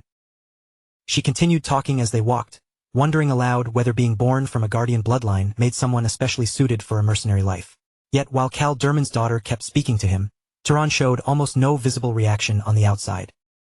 His attention was still fixed entirely on the strange reaction Cal Durman had shown earlier. As he walked in silence, his thoughts turned the moment over again and again, asking himself whose face Cal Durman had seen in him. Curly hair, slightly large ears, and a straight mouth. Turan knew he did share some features with his mother. But was that really enough for Cal Durman to be reminded of her the instant he saw him? Or could it be that the person the house head had recognized in Turan's face was actually his father? And that thought weighed on him even more heavily, because Turan did not even know what his father's face looked like. The possibility lingered in his mind as he continued walking beside her through the massive estate. A few moments later, Cal Durman's daughter suddenly came to a stop, standing with a proud look as if she had been waiting to reveal this place. "We're here," she announced. "Welcome to the House Durman breeding grounds." The moment Turan stepped inside and took in the sight before him, his eyes widened just a little. The place was enormous, far beyond what he had imagined. Vast sections of the facility stretched outward in every direction, and each area had been carefully arranged to contain and raise different kinds of monsters. Some spaces looked like dense patches of forest, while others had been made to resemble rocky mountains or murky swamps. There were even certain chambers that recreated dry, desert-like environments, each one shaped to match the creatures living inside. Turan looked around with genuine amazement, realizing that every room had its own specialized habitat. Each monster was being raised in surroundings perfectly matched to its nature, making it obvious that House Durman had poured an unbelievable amount of wealth, labor, and care into this place. As they continued deeper into the breeding grounds, Turan eventually stopped in front of an especially impressive horse-like monster. Its body was powerful and well-built, its eyes were sharp, and the fierce presence it gave off immediately seized his attention. Turan studied the creature closely for a moment before asking how much it cost. The girl glanced at the monster and answered casually that this one had been raised with quite a lot of care. Then she told him the price, 4,000 gold coins. The instant those words reached Turan's ears, he nearly froze in place from shock. Inside, his thoughts came to a complete halt because that amount was twice his entire fortune up until now. Until that moment, Turan had honestly believed that after everything he had earned during his journey, he possessed a fairly decent amount of money. But now reality struck him without mercy, making him realize just how wrong he had been to think he was anywhere close to rich. As they kept moving through the breeding grounds, Turan sank back into troubled thought. He wondered if he should simply give up on buying a monster, but almost immediately, he knew that was not a real option, because crossing the desert while carrying that chest full of money would be nearly impossible. The situation left him caught between two unpleasant choices, and neither path seemed safe or convenient. After wrestling with the problem for a while, Turan suddenly came to a stop in front of a much smaller enclosure. This enclosure sat near the corner of the breeding grounds, smaller and less eye-catching than the others. Inside the cage was a strange beast with a bird-like appearance, quietly waiting behind the bars. Unlike the other monsters Turan had passed earlier, this creature had been staring directly at him the entire time. Its gaze remained fixed on him with an unsettling calm, almost as though it were the one carefully observing Turan instead. Turan narrowed his eyes slightly, his attention now fully drawn to the strange bird-like beast. Then he lifted his hand, pointed toward it, and asked what about this one. Kaldurman's daughter answered in the same casual tone as before, saying that this one cost 1,500 gold coins. The moment Turan heard that price, his expression changed at once. Compared to every other monster he had seen so far, this one was unbelievably inexpensive. Even though buying it would drain all of his savings, he immediately realized it was still a remarkable bargain considering what kind of monster it was. Turan studied the creature in silence, letting his eyes move over its strange shape more carefully than before. After watching it for another moment and weighing the price against what he could sense from it, he finally asked what kind of abilities it had. Kaldurman's daughter answered plainly that it was intelligent and could fly extremely well. The answer left Turan slightly puzzled, and he could not help wondering what kind of special ability that was supposed to be. But before he had the chance to question her any further, she continued on her own, her expression turning a little troubled as she explained the problem. She admitted that this species was actually quite popular, but this particular one was almost too smart for its own good. According to her, it flat out refused to obey anyone it judged to be less intelligent than itself, no matter how much effort they put into handling it. Even as she spoke, the bird-like beast kept its eyes locked on Turan, never once glancing away. Noticing how unusual that steady stare was, Turan slowly stepped closer to the cage, faced the creature directly, and asked if it could understand what he was saying. Then Turan looked at the beast with a faintly curious expression and remarked that it really must be smart, even if its appearance was a little ugly. After saying that, he turned his face slightly aside and calmly added that the creature understood everything. He was certain of it. Kaldurman's daughter let out a helpless sigh and confirmed that they had already tried teaching it.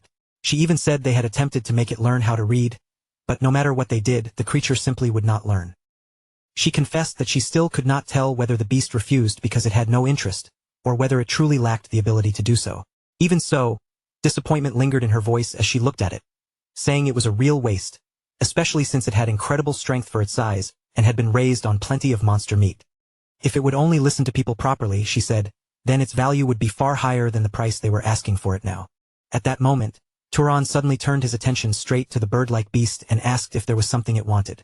Kaldurman's daughter immediately began to dismiss the idea, saying there was no point in asking, but before she could even finish, the beast stretched one of its claws forward toward Turan.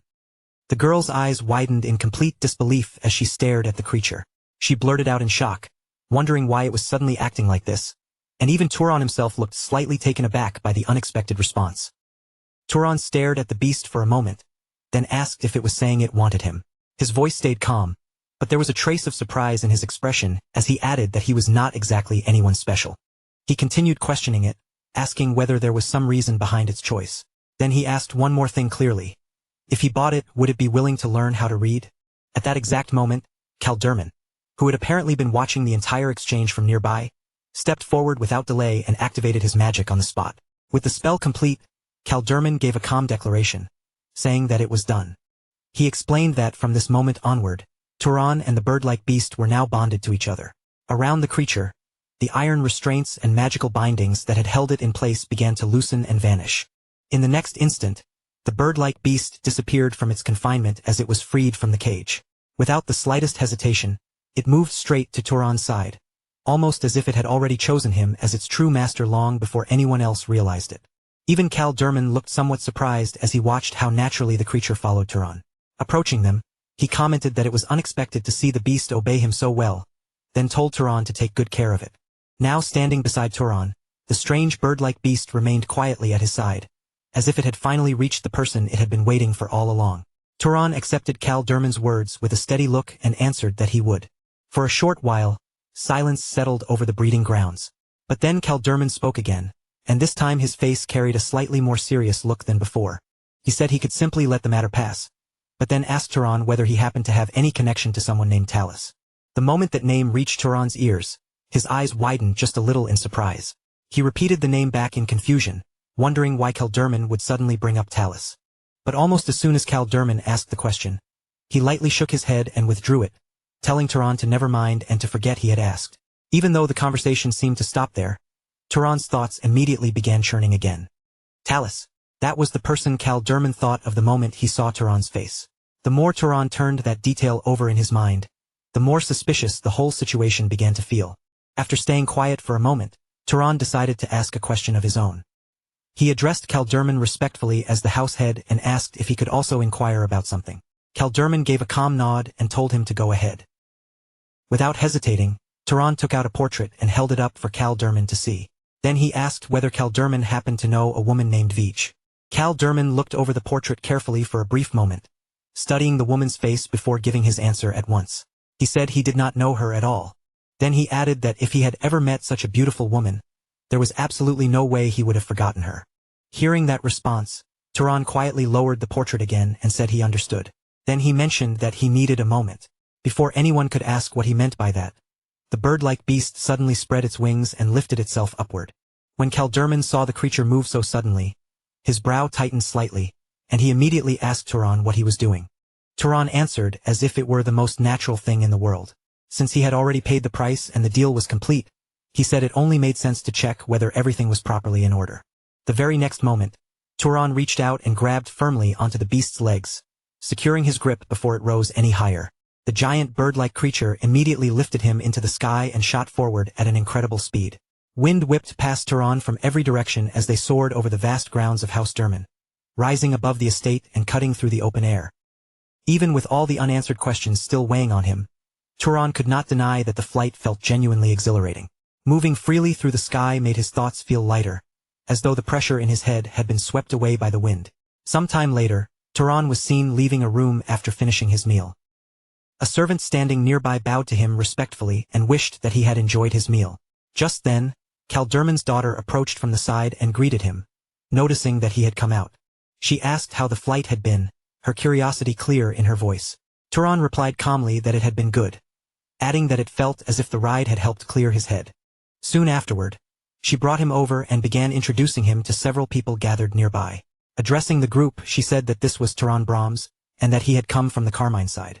The moment she mentioned Carmine, one person among the group reacted with visible surprise and asked if that was not somewhere near Erebion.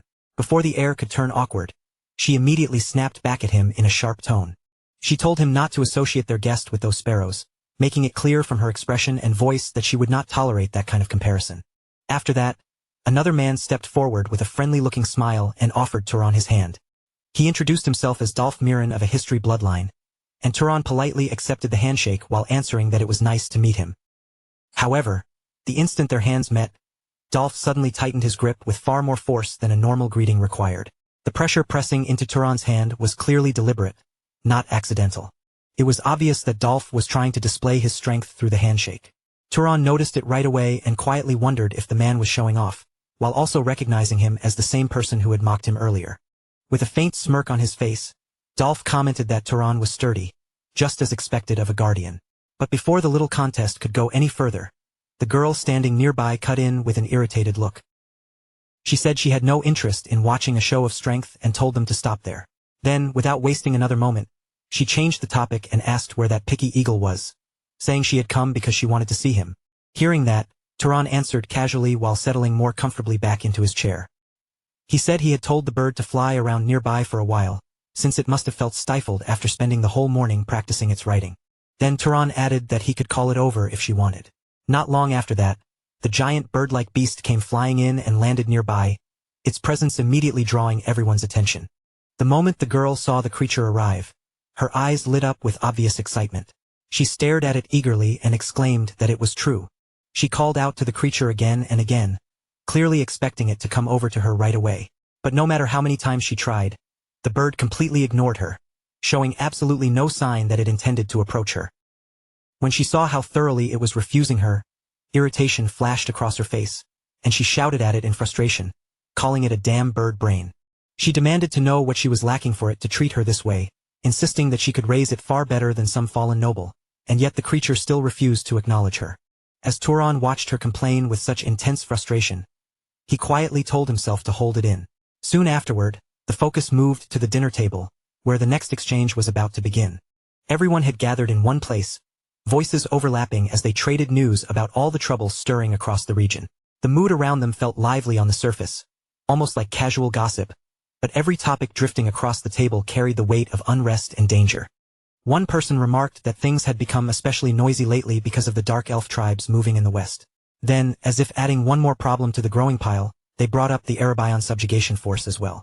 Another person leaned into the conversation and mentioned what they had heard, saying the commander chosen for that force was none other than that thin, bony Mesa.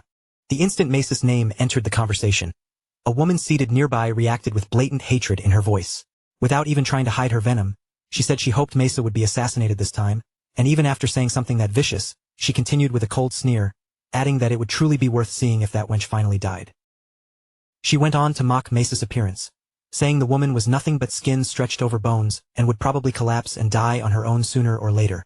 To her, Mesa was such an ugly thing to look at that she even pitied whatever unfortunate man might someday end up as her husband. Even after those cruel words, the conversation around the table flowed on as if nothing unusual had been said.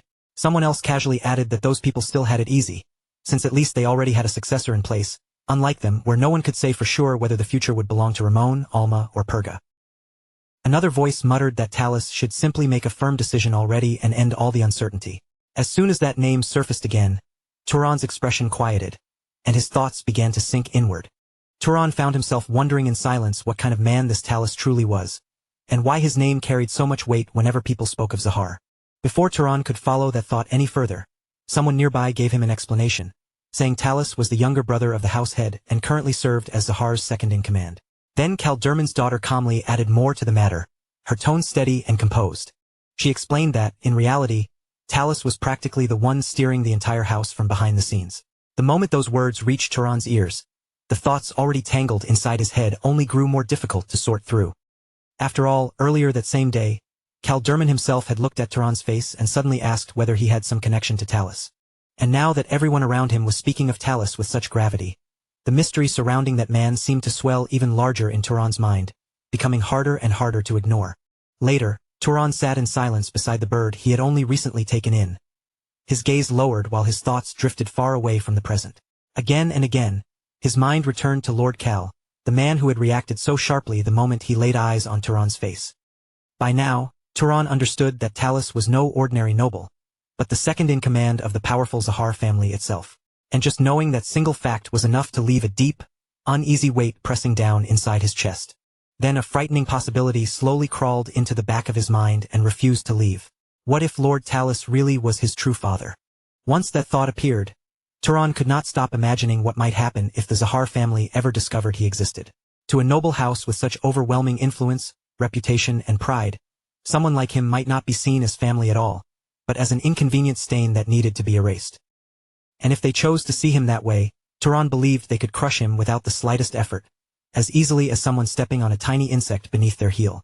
The longer he thought about it, the tighter and heavier the pressure in his chest became.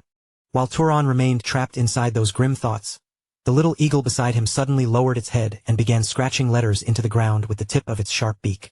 After working at it for a short while, the bird finally finished its message with visible pride, declaring in its rough writing that it was a black eagle. Turan looked down at the words and felt a faint flicker of surprise that the creature had actually managed to form a sentence at all. He calmly praised it for getting that part right, but the eagle immediately started scratching again, this time trying to copy the exact phrase Turan had spoken earlier. The moment Turan saw what the bird had written, he let out a quick sigh and pointed out that he had never told it to copy that particular sentence in the first place. And even after all that effort, the spelling was still wrong, making the whole attempt feel even more awkward. That odd little exchange naturally pushed them toward the matter of names, and Turan asked whether the eagle had finally chosen a proper name for itself. The bird answered in the only way it could, scratching a simple message into the ground to say that it had not decided on one yet. Turan stared at the words for a moment, then completely misunderstood the meaning and wondered whether "not yet" was supposed to be the bird's actual name. The eagle hurriedly corrected him through another messy line of writing, trying its best to make the answer clearer. A little while later, Turan shifted the conversation in a different direction and calmly asked the bird something that had been on his mind. He wanted to know why, out of anyone it could have chosen, it had decided to follow him in the first place. The eagle hesitated for a brief moment before lowering its beak again and writing that it liked Turan. But that was not the only reason. The bird also explained, in its clumsy written words, that something buried deep inside Turan felt strangely similar to itself, giving it an odd sense of connection it could not ignore. Turan immediately corrected the bird yet again, telling it that the proper phrase should be, "I like you." Even in that situation, after fixing the wording for it, he could only sigh when he saw that the message was still full of mistakes, and at that moment, he understood very clearly that this eagle had a long road ahead before it could truly learn how to write properly. The creature would need far more study and practice from then on, that much was obvious. Even so, the words it had written earlier stayed lodged in Turan's mind, especially the claim that something inside him felt similar to the eagle itself. Perhaps that strange feeling had something to do with the mixed blood flowing through Turan's veins, blood tied to the Zahar family and to another unknown lineage he still knew nothing about. Before he could sink any deeper into that question, another voice suddenly cut through his thoughts as Dolph approached him casually, calling out his name with his usual bright and easygoing attitude. Dolph said he was planning to head out later for a bit of hunting and training, just enough to warm himself up. With a carefree smile on his face, he invited Turan to come along too, but Turan answered calmly that he would actually be leaving that very day, and those words immediately caught Dolph off guard. Dolph complained that Turan should have told him something like that sooner, acting as though the two of them had already become close companions in such a short time. But even as Dolph spoke in that friendly tone, Turan remained guarded inside, unable to trust him at all because to Turan, Dolph seemed like the kind of person who simply enjoyed using his overwhelming strength to push others around. To Turan, Dolph's friendliness did not feel entirely sincere. It felt more like a cheerful mask covering someone who took satisfaction in proving his own superiority through pointless, overbearing behavior. Even so, Dolph casually offered to guide Turan himself if he needed help moving through the region, boasting with confidence that he knew the entire area extremely well. Turan refused immediately and said there was no need for that kind of help, and although Dolph looked disappointed for a moment, he soon brushed it off with a shrug, telling Turan to call on him if he ever changed his mind before finally walking away. After Dolph left, Turan's suspicion only deepened. The fact that Dolph had backed down so easily did not make him feel relieved at all. Instead, it made the whole situation feel even more unsettling. Not long after that, Turan began moving through the area on foot, while one of the servants followed quietly behind him at a respectful distance. Eventually, Turan turned back toward the servant and calmly said there was no need to escort him any farther. The servant, however, answered respectfully that the order had come directly from Lord Cal himself. Their assigned duty was to make sure Turan reached the walls safely before parting ways with him. As they continued walking, Turan asked for a guide to the desert and also requested several religious books connected to Enril. He even handed over the payment for those books in advance without showing the slightest hesitation. The servant accepted both the money and the request with proper respect, then immediately set about fulfilling what Turan had asked for. Before long, everything Turan had requested was prepared for him, and the items he needed were brought together so he could continue with his plans.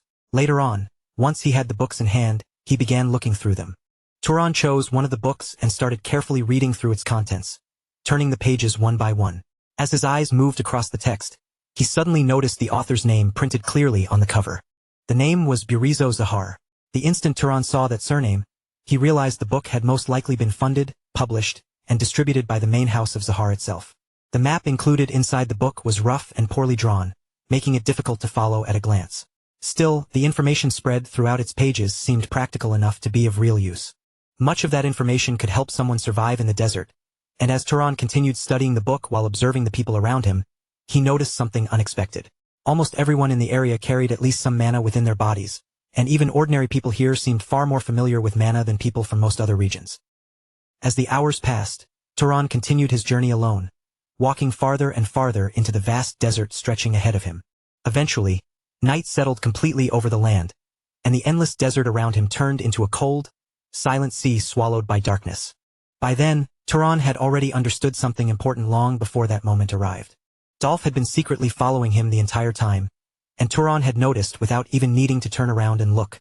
Standing in the darkness, Turan calmly spoke into the empty-looking night and told Dolph to come out already, since there was no point in hiding anymore. A few moments later, Dolph finally stepped into view with a loud laugh, openly admitting that Turan had sensed his presence far sooner than he had expected. Turan then explained in a calm voice that there was a specific reason he had chosen to travel on foot rather than ride an animal through the desert. Dolph, meanwhile, kept his tone light and casual as he claimed he had only followed because he was worried. Seeing someone as young as Turan walking alone into such a dangerous desert supposedly made him uneasy, and he pretended he had merely come along out of concern, ready to step in if the dangers of the area became too much. But Turan looked at him with cold, unreadable eyes, not showing even the faintest sign that he believed a word of it. Without circling around the truth, he immediately exposed Dolph's real purpose and accused him outright of coming after his mana. Instead of denying it, Dolph's smile stretched even wider, as if the accusation only entertained him. Dolph did not look insulted in the slightest. If anything, he seemed genuinely amused that Turan had understood exactly what kind of person he was dealing with, and still chose to walk all the way out into the desert alone. He kept his eyes fixed on Turan, studying him with growing curiosity, trying to figure out what kind of man would knowingly step into danger like this. Even after sensing the threat around him, Turan had continued deeper into the desert by himself without turning back. To Dolph, that made Turan difficult to read. He could not decide whether the boy's actions came from true courage, or from a level of foolishness so extreme that it almost looked like bravery. Turan, however, spoke calmly and said he was finally beginning to understand why nobles despised hearing stories about fallen noble families. Those stories were not simply unpleasant rumors to them, but reminders of weakness, collapse, and humiliation, the very things nobles tried hardest to hide from view. When Dolph heard that, a smirk crept across his face, and he pointed out the irony in Turan saying such a thing. From Dolph's perspective, Turan was in an even worse position than himself. He looked Turan over carefully again, then began voicing his own judgment, saying that while Turan carried an absurd amount of mana, his actual body looked frail and terribly weak. Dolph guessed that Turan must have come from some primitive offshoot of the Guardian bloodline, a branch that had managed to preserve certain resistance abilities over time while slowly losing the overwhelming physical power that once defined the line. Even so, one part of it still bothered him. The true Guardians were known for monstrous strength, so Dolph could not understand how someone with such a fragile body had gathered such an enormous reserve of mana in the first place, no matter how strange his bloodline might be.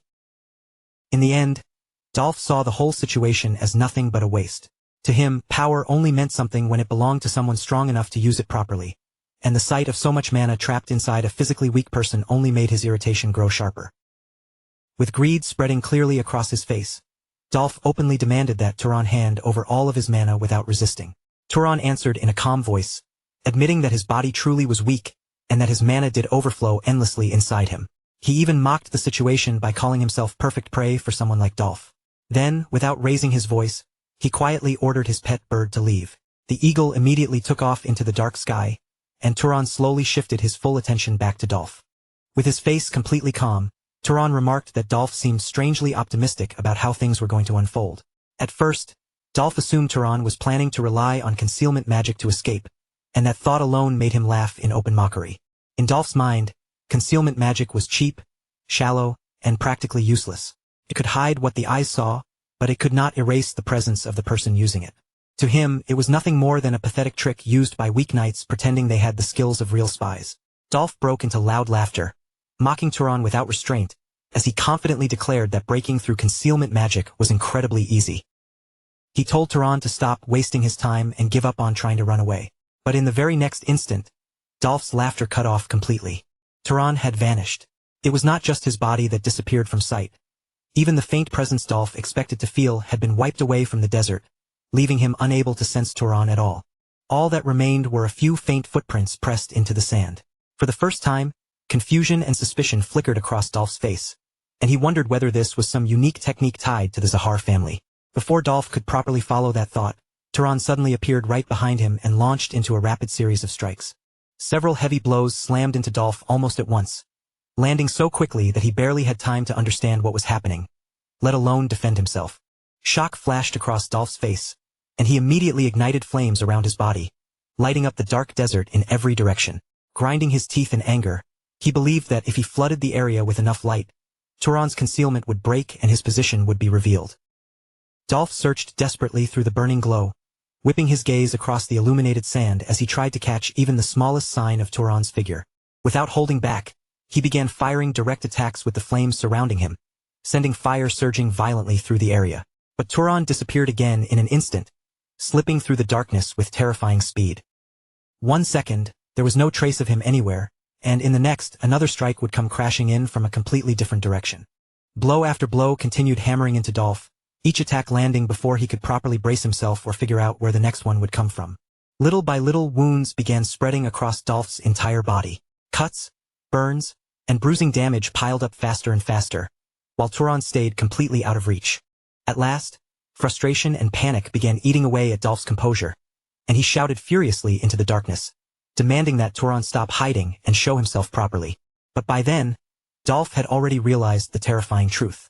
The situation had turned hopeless, and without another word, he suddenly spun around and fled through the desert as fast as his legs could carry him. As Dolph ran, panic flooded his mind, and he finally understood what he had gotten wrong. Turan was not from the Guardian bloodline at all, and fighting a mage connected to that bloodline out in the desert at night was practically suicide. The darkness, the endless sand, and the deep silence of the night desert all worked perfectly in Turan's favor.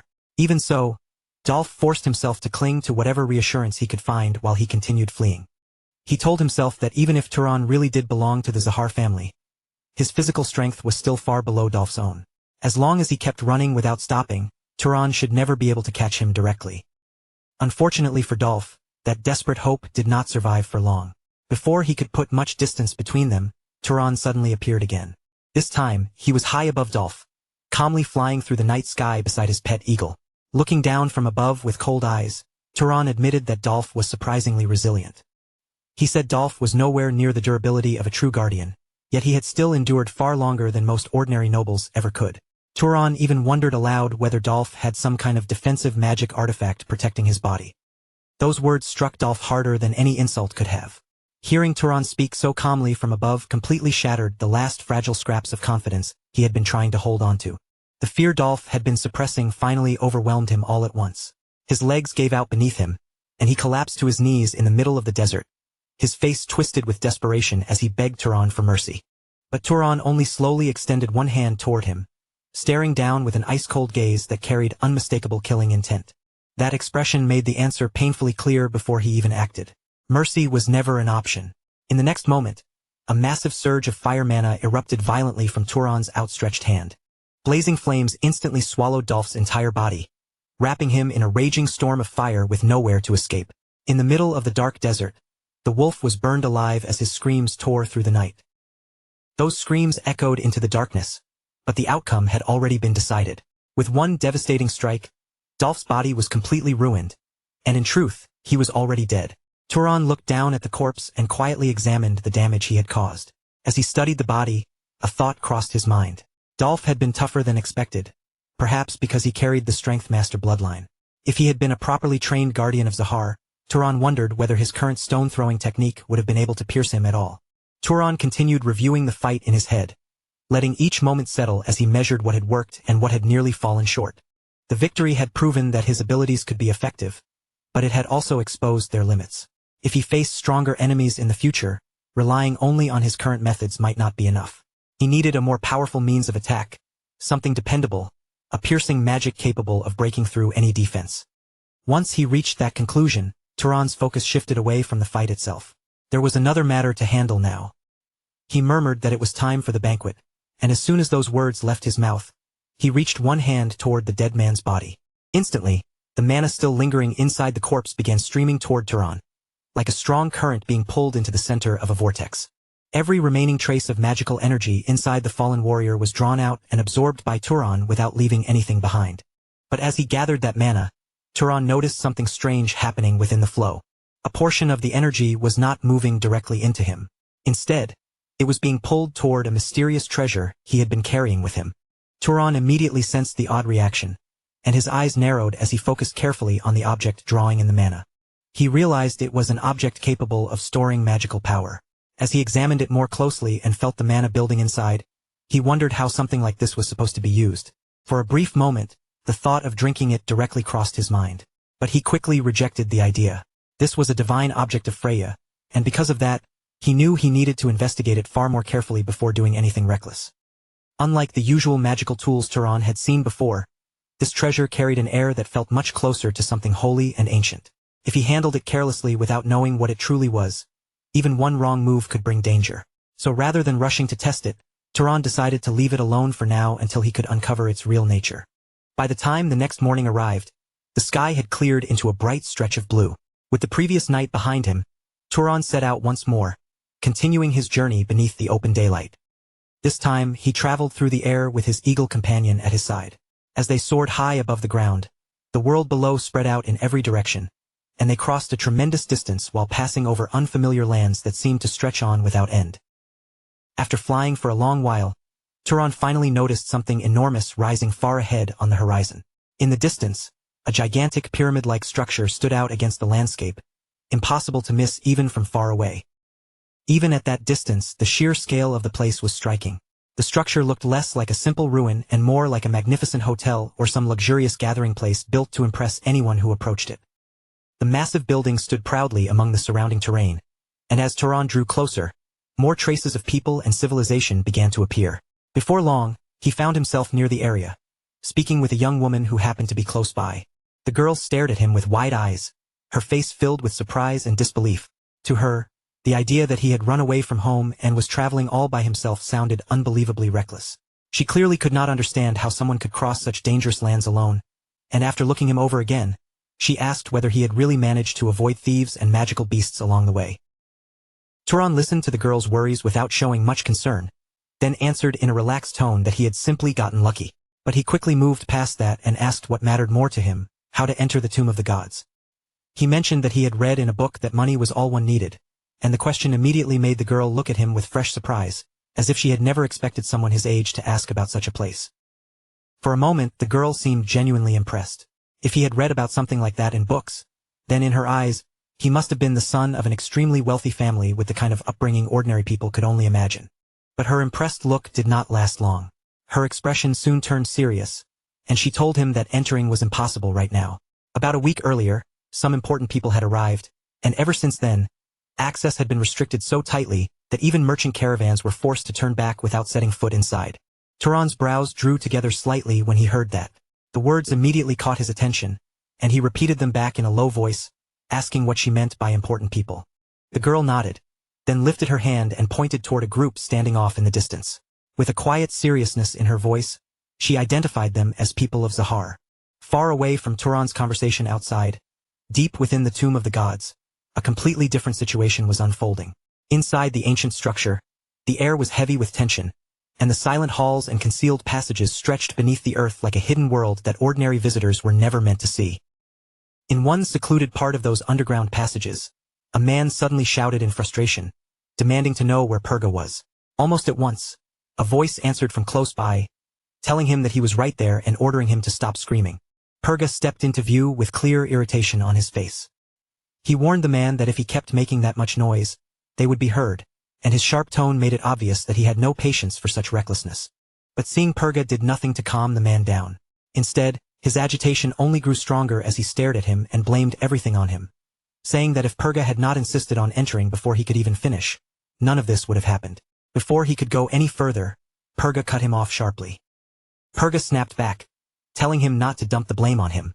He reminded the man that he had come along by choice because he wanted to secure a position once Purga became head of the family, and then ordered him to keep his voice down. The complaint died instantly, but even though Purga looked composed on the outside, his thoughts were already racing. Inside Purga's mind, countless thoughts churned at once as he remembered why he had come to this place in the first place. It all went back to an old story, one that had been passed down through his family for generations, and had stayed buried in his memory ever since he was young. According to that story, there was a hidden underground area beneath the tomb of the gods. If someone managed to discover the secret hidden there, they might become the next head of the family. Those words had remained with Purga for years, and now that he was standing in the depths of the tomb, he finally realized the family legend had been true all along. Purga could hardly believe it. The underground area his grandfather had spoken of so long ago had actually existed. His eyes moved across the strange surroundings as he thought about how he had searched this place every year, looking for any clue at all, yet he had never found even the smallest trace until now. Eventually, he had convinced himself that the story was nothing more than an old legend. But the hidden world now spread out before him completely destroyed that belief. Beneath the tomb of the gods, concealed from ordinary visitors for countless years, an entire secret place had truly existed, and the thought of something so unbelievable being hidden here filled him with excitement. His heart began to pound harder as ambition rose inside him. If the old stories were true, then the secrets buried in this underground labyrinth could change his future completely. If he uncovered what this place was hiding, becoming the head of the family would no longer be a distant dream. It would be well within his reach. All the frustration, every failed search, and every disappointment he had endured suddenly felt as though they had led him to this moment. For the first time, Purga felt as if fate itself had opened a path for him and was pushing him directly toward success. As Purga looked around the ancient underground labyrinth, he could not stop a smile from spreading across his face. He murmured that the god of Zahar was truly on his side. But at that very moment, countless pairs of glowing red eyes appeared in the darkness ahead, proving that the labyrinth was not empty at all. Within the shadows, numerous monsters had been hiding in silence, watching them and waiting. The sight sent an immediate chill through the group, and the instant Purga saw those crimson eyes staring back from the dark, the excitement that had been swelling in his chest disappeared. Purga's face twisted as he cursed the so-called secret. If he had known this hidden place was crawling with monsters, he never would have stepped inside at all. The glorious dream of uncovering a legend and becoming head of the family suddenly felt much less appealing when survival itself was now in question. With the possibility of being torn apart by monsters hanging over them, Purga tried to distract himself from the danger closing in. He turned toward one of his companions and asked how much water they had left. The answer came immediately, none. Annoyance flashed across Purga's face, and he snapped at them to make more, saying he at least needed enough to wet his throat as the underground ruins grew more miserable by the moment. The air around them felt thick and oppressive. The darkness seemed to stretch endlessly ahead, and the unseen presence of monsters made every step feel like a risk. Then, in the middle of that suffocating tension, something strange suddenly began to happen. From deep within the labyrinth, an overwhelmingly powerful dark energy started spreading through the underground passages. It crept through the ruins with a force unlike anything Purga had ever sensed before, making the entire place feel even more unnatural.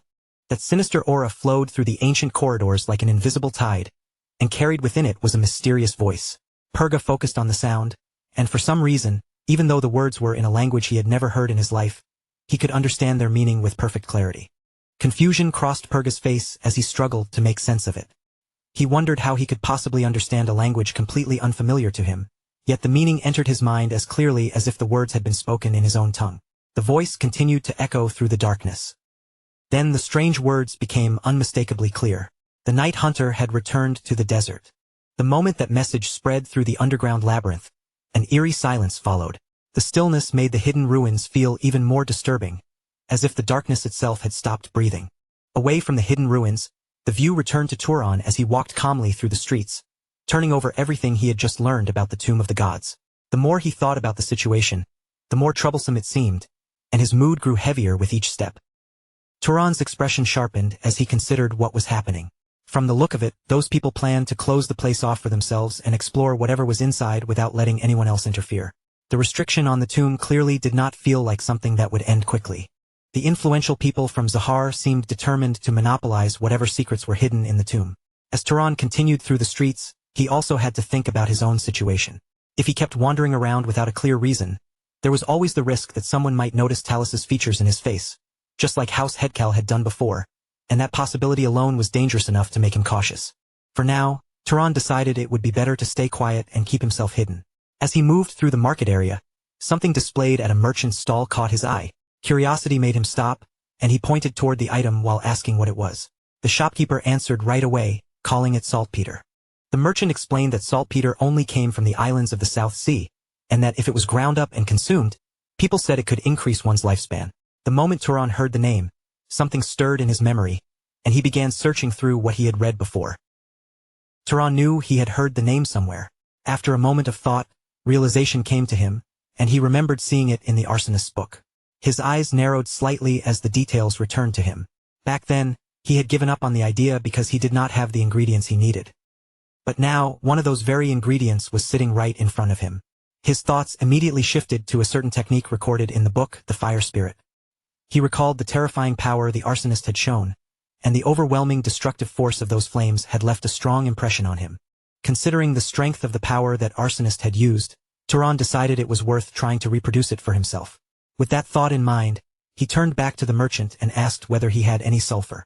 The merchant looked confused by the question and slowly shook his head, repeating the unfamiliar word. The merchant admitted that he had never heard of sulfur before. Before Turan could say anything else, another man standing nearby stepped into the conversation, explaining that sulfur was something found only in volcanic regions. A second man then added more information. He explained that sulfur was usually used for disinfection, but since there was not much demand for it, finding any in the desert would be difficult. After hearing their answers, Turan immediately understood the problem he was facing. For a brief moment, Turan regretted not searching for it back in Komad before he left. If he had known he would need sulfur, he could have prepared ahead of time. Still, he quickly steadied his thoughts and began considering other options, realizing that he did not necessarily need to travel east. What he needed was simple, he just had to find a volcano. As Turan was about to leave, the merchant suddenly called after him and asked if he was not going to take the brown sugar too, insisting that it was an extremely rare commodity. The merchant clearly wanted to make a sale, but Turan showed almost no interest and simply said that he did not really like sweets before leaving the market behind. Later on, Turan appeared far out in the desert, standing alone amid the endless waves of sand. Around him, the empty landscape stretched in every direction beneath the blazing sky. There, he began testing a new way to use his abilities. Large amounts of sand shot forward at incredible speed, slicing through the air like deadly projectiles as they flew across the open desert. Turan carefully watched the results of his experiment, and a satisfied look gradually appeared on his face. The outcome was better than he had expected, and he quietly judged it as not bad at all. The grains of sand moved just as he wanted them to, replacing stones with sand projectiles instead. Because sand was far more flexible than ordinary rocks, he could even alter their shape while they were still flying through the air. Turan thought through the possibilities as he watched the sand respond to his control. He could increase their piercing power, or scatter them outward in several directions at once.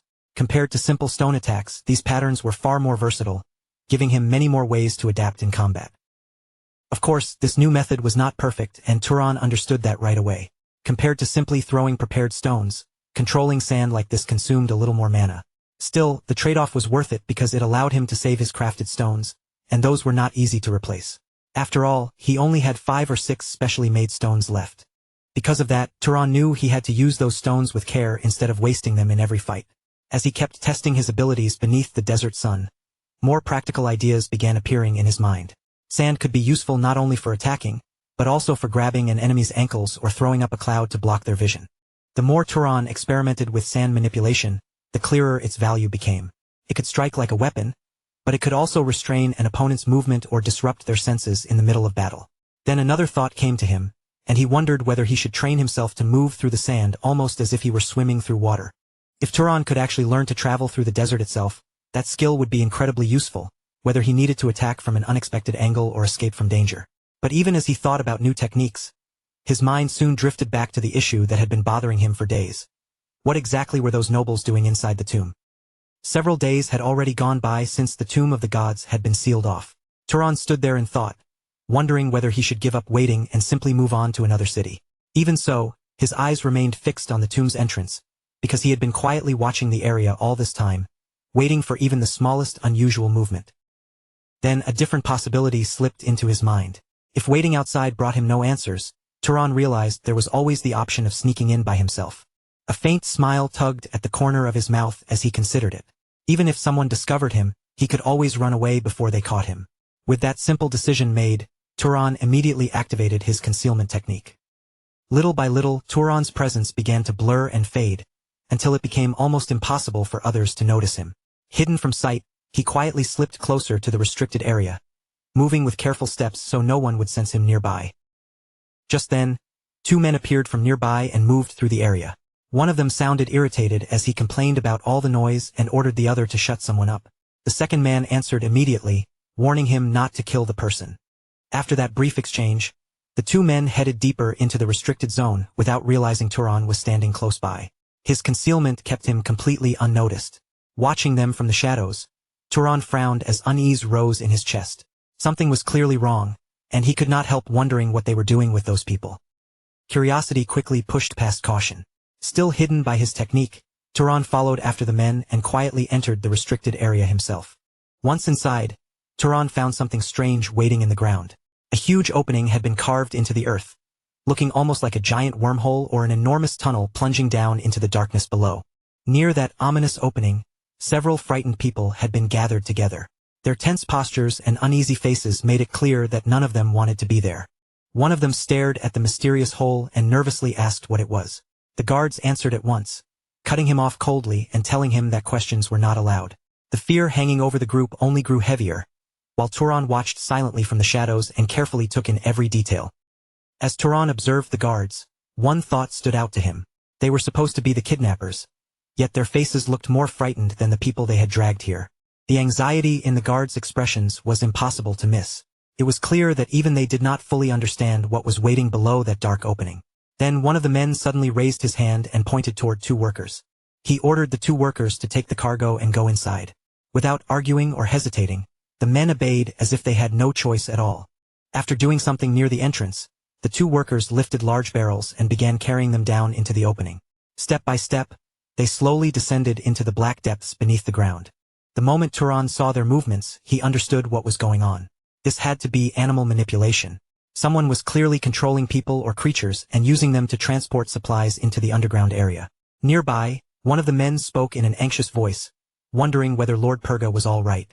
Another man answered with a worried expression, saying that all they could do was hope for the best. He glanced toward the barrels being sent below and added that they were continuously sending in food and water. Then, unable to hold back his fear any longer, one of them asked whether they should inform the main family. The response came instantly.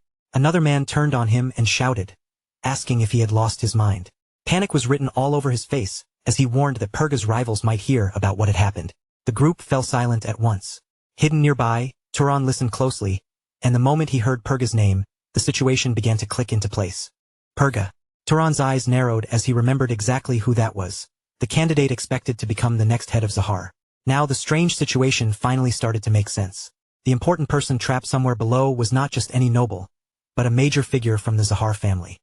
With that realization, all the pieces came together. This was why they had occupied the tomb of the gods for so many days. It was not simply because they wanted treasure or planned some ordinary expedition. One of Zahar's most important figures was trapped underground, and the people outside were desperately trying to keep the incident hidden. A faint smile slowly spread across Turan's face as he looked toward the entrance leading below. The place was obviously dangerous, and stepping inside could easily become a serious mistake. But at the same time, danger like this also came with opportunity, and Turan's mind immediately began calculating what he might gain. If he saved that young noble and made him owe a favor, then Turan might be able to approach Zahar in a natural way. For a brief moment that idea seemed useful, but almost immediately he shook it off. No, the reason did not really matter anymore. His gaze fixed on the darkness beneath the entrance, and what mattered most was that he needed to get inside. Something within the depths of the tomb seemed to be pulling Turan toward it. He could feel that there was something inside he wanted, even if he could not fully explain why. Without hesitating any longer, he stepped through the entrance and descended into the underground labyrinth. But the instant he went in, an unpleasant sensation washed over him, and he grabbed his head as a strange clarity suddenly returned to his mind. Turan's expression darkened as he realized what had just happened. The moment he entered, his head had cooled down, as if the haze clouding his thoughts had suddenly been cleared away. That could only mean one thing. Something had been influencing him, pushing at his thoughts without him even noticing it. When Turan looked back on his earlier reasoning, he could clearly tell that something had affected his judgment from the moment he decided to enter. The more he thought about it, the more foolish his decision sounded, and he let out a frustrated sigh at himself. After all, who could say that Purga was the kind of person who would repay a favor?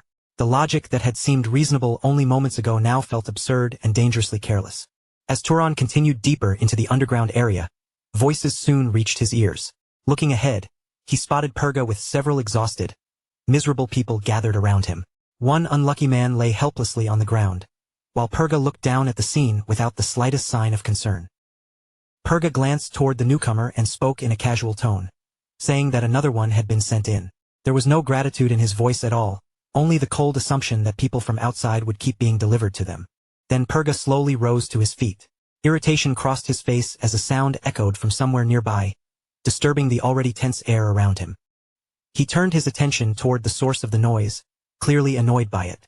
Looking at one of his subordinates, he ordered someone to deal with it, then added coldly that they needed to conserve food. What followed was cruel and ugly. The unfortunate man on the ground was treated horribly, as if his life carried almost no value at all. There was no sympathy in the way they handled him, no hesitation, and not even a trace of guilt. Neither Purga nor the people around him showed any remorse. From the shadows, Turan watched everything in silence and realized that this was the famous Purga Zahar. The image he had imagined in his mind and the reality standing before him were nothing alike. This man could kill people for water and still look completely unmoved. Turan's opinion of Purga dropped immediately. Someone who could act like that did not seem like the type to repay a debt, especially not with any real sincerity. The idea of rescuing him in exchange for some future favor now seemed more foolish with every passing moment, and Turan continued moving through the dark underground labyrinth. Then, from somewhere inside the darkness, another voice suddenly echoed out.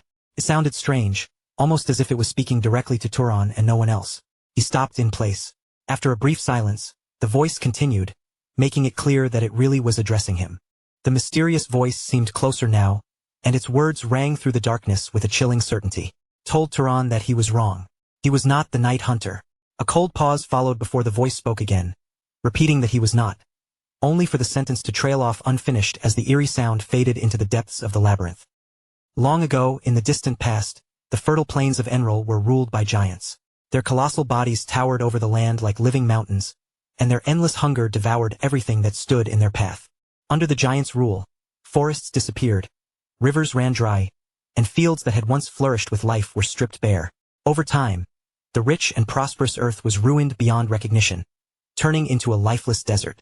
But even after consuming the land's food, the giants were still not satisfied. Their massive bodies demanded unbelievable amounts of water every single day. When the land could no longer provide enough to quench their thirst, the giants turned their gaze toward humanity.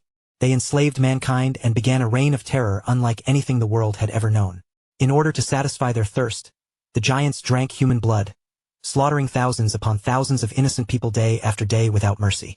Humanity was pushed to the very edge of extinction, trapped beneath the brutal rule of those monstrous overlords with no sign of salvation anywhere.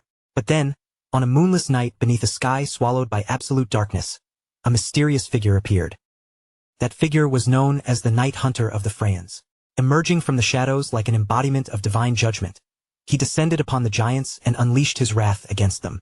One by one, the giants fell before his overwhelming power. The tyrants who had ruled through fear, bloodshed, and endless hunger were completely destroyed, and at last, humanity was freed from the nightmare that had almost erased them from the world.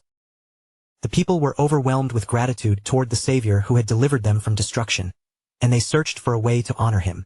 As a gift, they offered him the 3 most beautiful women in the world as wives. From those unions, 3 remarkable children were born, and each one inherited a different supernatural power. The first son inherited the ability to hide his body completely. Whenever he wished, he could vanish from sight as if his very existence had melted into the air.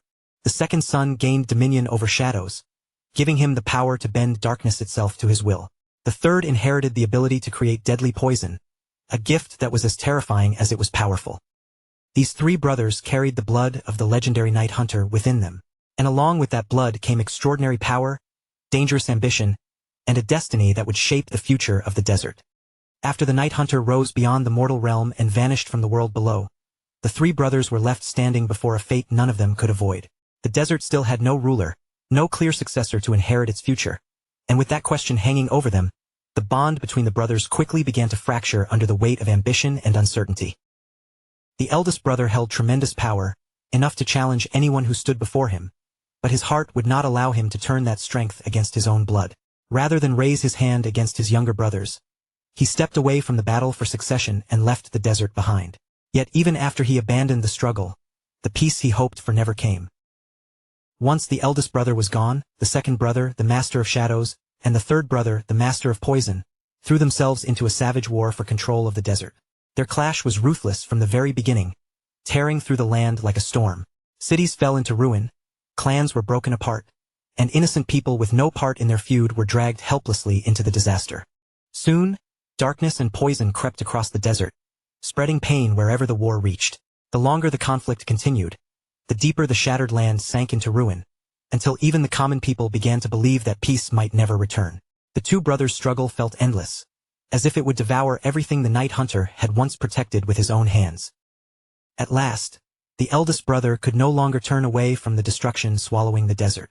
Unable to ignore the cries of the land any longer, he returned from the exile he had chosen for himself and stepped onto the battlefield once more.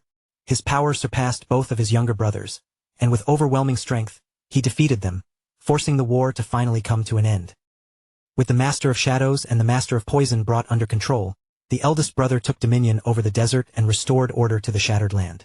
His victory opened the door to an entirely new era, and from that moment on, his bloodline would continue ruling for generations. That legendary eldest brother, the one who hid his body from the world and ended the war between the three heirs, was none other than Zahar's ancestor. When the old tale finally reached its end, the mysterious voice rose once again from within the darkness. Its tone remained cold, steady, and impossible to shake as it declared that Turan was not the Night Hunter. Those words hung heavily in the air, leaving behind a strange sensation that passed through Turan as he quietly absorbed everything he had just heard. Turan fell into deep thought, his mind circling around the name he had just heard. Why was that god's name being spoken here? Was this somehow connected to the Zahar nobles who had existed long before his time? And when he thought about it carefully, he could not ignore the fact that he, too, was technically one of their distant descendants. The more Turan considered the ancient legend, the harder it became to separate it from his own bloodline. Every detail seemed to pull him closer to questions he could not yet answer. Then, without warning, something nearby tugged at his attention. Before he could even tell what it was, his instincts flared sharply, warning him that something was wrong.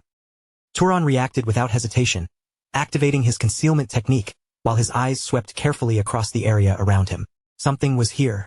He murmured the thought under his breath, then drew on the power of his artifact, stretching his senses outward until he detected a heavy concentration of mana gathered somewhere in the distance. Keeping his presence hidden, Turan moved toward the source of that mana with measured steps. Curiosity pulled him forward, but caution kept every movement quiet and controlled, as if one careless sound could expose him. As Turan drew closer, the source of that strange presence finally came into view. Waiting in the dim distance was a monster with a shape disturbingly close to that of a human. The creature's form was warped and grotesque, twisted in a way that felt wrong from the first glance.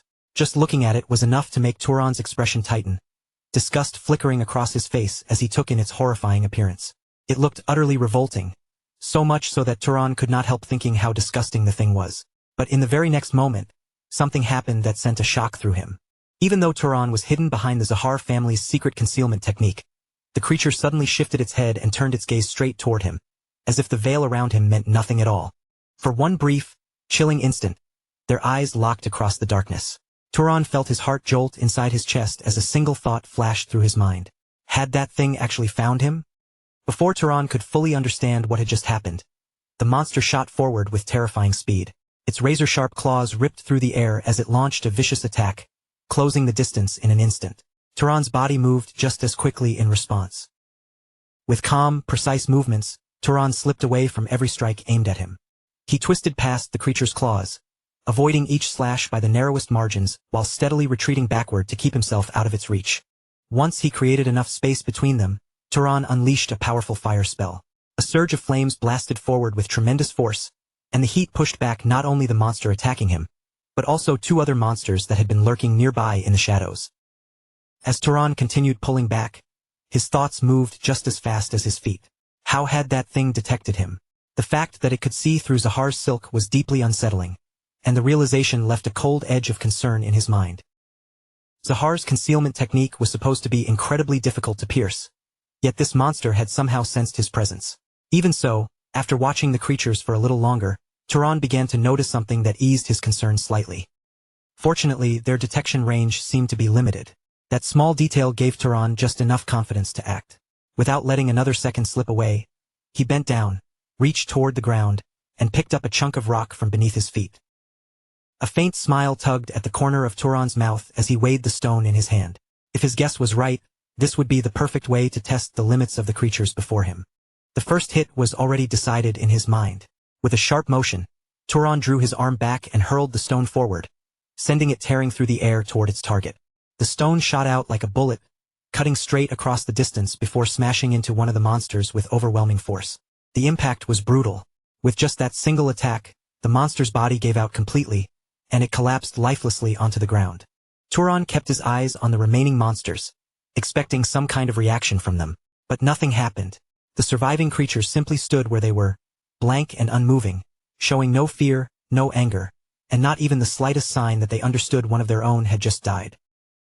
Watching their empty response, Turan narrowed his eyes, so they did not even react when one of their own was killed. The words came quietly, but the observation made the creatures feel even more disturbing. Their strange lack of emotion only made them seem more unnatural than before.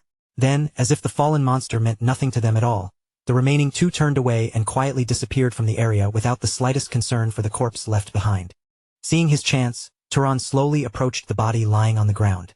He stayed cautious as he moved closer, then extended his hand toward the dead monster. He began using his ability to absorb mana, expecting the same result he would normally get after defeating a monster. If everything worked as usual, the creature's power should have become fuel for him. But the instant he tried to draw mana from it, something felt completely wrong. Confusion crossed Turan's face as he studied the result, realizing that this monster was nothing like what he had expected. He could not absorb any real power from it even after killing it. That meant the creature had to be magical in nature. The amount of mana he managed to take in was far too small, especially when compared to the monster's physical strength and speed. With a body that powerful, it should have contained far more mana.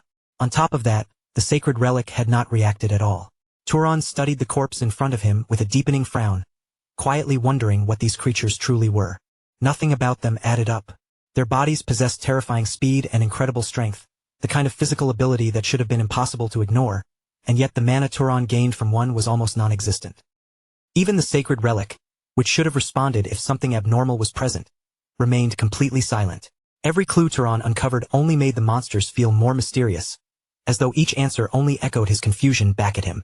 Then, from somewhere beyond his sight, the mysterious voice suddenly spoke again, cutting through the stillness around him. Its words carried a strange, eerie weight, and this time, it asked the very question that had already been troubling Turan. What was his true identity? The voice faded into the darkness, leaving Turan staring down at the monster's lifeless body. An uncomfortable sensation spread through him, heavy and unpleasant, and his frown deepened as he quietly muttered that it was an unbearable pain. Just then, Turan turned his head toward the side. From somewhere in the distance, he caught the faint sound of footsteps slowly drawing closer.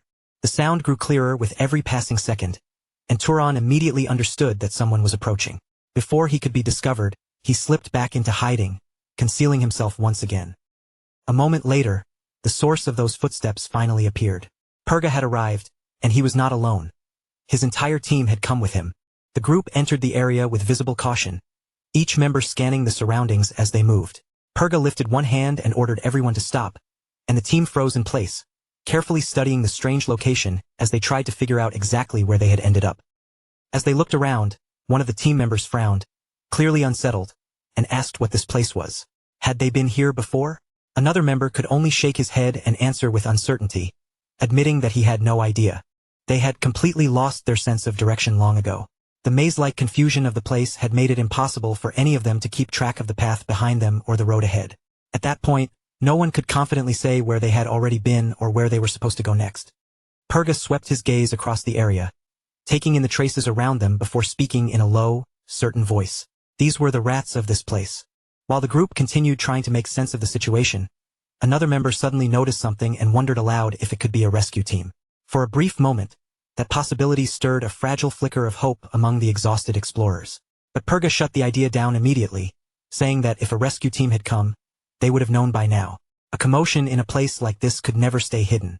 His words left little room for doubt. If an outside rescue force had entered such a dangerous area, news of it would have spread fast. The fact that none of them had heard anything made that possibility almost impossible. As Purga's team continued investigating the area, Turan remained hidden nearby, silently watching every movement they made. He was still trying to understand the mysterious monsters, and now he also had to make sense of Purga's sudden arrival.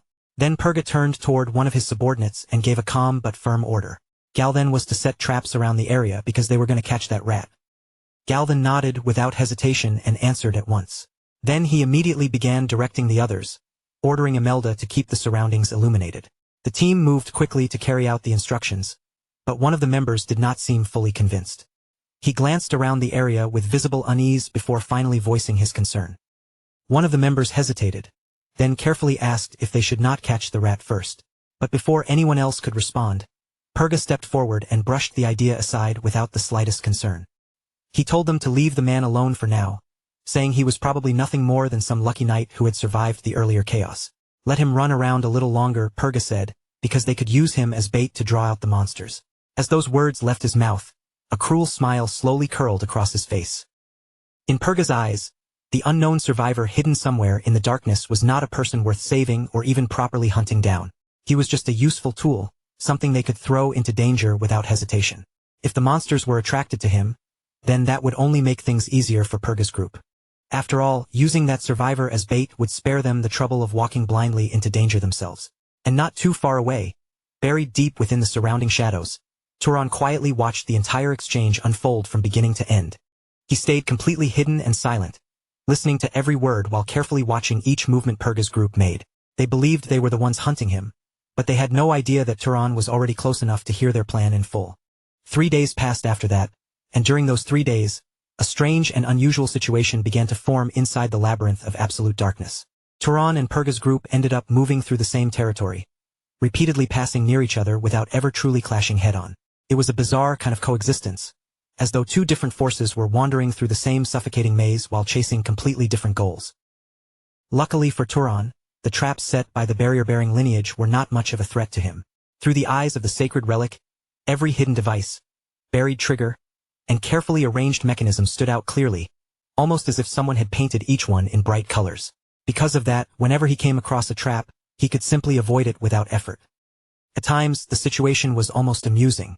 Purga's people, blinded by the oppressive darkness and unable to properly find their way, ended up triggering their own traps more than once. They were forced to suffer the humiliation of being caught by the very devices they had set with their own hands. But unlike Purga's group, who remained completely lost inside the endless darkness, Turan slowly began adapting to the labyrinth. As he moved through the twisting paths, Turan paid close attention to everything around him, studying the flow of the area and the signs left behind. Monster activity here was scarce, so he decided it was worth marking. Using the power of the sacred relic, he selected several locations and established them as temporary bases.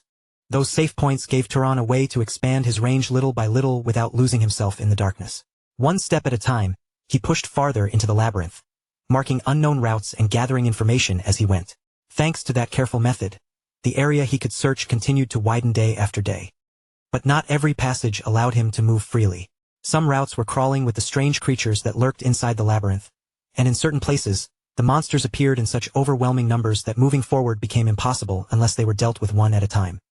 Whenever Turan ran into those dangerous areas, he made use of an unexpected advantage. Without Purga's group realizing it, he borrowed their strength by shaping the situation around him and taking advantage of the monster's behavior. More than once, he allowed the creatures to turn their attention toward Purga's people instead.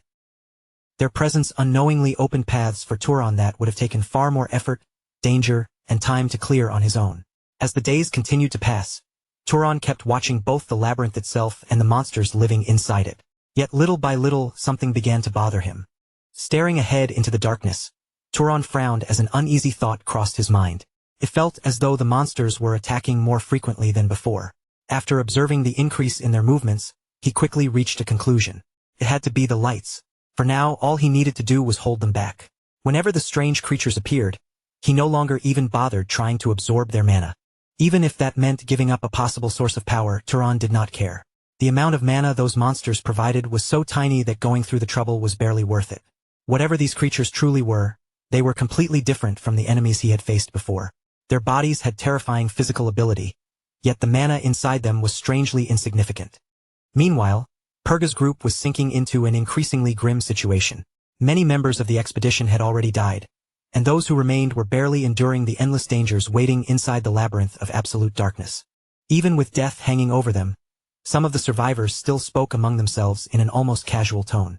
One of them remarked that since those things kept being sent their way, they had managed to accumulate quite a few of them. He guessed that whoever was sending them probably assumed the knights were still alive. Another man answered with a trace of regret in his voice. He said that if he had known things would turn out this way, he would have kept the knights alive instead of letting them die. Then he let out a sigh and added that it was uncomfortable not having anyone around to take care of them. That careless remark immediately earned him a sharp, irritated look from another member, who told him he could not possibly be serious. Hidden nearby, Turan heard every word while watching them complain about the results of their own cruelty. Disgust rose inside him as he silently judged them as truly despicable. Even so, Purga's group kept moving through the labyrinth, continuing their conversation as if nothing were wrong. Then, all of a sudden, one of them spotted movement shifting somewhere in the darkness. He cursed under his breath and warned the others that the monsters had come again. Almost immediately, another voice rang out with an urgent order, telling them to dim the lights. At that exact moment, a faint smile appeared on Turan's face. While Purga's group struggled with the monsters gathering around their position, Turan saw the situation for what it was. The perfect opening. While they made noise and served as bait, Turan would use that chance to explore the deepest parts of the labyrinth. Without wasting even a single second, he slipped away from the chaos and advanced farther into the darkness at incredible speed. Behind him, the sounds of battle, shouting, and confusion slowly faded into the distance. Step by step, Turan pushed ahead, moving farther into the unknown than he had ever gone before. Soon, something appeared before him, and Turan wondered if the door in front of him might be the exit. But the longer he stared at it, the stranger it seemed. At first, the details were hard to make out in the darkness, but little by little, his vision began to adjust. What he had first mistaken for part of the door slowly began to take on a clearer shape. Then the truth struck him, cold and horrifying. It was not a piece of the door at all. Set deep within the massive structure was an enormous eye. The gigantic eye moved slowly from side to side, sweeping across the area as if it were carefully scanning everything around it. It was so huge that everything nearby seemed small beneath its presence. And the moment Turan felt the awareness behind that gaze, an unnatural intelligence seemed to press down on him, sending a chill straight along his spine. As Turan stared at the eye, the mysterious voice echoed through the darkness once again. It announced that the pursuing hunter conditions had not been met. For a brief moment, the voice faded into silence, and then it spoke another name, Wave Rider. Then came another word, spoken with the same cold weight, Imitator. After another short pause, the voice delivered a new message, declaring that the conditions had been met before asking whether Turan would focus. Turan did not move at all. Before him, the colossal eye remained fixed in place, unblinking and motionless. Even now, it continued staring directly at Turan, and the pressure of that gaze felt almost suffocating. It was as though the eye had been watching him long before he ever reached this place. It felt as if that hidden being had been waiting patiently for this exact moment deep within the suffocating silence of the labyrinth. Turan stood there, locked in a tense confrontation with whatever lurked beyond the gigantic door, while the enormous eye continued gazing at him without looking away for even a single second.